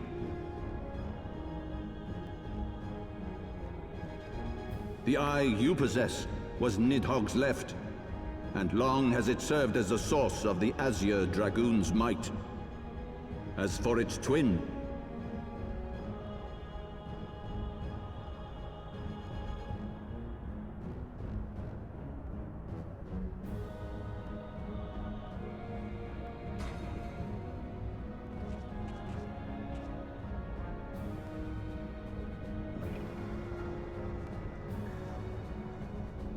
it has lain here, joined to the person of Haldreth, the first Azure Dragoon. For though he learned to harness its power, he was ultimately consumed by it. Even in death, his body decays not. A pitiful end for a fabled hero. My Ascian friend, long have you and your kind sown the seeds of chaos by teaching mortals the secrets of summoning. But if you assumed that we would meekly serve as your pawns, then you are gravely mistaken. You would raise a hand against us?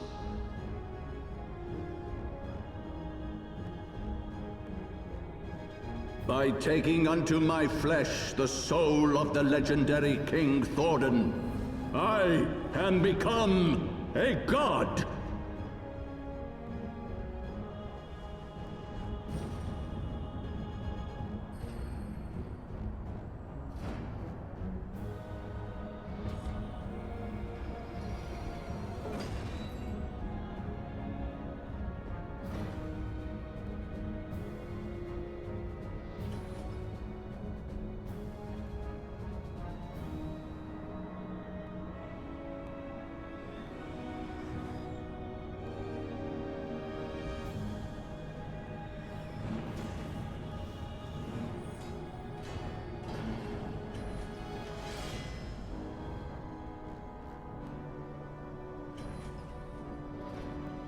A god who knows not cessation, whose being is sustained by a millennium of fervent prayer, and the eye's nigh bottomless reservoir of ether. What? Your contempt for man has proven your undoing, Ascian. For my first act as God King, I do hereby sentence you to die!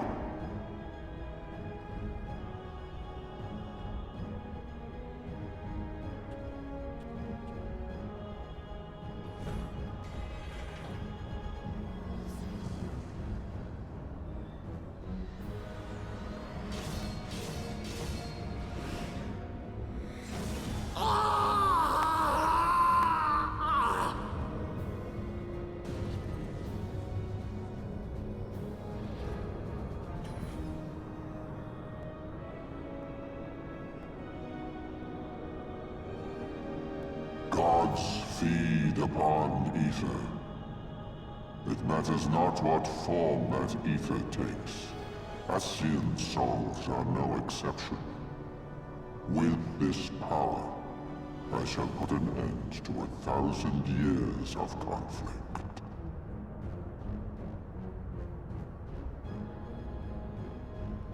Be they sown by Ascian, dragon, or primal. Wheresoever the seeds of chaos threaten to quicken, I shall excise them with my divine blade and bring order to the world.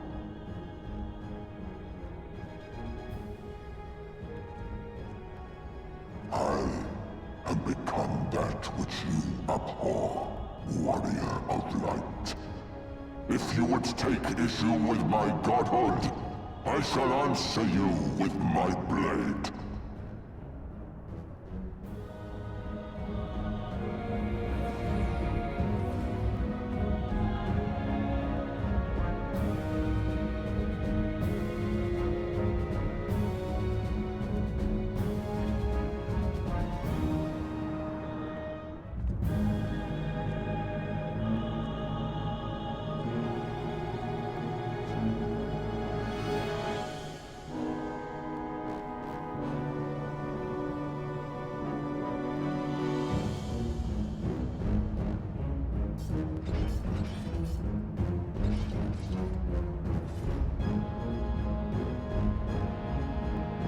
Brothers, the time has come to call upon the true power of the Heavensward.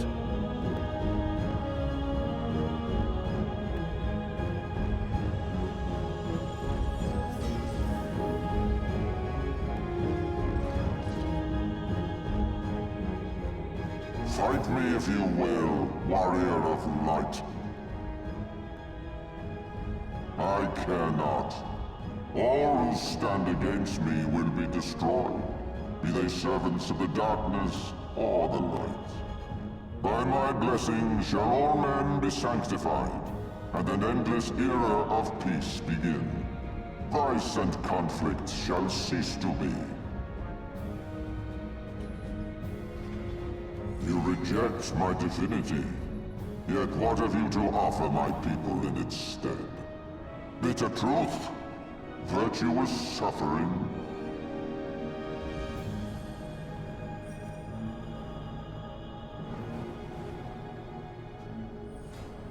No matter.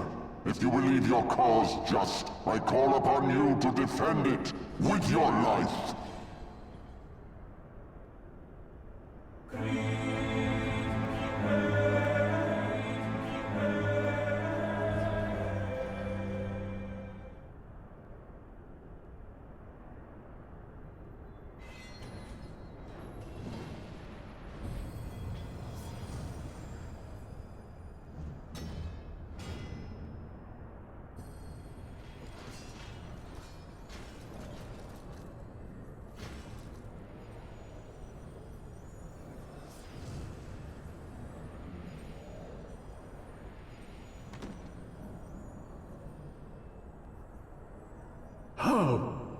How can this be?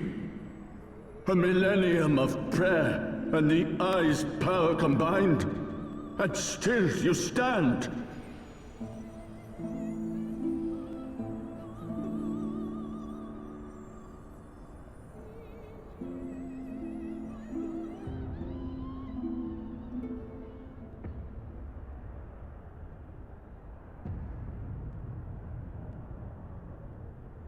Who?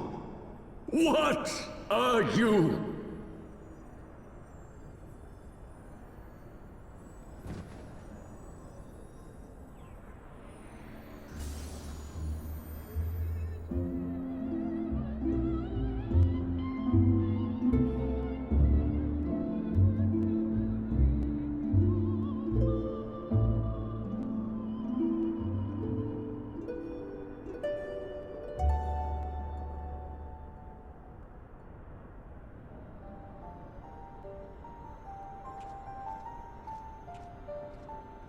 It is over then. I had hoped that mine would be the hand to end it. But knowing you, there was little chance of that.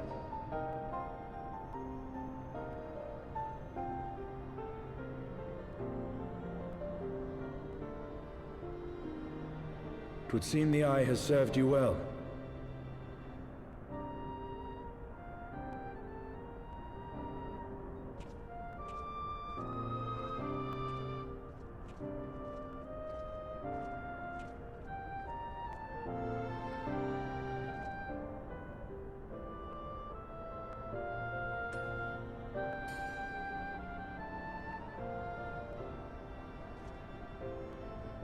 its twin. At long last.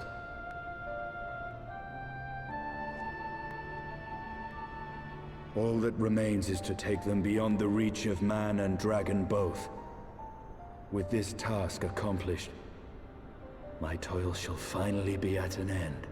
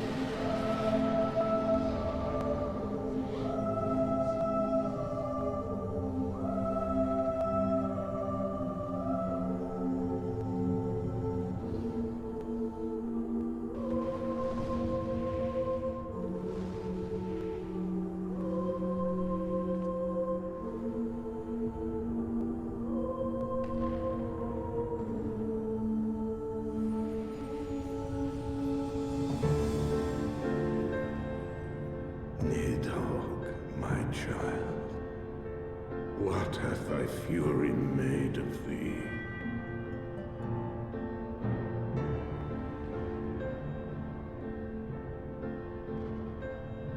Let us away, servant of Idolin.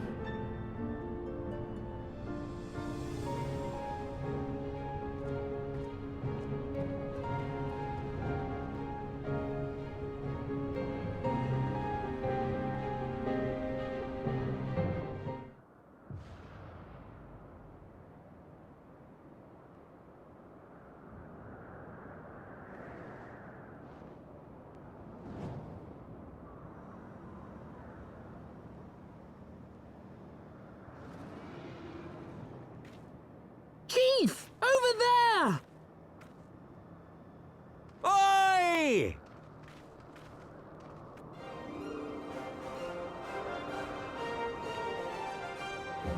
Haha! Gods damn it, you always have to cut it so bloody close.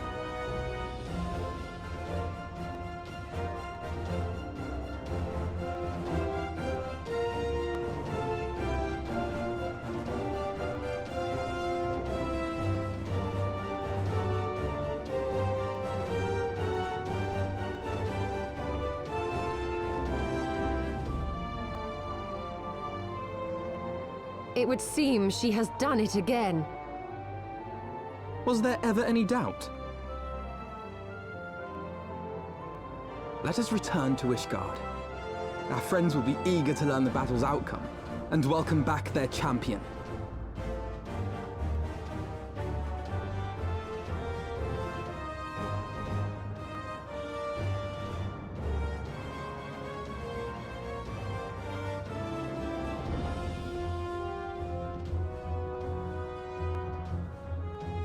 Where is Estinian?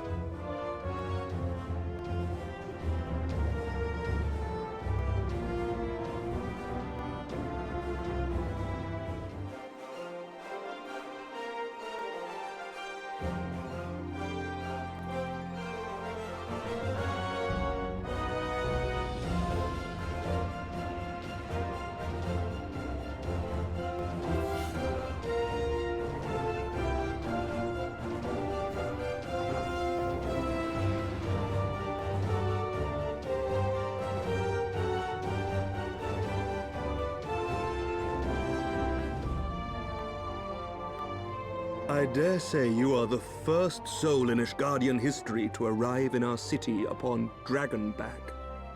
This scene shall be remembered for 1,000 years to come.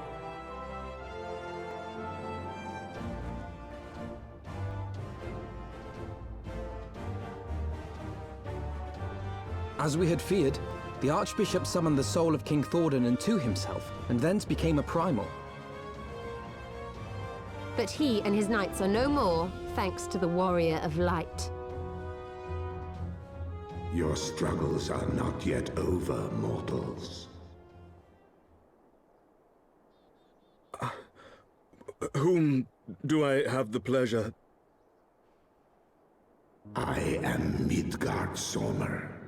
I have journeyed with Hydaelyn's champion, and observed her deeds in the conflict between man and dragon.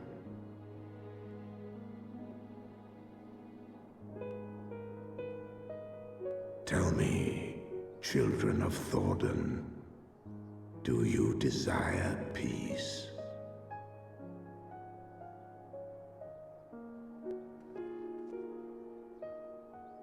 My people have committed unspeakable atrocities against dragonkind, even against our own. Would that we could undo these wrongs, but we cannot. Be that as it may, the future yet presents a chance to begin anew. Our nation has broken free of the shackles of a false faith, and Nidhogg shall lead his kindred against us no more.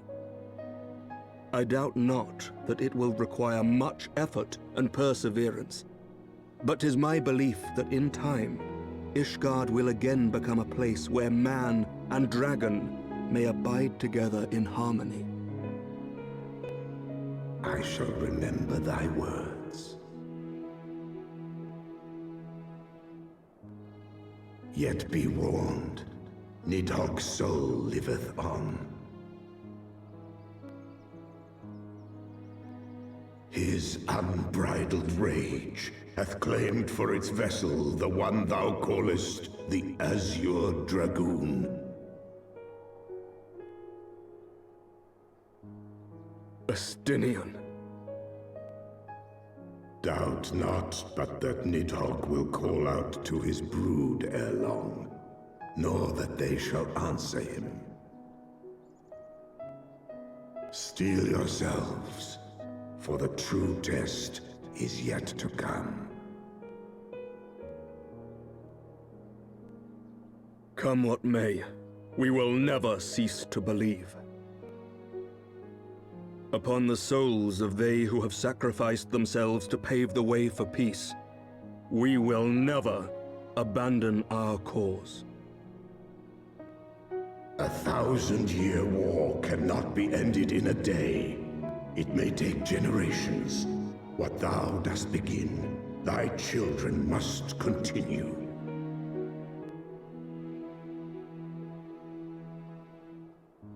Entrust unto them thy hopes and dreams, that peace may reign again, and forevermore.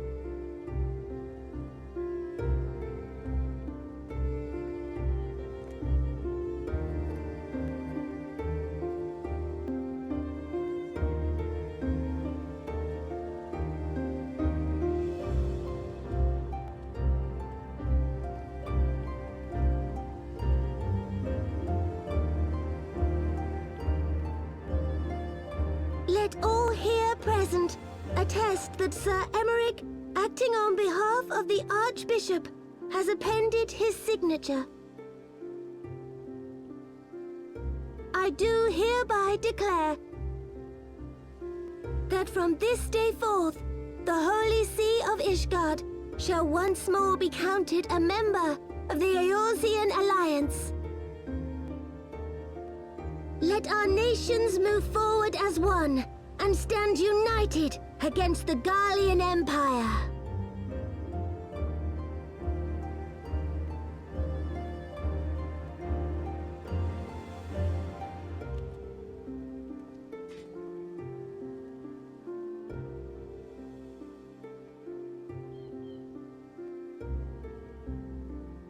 For the future of Eorzea. For the future of Eorzea!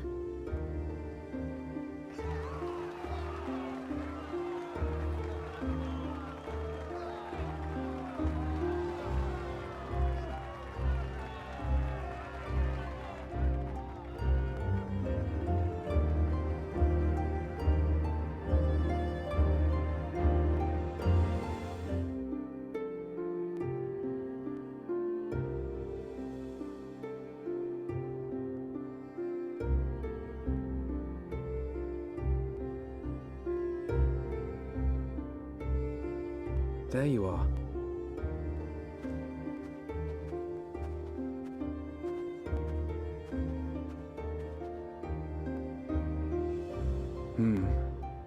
A noble monument to a noble soul.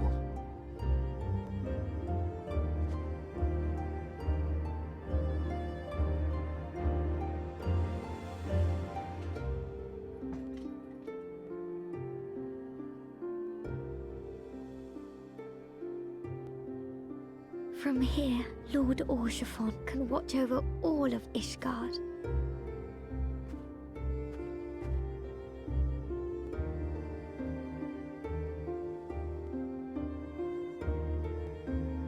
It has been a long and arduous journey, and we have lost much and more along the way. Yet come what may, we must stay true to our purpose and press on. That's right, you two. It's high time we got back to rebuilding the Scions. Which means we're going to need money! And lots of it!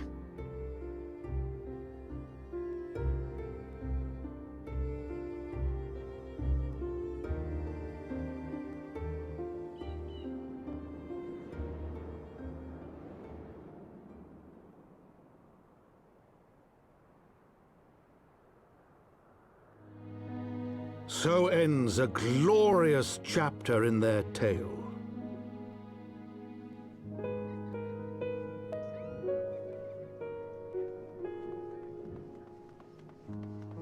However, tumultuous days yet lie ahead for Ishgard. After 1,000 years under the yoke of the Church, the people take their first tentative steps into the unknown.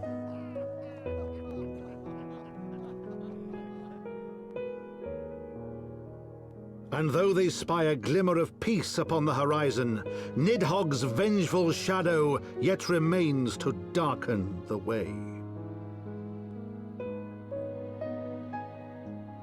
Be that as it may, so long as the young commander of the Temple Knights and his heroic companions are there to guide them, the people may hold fast to hope.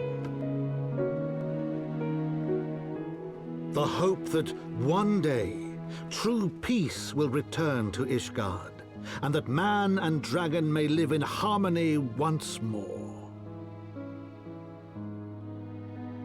Let the deeds writ herein never be forgot, that they may inspire generations yet unborn to strive ever heavensward.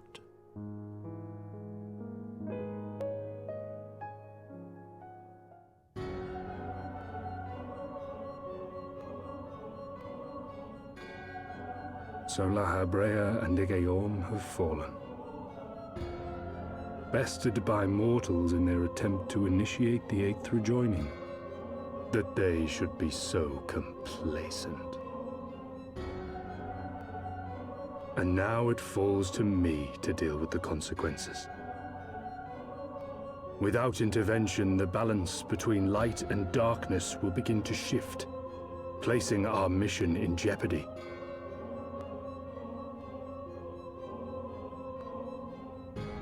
Hydaelyn's champion has grown too strong. Her might encroaches upon the realm of gods. Equilibrium must needs be restored. The time has come for you and yours to join the fray. Warrior of Darkness.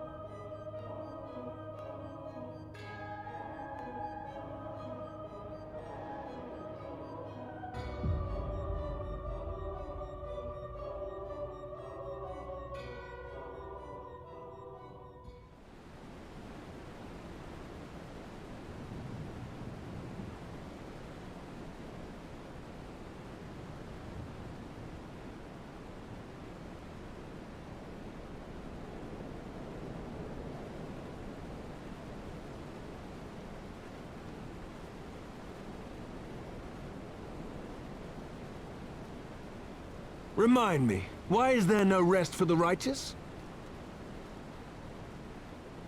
Because they care, Master Garland.